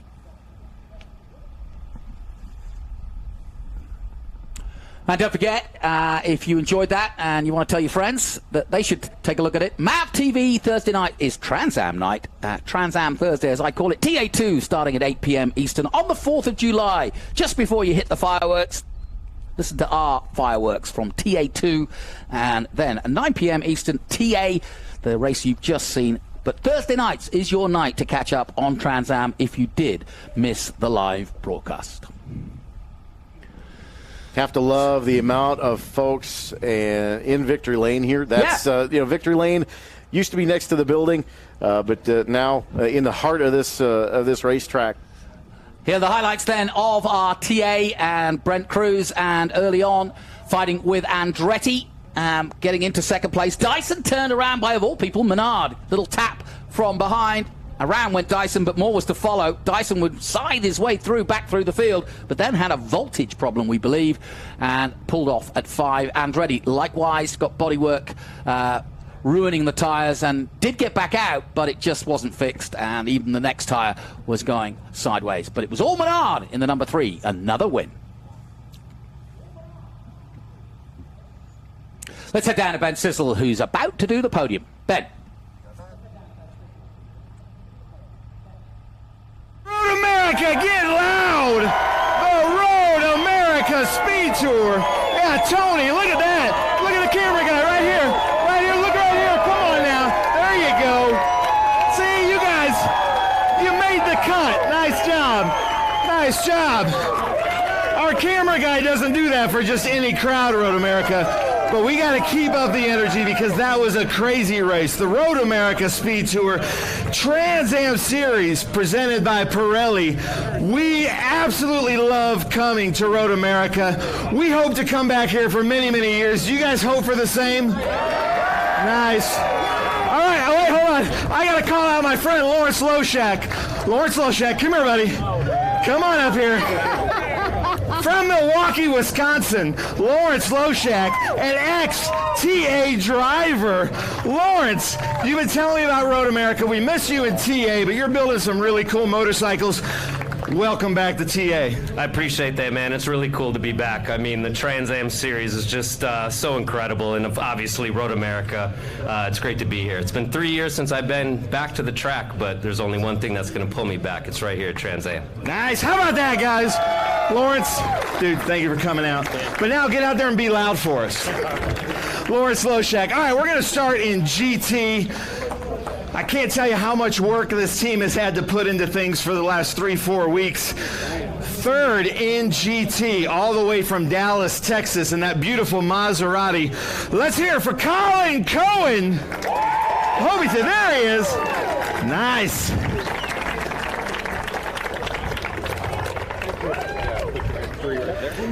Now, speaking of coming from a long way, Bend, Oregon. He had a couple of tracks. He's running in the TransAm Western Championship, leading points in GT. He wanted to come to certain tracks, and this was on his top of his list. So let's hear it. Second place, David Hampton. All the way from Bend, Oregon. That's a trip. And then first in points in GT, and another beautiful Maserati. Just got hit in the rear right there from a competitor. Let's hear it. Chris Coffey. You know, contact isn't supposed to happen at Winner's Circle. So Colin Cohen back on the podium. That's got to feel good. Well, it helps to have a team like this that makes it possible, and great weather, thank goodness. I'd just like to thank TransAm and the track for making these types of facilities and events possible, and to my wife Nancy, without whom I couldn't be here. And thank you, Chris, and my team, Josh, Xavier and David for making the car stick together for what's been 6 weeks on the road now. Thanks, everybody. Nice. I love it. Yeah. Yeah, we've been hanging a lot with Xavier and David. David Hampton, living the dream. It seems like you're just having so much fun. Another iconic track kind of clicked off, and you're on the podium.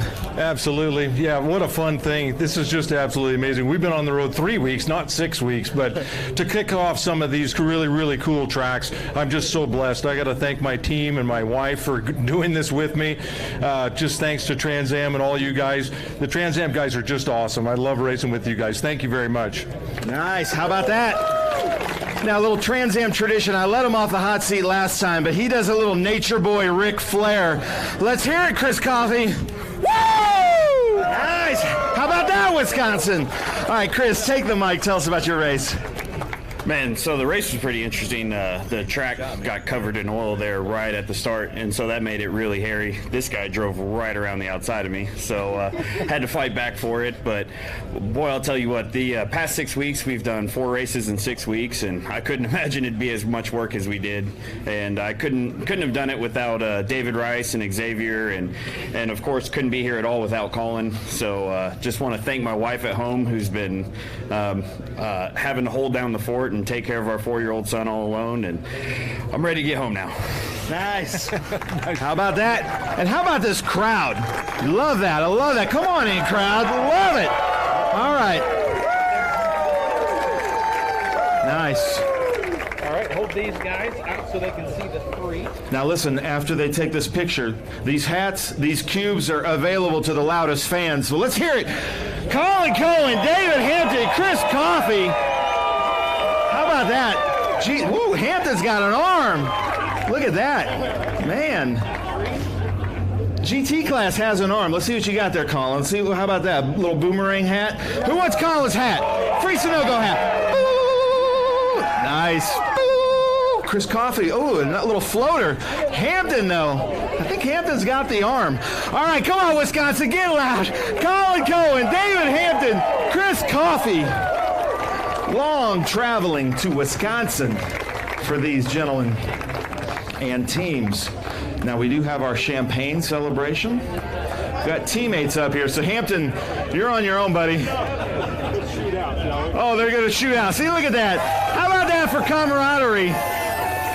Wisconsin, Colin Cohen, David Hampton, Chris Coffey. Nice job, guys. Unbelievable. Good show. Good show.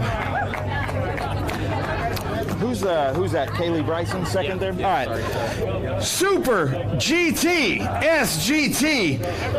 This guy, we've had a lot on the podium before, but another all the way from Dallas, G-Speed, that beautiful green Corvette, Road America Corvette. Let's hear it. Richard Forsythe.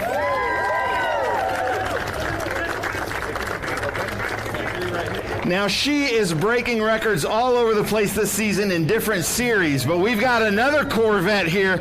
Let's hear it all the way from Oklahoma, Kaylee Bryson! Woo. Got some Bryson fans. And then Road America and a V10. That just sounds so good. That beautiful Dodge Viper. He's been up here with us many times. Let's hear it. Lee Saunders!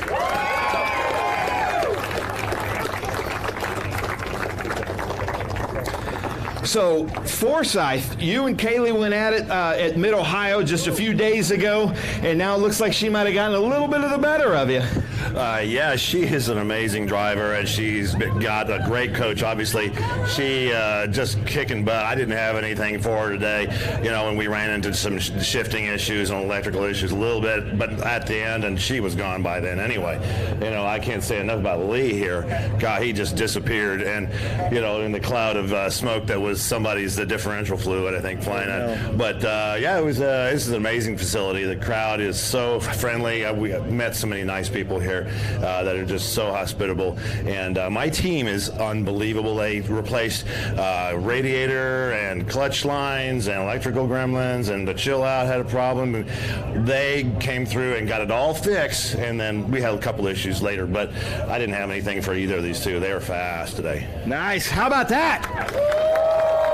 I will tell you a little secret. I think everybody in the TransAm series absolutely loves coming to Road America just for those reasons. Kaylee, I know I keep asking you this, but I'm sure this is your first time at Road America. Yes, this is my first time here. This is honestly one of my favorite tracks so far, and it's cool to come out the bat and get a second place here. And, you know, we'll be able to look at video and get better for next year. But this was a really fun race to come and do, and I can't thank my team enough for getting me in a great car and out here competing, and they work so hard for this. And coming out here and racing with these guys, and we're having a lot of fun. And, you know, road racing's new for me. It's my first year doing this, so just really enjoying it and thankful for the team. Nice. How about that? Now, if you don't know, Kaylee, maybe next time you come here, you could do a little dirt tracking at Plymouth and then do Road America, because it all kind of happens same weekend. And that's what she's kind of known for. How about that? A legend, Kaylee Bryson. And now, Lee Saunders, take the mic. Tell us about your race. Oh, thank you. First of all, I'd like to thank God for this beautiful day, this great country we live in, and the ability to come out here. Thank you for the fans. Thank you for TransAm for bringing us to world-class places like this. This is just fantastic. It's unfortunate that Josh had problems because he was obviously really fast. Was looking forward to racing with him and just had a great time with everybody here today. I can't thank my team enough. KSR, we got Eddie there. CJ, our first time here today. Jameson, and they did a great job turning the car around. I'm just the idiot behind the wheel. They're the one that makes it fast. So thanks again for everybody coming out today, and thank you for my wife who's at home keeping the fort down as well. I'm going to get in trouble if I don't say that. So appreciate it, everyone. Nice. I love it. Oh, Richard's got something else. Oh, and just want to thank Lewis back home, and Jason, and Ian, and Corey, and Mike, and Sandy, and all the support people that help us get here. Nice. I love it. All right, Wisconsin, get loud. Hold them up. We've got Richard Forsyth, Kaylee Bryson, Lee Saunders. Unbelievable. I'm sure the TransAm series presented by Pirelli and myself would love to thank the Road America staff, Mike and all his crew, John Everett, all his crew. Road America is absolutely fantastic to come to, so get loud for Road America. Hold those up. All right, let's see who's got the arm. Who's got the arm? Ooh, left-handed. Lee Saunders. Lee, you left-handed? I didn't know that. Nice. Anybody want a hat? Or you guys can keep the hat, too. Who wants a hat? There we go. Nice. Get loud. Very nice. Woo. I'm loving this crowd. You guys, keep it up. This is fun. All right, come on now. Richard Forsyth, Kaylee Bryson, Lee Saunders at Road America. Long-time historic track with the TransAm series. Are you guys having fun? Nice. I hope so. This is supposed to be fun. A little champagne. Oh, I love how everybody strategizes. Oh, they're just going out. Yeah. Straight out. Right on Paul's car. Nice job, guys. Oh, one for the homies from Richard Forsyth. Afterwards, gym weed. Make sure they come up and get gym weed. Yeah. Now, listen. Yeah, you guys are excused. Thank you very much. Thank you. Ladies and gentlemen, sorry. We are at Jim Weed Winner's Circle, so as soon as this ends, everybody can come up here. We've got some ice down Jim Weed up for grabs. This is Extreme GT. This has been really fun. These two gentlemen haven't raced with us in the last two races. We've really missed them in those beautiful Mercedes AMG. But with Bridge Hall coming in second, let's hear it, Danny Lowry. Where's Danny Lowry? I say Bridge Hall, you come up here in Bennett. Racing this weekend for Bennett, let's hear it for Ricky Sanders. Oh, he's got it. You got it on the back, huh, Danny? So we've missed you guys. You always put on a great show. I know you had other priorities, but welcome back to Road America. Thanks, Ben. I'll tell you what, coming to Road America is really special. This facility is second to none. The fans up here are fantastic. Look at these fine folks. They're just warm and friendly up here. It's a fantastic place. I love coming to Road America. Yeah, we're out there running around having a good time. I was on cruise control. I thought I had Ricky there, and what was it? 3 laps to go. I go through the turn, hurry down, get to the bottom downshift, and the plug came out of the steering wheel that shifts it, so I was stuck in second gear. Oh, no. And limped around. Ricky got around me, and we got in there and figured it out, but we took second. And if I got to take second to anyone, I want it to be Ricky Sanders. So congratulations, Ricky, and we had a great time. Appreciate it. Nice. And then everybody wants to know, did Lola have fun? Was she rocking in there? Lola was dancing the whole day. Nice. Lola is his Hawaiian hula girl that's on his dash, his telemetry indicator. So Ricky Sanders on the top step. How's it feel? It feels great. Like everybody has said, Road America is it's an awesome facility. The first time I came here 10 or 12 years ago, I thought it was one of the best tracks in America. That every time we come back, it gets better and better. It's like, how can they keep improving it? And we come back and it's an even better facility, beautiful place, just amazing workers here. Everybody around town, it's just a joy to come here because everybody treats us so well. And we just really love coming up here, running with TransAm, running at Road America. Nice. How about that? All right, Wisconsin, get loud. Danny Lowry, Ricky Sanders. Hold those up. Longtime friend racers here. Oh, to them. All right. Yeah. When they have an empty hand. When they get done with that photo, we'll go fast. Oh, who wants a hat? Danny Lowry's throwing a hat. Ooh. Ooh. Oh, there we go. Oh, there we go. All right, hold those up in your Pirelli hats. Danny Lowry, Ricky Sanders, Bennett Bridge Hall team. We've really missed you guys. Hey, you guys want to throw these out? You guys got good arms. Come on now, who wants a shiny Pirelli hat? Nice. Oh, there we go.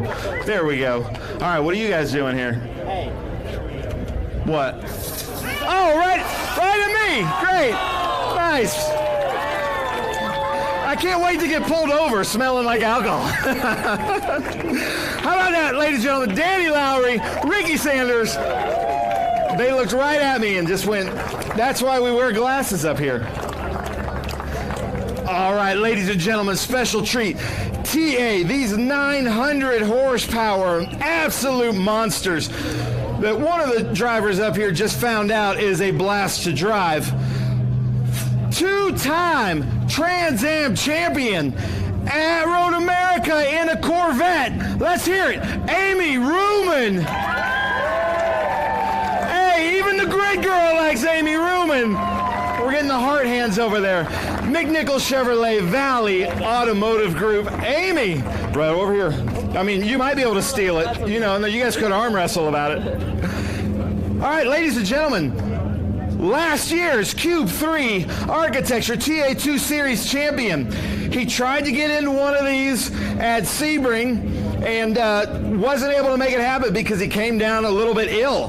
He's been waiting since then to get in one of these beasts. Pancho Weaver made it happen. Second place, let's hear it. Brett Cruz. The Cruz Missile. There we go. There we go. We got some fans out there. And then in first place, Wisconsin, from Wisconsin. I'm sure everybody here has saved big money at Menards. So let's hear it. Driving the Menards, Master Force Tools, Ford Mustang 3 GT Racing, Paul Menard.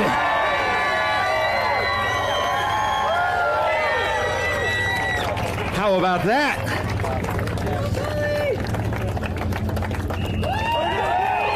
Wait, you guys don't want me to talk to you? I wanted to talk to you. You can do that. Amy, back on the podium, doing really well this season. Yeah, we've had a rough season. We started out well at Sebring with a third, and now we're finally back up here again. I can't thank my guys for keep trying and trying. We got rain down at Mid-Ohio, so we're happy the sun was out for us today, thank God. And my team and everybody can do it without them, and especially McNichols and Valley. Nice. How about that? Amy Ruman.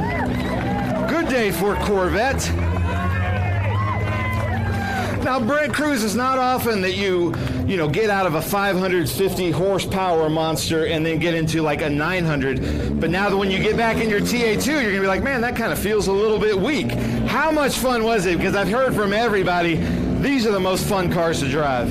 Yeah, they sure are. I just want to thank Pancho Weaver and all the guys over there for getting this thing back. I don't know if anybody knows, but yesterday we had a whole motor swap. The guys stayed up pretty much all night and then got up super early this morning to get this thing fixed up. So I'm just happy to be here racing. Had a great time. Obviously ran second. Paul and them did a great job. I just want to say thanks to all my sponsors. I want to thank my dad for helping me be here. Did a great job spotting today.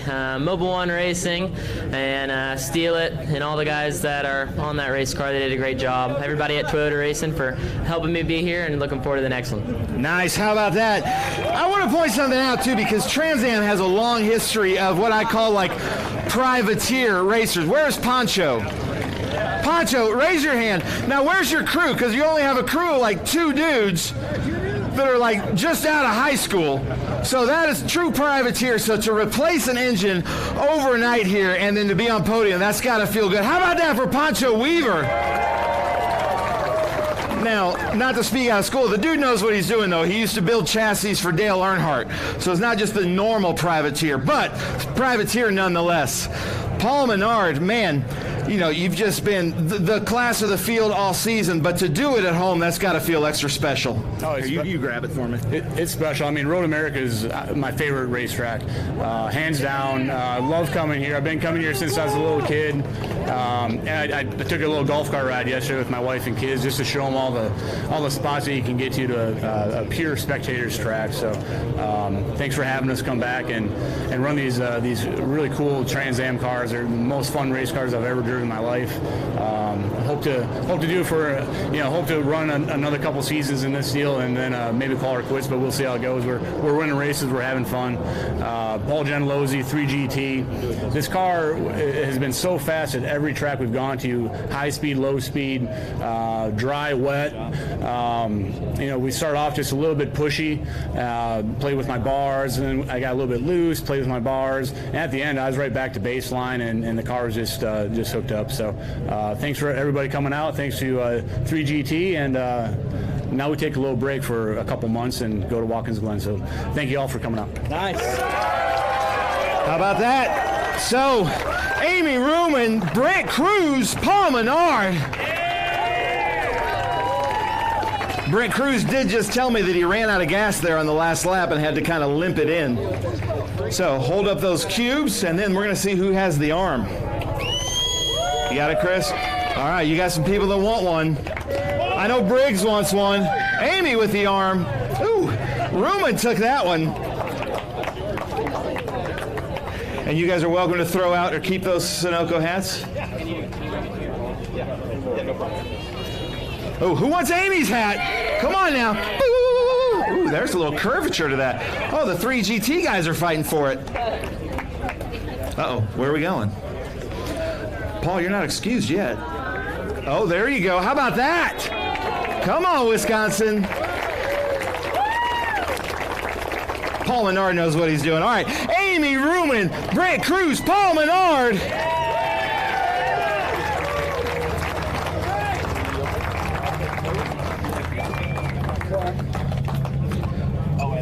And, all right, Brent Cruz gets sparkling water, ladies and gentlemen. That's just not a fair fight. Come on, get loud, Wisconsin. How about that? Nice job. Man, you guys, I wish we could have a podium for best crowd because I think you guys would be right there. Now, even though Trans Am's on a break, all 3 of these are going to be at Lime Rock with us in a couple weeks for the SpeedTour All-Stars. So don't get too rested. All right, ladies and gentlemen, you guys are excused. Paul, you're not excused.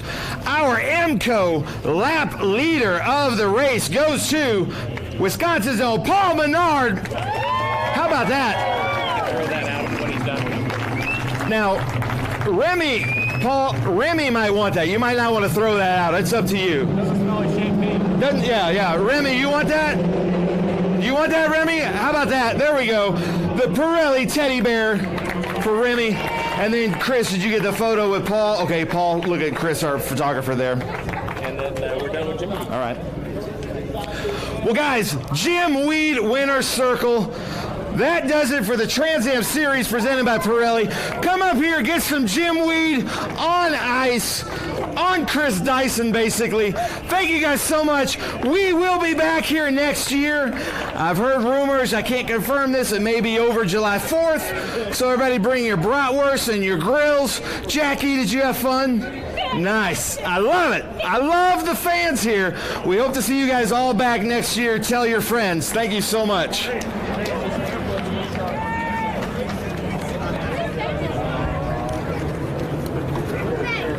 Yeah, man. And that concludes our podium for TransAm. We've still got some more racing from the SpeedTour, so stay with us if you care to see some more great racing. Single seaters coming up, but we'll take a short break from Road America and more racing to come.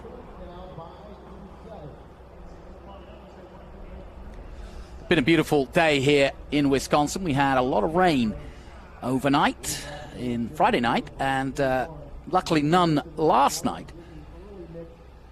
And just a reminder, as we are on MAV right now, but don't forget, if you missed all the action, you'll be able to see it again on Thursdays. Thursdays is TransAm Day, presented by Pirelli on MAV TV. TA2, the Cube 3 Architecture TA2 series, starting at 8 p.m. on July 4th. You don't want to miss it. And, of course, TA, XGT, SGT, and GT, July 4th at 9 p.m. So those are the times to watch the full highlights of the TransAm series. Well, my thanks to Greenlight TV and to the organisers here at Road America. They put on a good show, they really do, and they are very efficient at this beautiful course that is Road America. Well, high above Elkhart Lake and Wisconsin. And that's it for our MAV TV coverage. Join us next time out when we go racing yet again.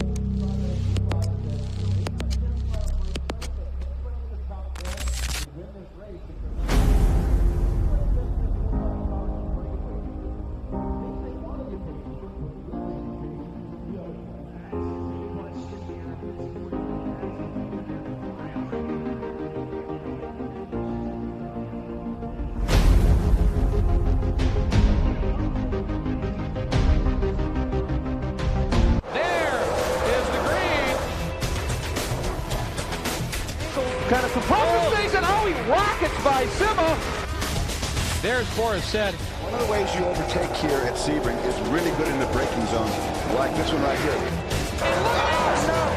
Both go around. There's the green. We are back and at it. Watch this. Oh, look out, Miller, look out.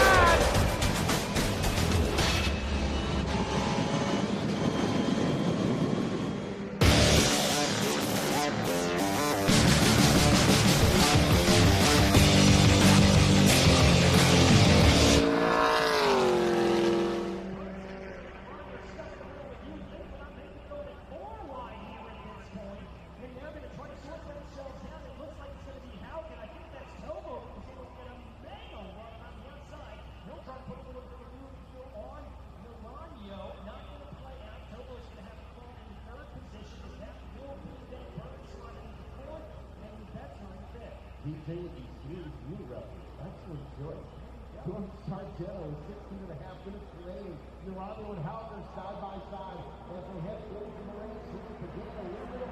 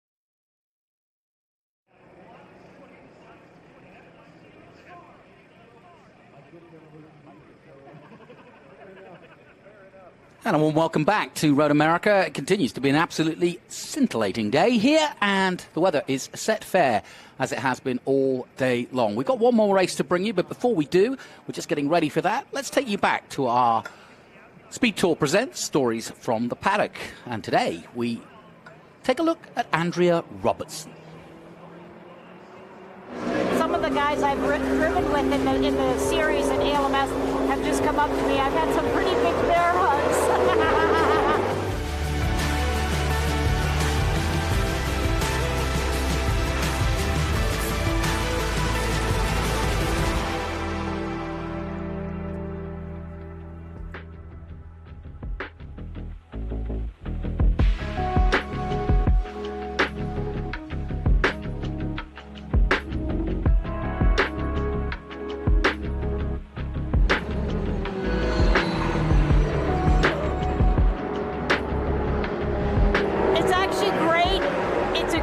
Bittersweet though, because I'm missing my better half.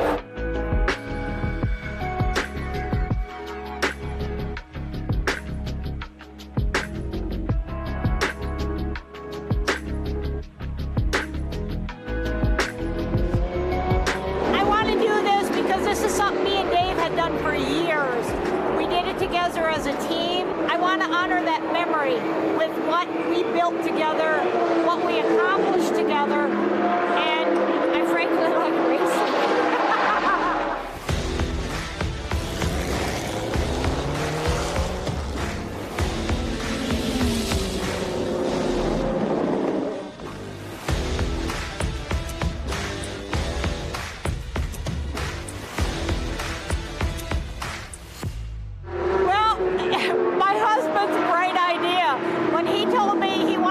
In the ALMS, I rolled my eyes, I said, we're not ready yet. Yeah.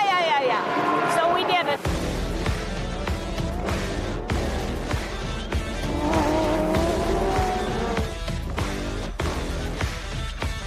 So then he said, yeah, I think we're ready to go to Le Mans. I rolled my eyes, I said, Dave, do you know what an undertaking that is?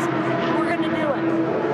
We did it. We were accepted to come over, and history happened. We did it. And it happened to be my Dave's anniversary. So it was hilarious. So he was standing there in pit lane when I was called in. So I get out of the car and he's standing there and he's, happy anniversary. Well, thank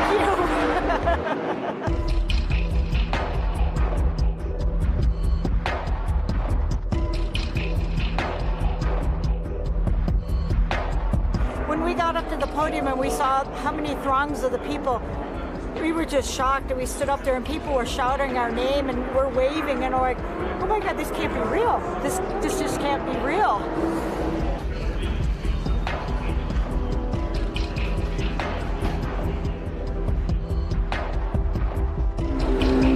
It's top notch.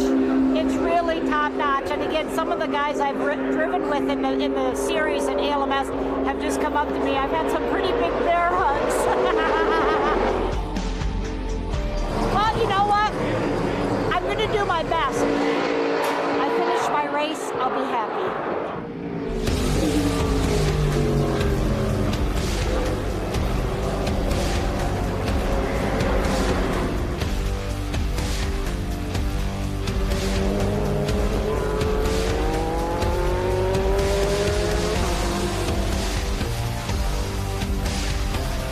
I would say you can do it. Don't be afraid. If you've got an iron soul and you've got the determination and the bravado, you too can do this.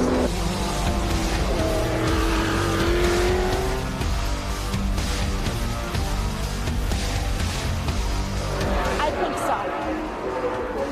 I hope so.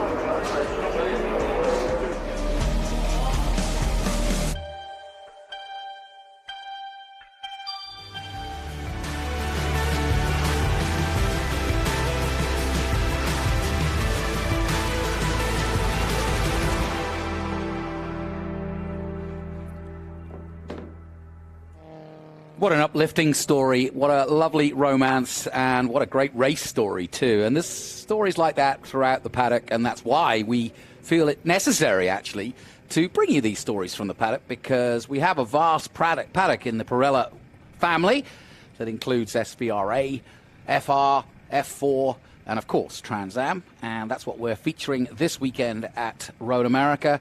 But just some wonderful stories, and there's more to come. Why don't we give you one more before our next race? We've just got time as we present, or SpeedTour presents, our stories from the paddock. Let's take a look at Claudia Burton.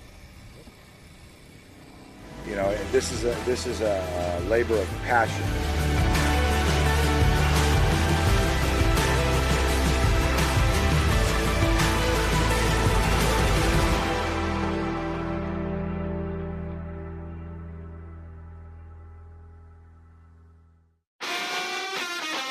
Away they go there!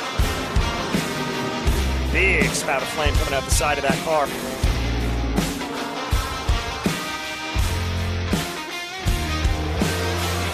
The win for Adam Andretti!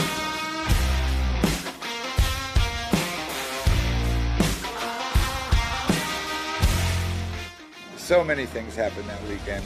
Adam Andretti's birthday, it was Palm Sunday.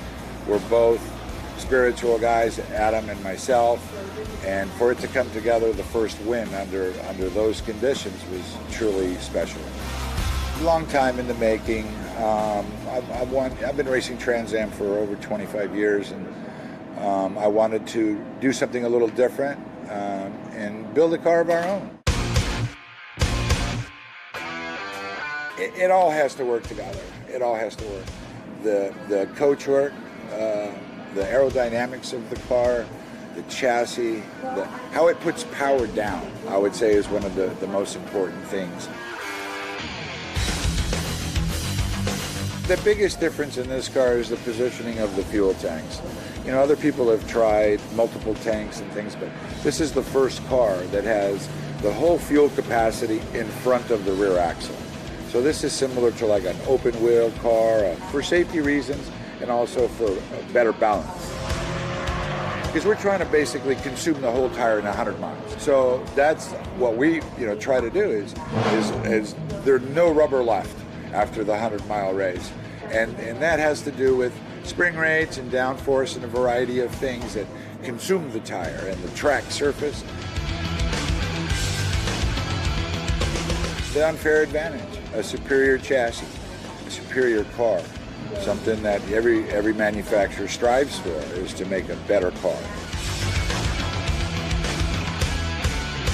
We would like to extend sales of the chassis to other competitors, but at this point, we're the ones pioneering it, and you have to prove it out, and that's how you win. You have to win races.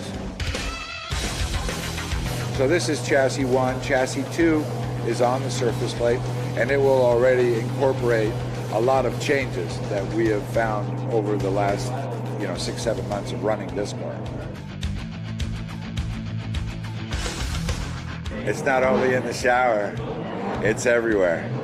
I love the mechanical aspect of motorsport.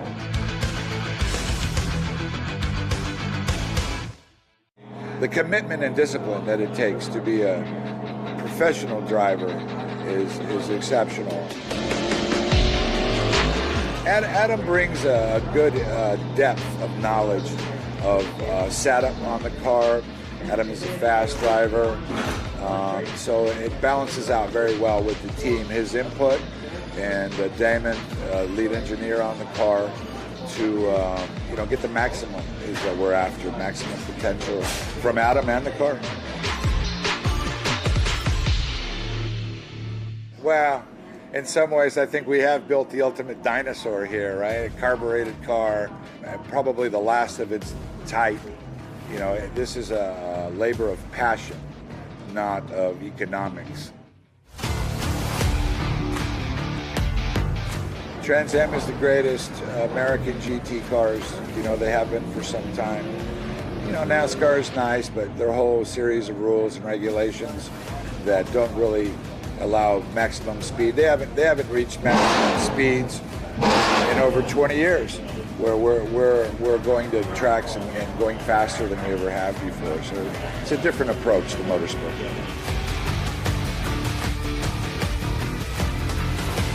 Well, without question, winning the championship. So that's what we're here for. We've proved that we can win a race now, and now it's time to go after a championship.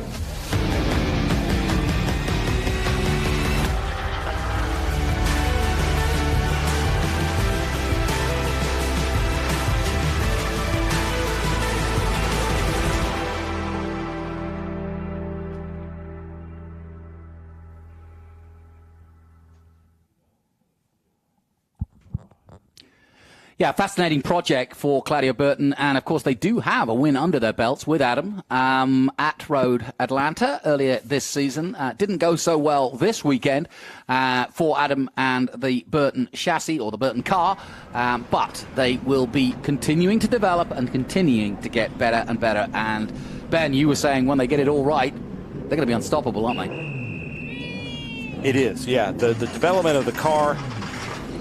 Just the science and the approach of it, and knowing Claudio Burton, you know, he is a scientist. From any physics professor would say that one will be the fastest car around the track, just on how they're putting the weights and the dynamics and the balance.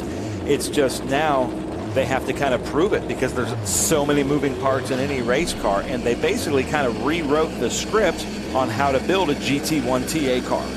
But this is the FRP Formula 2000, and I think Formula Atlantics, the Formula 2000. Keith Grant is in this race, who just came out of a TA car. He's having a heck of a day. But we just watched the F1600s have some great races this weekend. Now this is kind of the wings and slicks of the Formula cars. So there is aero on these cars. The cars have slick tires. They have downforce on the front and the rear.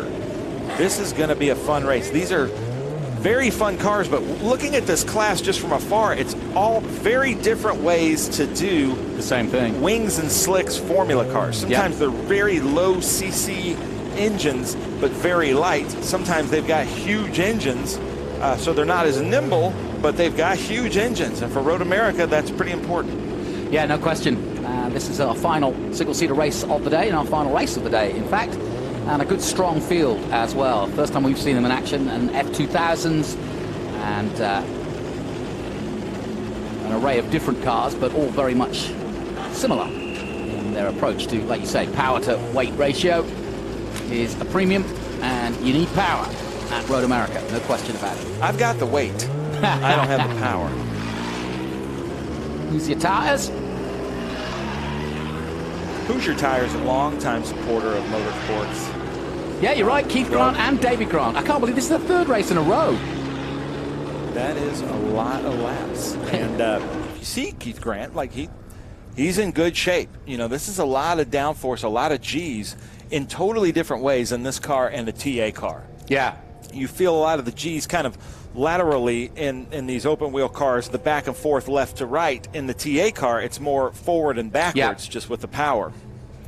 Yeah, this is quite a rough ride in many ways. I've sat in single-seaters and done laps and pillion laps and so on and so forth. Never raced myself, but I've been in a single-seater, and it's violent, frankly. You know, they're not built to be comfortable at all. They're built to go fast. Nice close-up there by Tony Garcia as he lets them run out. I think he frightens some of our drivers. Yeah, he likes to get real close. Someday we need to do this in 3D. Yeah. Could be a split grid for this because we've got you've got your Atlantic class, and you've also got Formula Atlantic class, and you've also got Atlantic Open class. So you've got the 016s class and the Open class, and I'm not so sure. And of course you've got the F2000s, so they may well start them with a split grid. Yeah, and there's the 03, another only left sticker tires. And we had that explained to us because of turn one, because of the carousel. Lots of left-handers wear out the tires here, and they're only allowed, I think he said, 3 sets of tires throughout the weekend? 6 sets for the weekend. 6 sets, oh. Well, that was, that was or in maybe the 6 F16. tires? I don't know.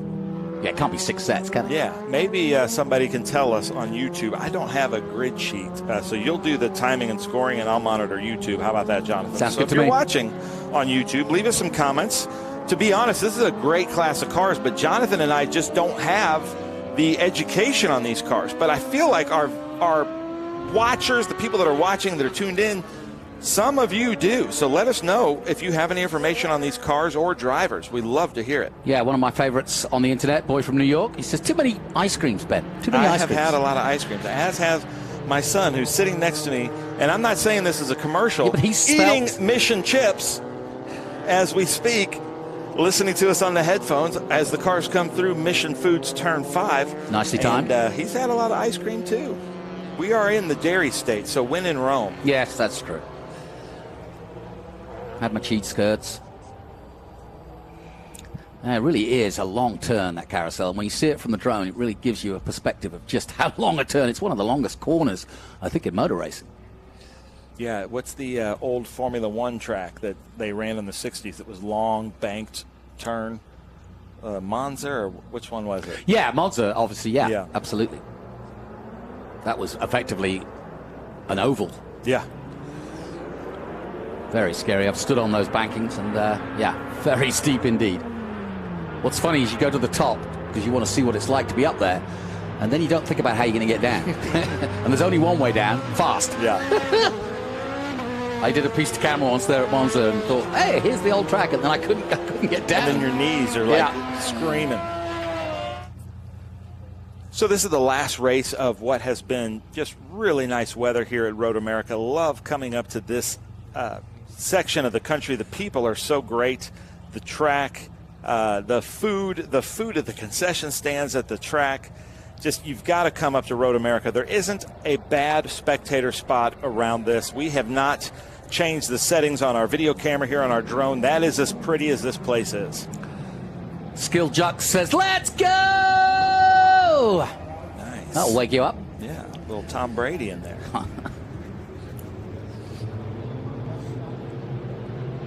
Old Brooklands, yes, another one. One of the originals. Like Monza. Right, here we go, 2x2, up the hill. With the number 666, I'm thinking that he is devil in a race car. Oh, he's a beast. The number of the beast. Here we go then. Jonathan, you love the open wheel cars. I do. This should be really exciting. Yeah, and they are going to split them. And away they go, the lead group. And that'll be followed quickly as the next group come out of 14. So a nice split. And it's the 666, that number of the beast, going into the lead. And was there a clip there? Did one of them just touch? I don't think so. No, But you see what he just avoided it. He went behind the driver to draft him until the entrance at turn 1. That was pretty brilliant there. I was wondering why he ducked behind the other driver. Kazabets is the one. Now, who is leading at the moment? Here we go. Restart for the next one. That's led by the 81 of Timothy Minor. But that was a major move. Whoa, and the 9 just getting a little squirrely. Cooper Travis there. And the lead group coming into turn 5 on their first lap. A move by the 27. I should have known that was Tonis Casamets in the 666. Really, he's the one with Jeff Brabham and Matt Brabham in our Formula B years ago. Just a very skilled open-wheel driver with Cahill. So I shouldn't be surprised at all. Look at him just going down there. Very good open-wheel driver. So we're underway and kicking. Second group coming into turn 5. Very wide line by the 95, but he gathers it all through. That's Vaughan Mishko. And it's the F2000s that are the second group. And, of course, it's the Atlantics, both classes 16 and open, leading the field.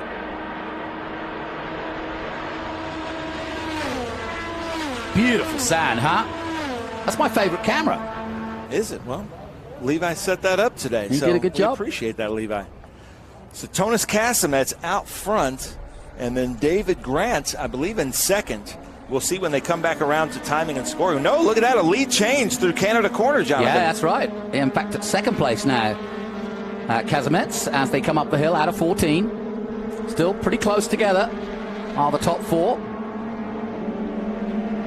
And it is David Grant leading the way in the 29. Casamets in second, and Matthew Butson, who's had a really good season in this class, I know third at the moment. I know Matthew Butson really well. Matthew Butson is one of our TransAm Western Championship competitors in TA2 and in TA with Tony Ave. And I was speaking to him earlier this season when he was with us that he just loves this open wheel racing when he was with us at Pit Race.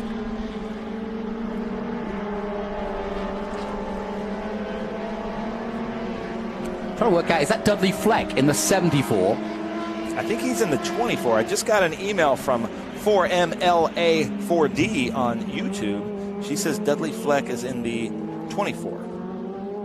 But Matthew Budson's in the 24. So maybe there's a typo here. Yeah, just getting a little bit of information off the internet. Cahill Motorsports Formula Atlantic entries, Bill Mulholland and Dudley Fleck, who I just mentioned, won the June sprints last weekend. And Matthew Butson and John McClear in the 77. Correction, Dudley Fleck 74. You're right. See, I love this. Well, he's currently in 5th position, and there is the official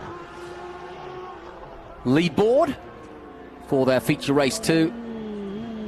And it is the 29. I just wonder if he's going to get exhausted by all this racing he's done. He might flake out towards the end. I doubt it. I think this is a lot of fun, and knowing the Grants, they absolutely love these formula cars. Carter's Sheets in the 03. Looks like a lead change just as they went into Canada Corner.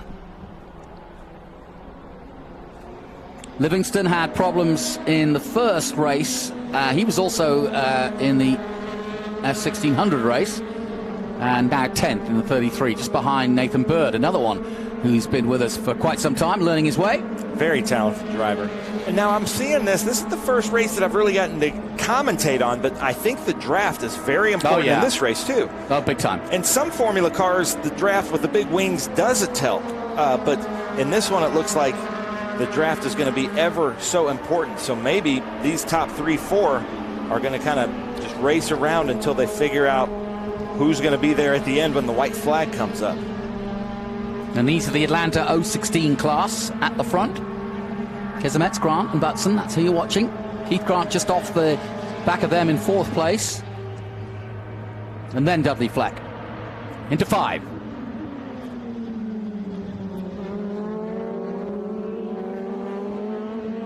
The cars do look very equally yoked. Matthew Butson, very good driver. Like I said, I've been watching him now for about 4 or 5 years. He went to college just a few years ago and had to come out of the TransAm series, but I'm so glad to see him back racing. He is so talented. Ooh, bit of a wiggle there from the 3rd place Butson, the man you were just talking about, and that'll give Keith Grant in the 40 just behind a chance to catch up perhaps as they go through the carousel under the Mission Bridge.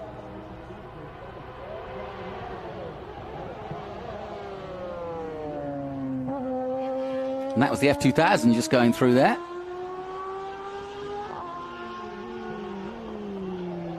That's Timothy Minor in the number 81, 13th overall. And in fact, I think I'm right in saying he's leading the F2000 class, of which there are several drivers. They split the grid, so we've got this split grid. So we're watching basically 2 races in one. But this is a great race for the top 4.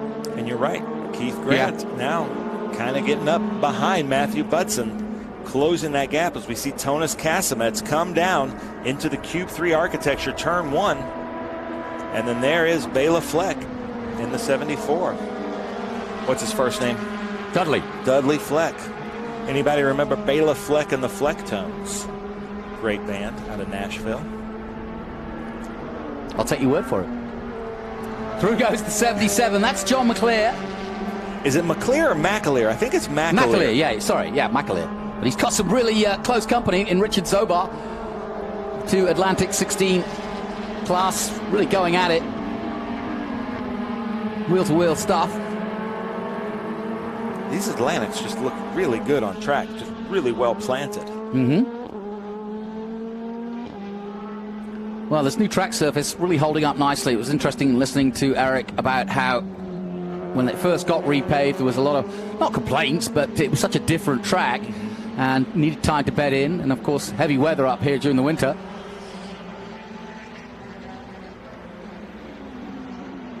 It is really smooth, though. But look at that. Tonis Casemets and Grant, and then Butson falling back from Grant a little bit. How about this? Formula Ford, spelled F-O-R-D, F-O-U-R-D. Daily Driver is his license. That's his license plate, Daily Driver. I like that. Nice. Yeah, they do like, boy from New York quite likes the drone shot, as I do. I think it's just changed the coverage of motorsport forever. And real welcome to it. I almost don't find myself looking at the timing as much now, because the drone gives me the shot I want to see where the gap is and how far the gap is. Hence, when you see them from above, you see that wiggle that we had from Butson there going through the left-hander, that you could see that Keith Grant was going to catch up within a matter of seconds. That's exactly what he did. You don't need to look at the timing anymore for instances like that. So the four still glued together as they turn into turn one. Tonis Casamets, David Grant, Matthew Butson, Keith Grant. Yeah, I agree with it. I like to look at the gaps as they go into hard braking zones, like turn 8, so you can really see who the late breakers are. Well, we're getting some real expert vision from the June sprints. Tim Minor in the F2000 won both races last weekend. See, I love it. We're the commentators, but we rely so much on our commenters. Ooh. So keep the comments coming, people, on YouTube. I like that. Because it's just impossible for us to know all these different classes and groups. So thank you so much, because we do like to get it right. Even though it seems like I like to get it wrong, I do like to get it right. My mum always worried that I was a commentator, and she said, well, why can't you be a special potato? And I said, good question, Mum. Good question. Yeah, you're right, though. These drone shots, really good. You can see the gaps. I feel like David Grant did a little bit better into the braking zone, but I think Tonis had better roll-off speed out of the braking zone. Tell you what, Keith Grant right there now in 4th place. So he's caught right up now. So this is the Customer's Bank kink coming down Kettle Bottoms. Just love that roar. Yeah. Lovely. I do like the drone shots, but back in the day when the yellow helicopters of Formula One. Ooh, I got it wrong. It's a she. Oh, sorry. By the way, I'm a she. Been involved in Formula Ford now 1600 since the 70s. Wow. Oh, go Dad. Adri Casamets. Go Dad. Is it Audrey or Adri? Sorry. They are cooking now. Yeah, I agree. They weren't quite at 10 tenths there in the first 5 laps, but now I feel like they're turning it on, and we're going to see some good racing here. Yeah, just to give you an idea, Casamets just did his fastest lap, 1:57.9. They are hooning around this circuit. David Grant not far off either, 1:58.3 and a 1:58.4 from Butson. David won yesterday, I'm hearing from Den SID. Yes, he did. Yeah, the Grants have had a big weekend. Cool, look at these two, they're still glued together. It's McAleer and Zober. Zober is in the 6.6 lime colored, and then the orange colored 77. Zober. Oh, McAleer, sorry. Jonathan, I'm just going to apologize ahead of time. My medicine is fully worn off. Okay. It's the end of the day. I'm, getting a little loopy. Okay, that's fine. But I do get a little bit sad to be leaving Road America. One of the only tracks that sometimes I look forward to the end of Sunday. But I think I could do 5 or 6 more races here. Tim Minor is the 2019 SCCA FC National Champion by winning the runoffs at VIR. There you go. Thank you, George.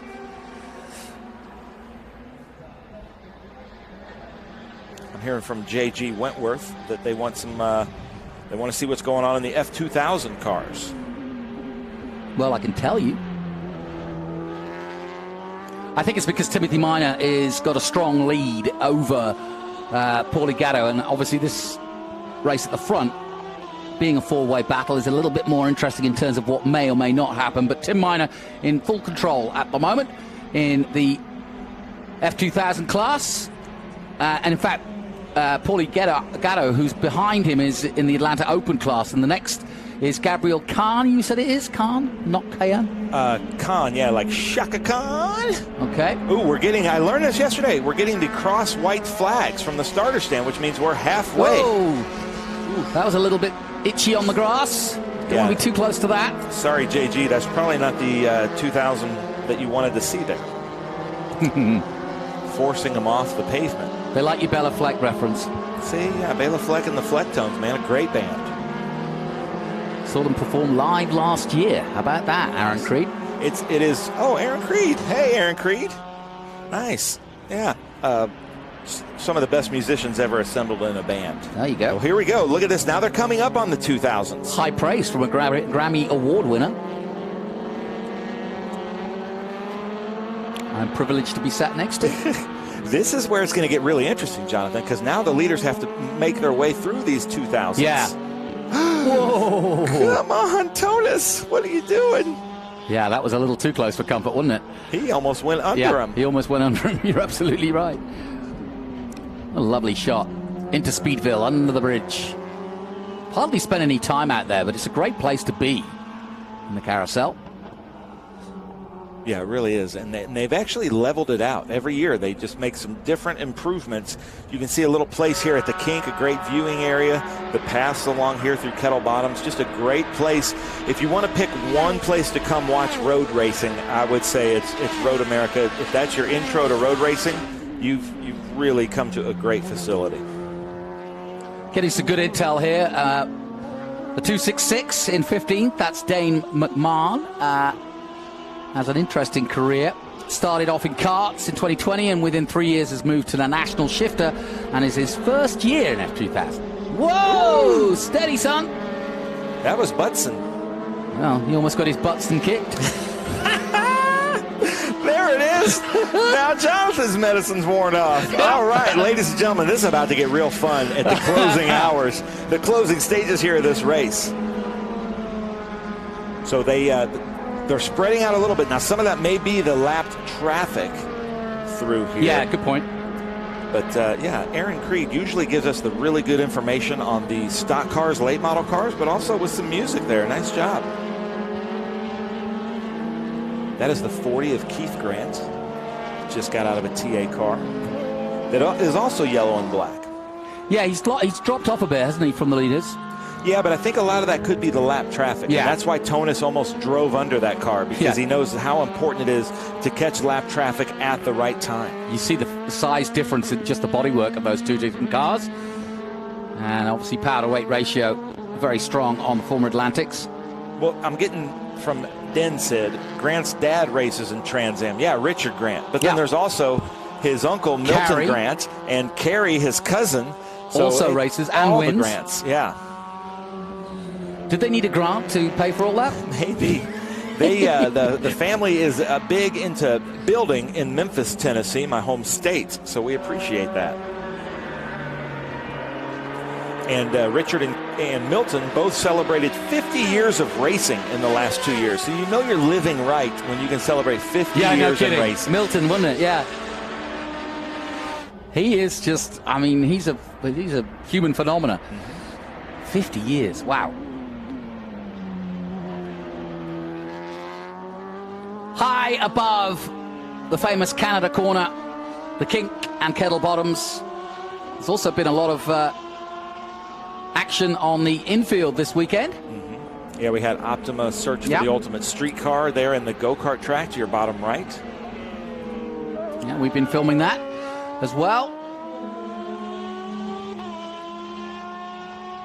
Some great sounds from these cars. Yeah, and you know, this is a good fight at the front. David Grant doing a really good job of staying with Tony Casamets. You can see really nothing between them, and he's just sort of waiting, isn't he, in the second place 29. And he's still within touching distance, and therefore, as we come down to the closing stages of this one, we could see a battle for the win. Yeah, I wonder if David Grant is just back there just kind of saving his tires in the draft. You might only have to, run your engine about 80 to 90% in that draft, waiting for the entry into turn 14 to really turn it on and try to make a drag race up the hill, because it is about a quarter of a mile. Ooh, that's not good. Two cars stuck in the middle of the track. That is the Bennett Bridge Hole, turn 14. It is just the last corner. About. Yeah. Ron, my good friend, is filming that and is right tight in, but that is not a good place to be stuck. Let's take a look at what happened. And Ben, I think they just touched and then tangled each other up, but we'll find out. Here it comes. Both drivers are moving. Yeah, it's not a heavy collision, but it's a fast corner, and it's the last corner, and it's a very important corner because it's the corner you need to get up the hill. You can see everybody's avoiding action as they need to, but it only needs an unsighted driver to come around that last corner. I appreciate how slow we're seeing the drivers come by, too. So yeah, that's we appreciate that. That's a smart move. Put the truck in front, plenty of lights, plenty of vision, and then the cars can drift by carefully on the inside. There we are. There's our leaders. Yep. So they can't pass in that corner, obviously, because they're furiously waving a yellow there. And now they can pass once they pass that. Yeah. Once they pass that collision there, they can get back to racing, which they are.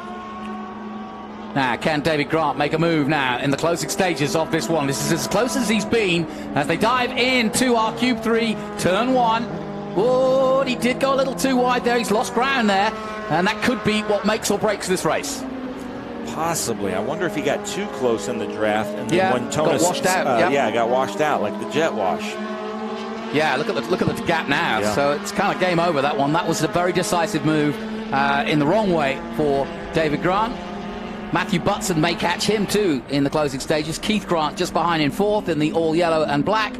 Richard Zoba in 5th place and John McClear in 6th. So Zoba's got ahead in that battle. The 66 ahead of the 77. There's Matthew. I'm seeing from Skilled Jucks, I have to agree that I feel like a few of them are waiting to push, and now we're pushing. Yeah.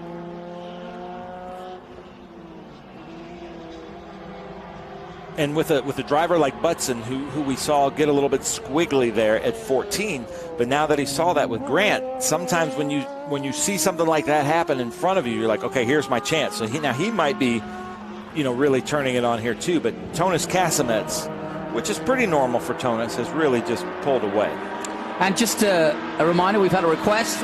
Timothy Minor in the F2000 leading the way in the closing stages. Dane McMahon in 2nd, 13th overall. Then Jonathan Farmer. That's your top 3 in F2000. And as you can see on the board there, Minor in 11th overall. Gatto between them. And then McMahon, Farmer and Sheets, 13th, 14th and 15th. So it's going to be a relatively easy win for Tonis Casamets. White flag is out, White Jonathan. flag. And did you see how fast the Road America safety crew cleared those cars? Unbelievable. All right, David Grant, this is your time. Use all your push to pass. They don't have that, I'm just kidding. Thank goodness. Butson looking smooth through Cube 3, turn 1. We're looking at Matthew Butson. Well, he's caught up after that mistake by Grant, and he's caught right up, but it's a matter of time, and they've only got this lap to do it, but I don't think he's going to catch him, personally. Well, don't give away the plot. So there's Tonis Casamets coming down into Mission Foods turn 5. David Grant, Matthew Butson. I don't know, Matthew Butson is looking quick. That's exactly why you predict it, so it becomes unpredictable. Commentator's curse.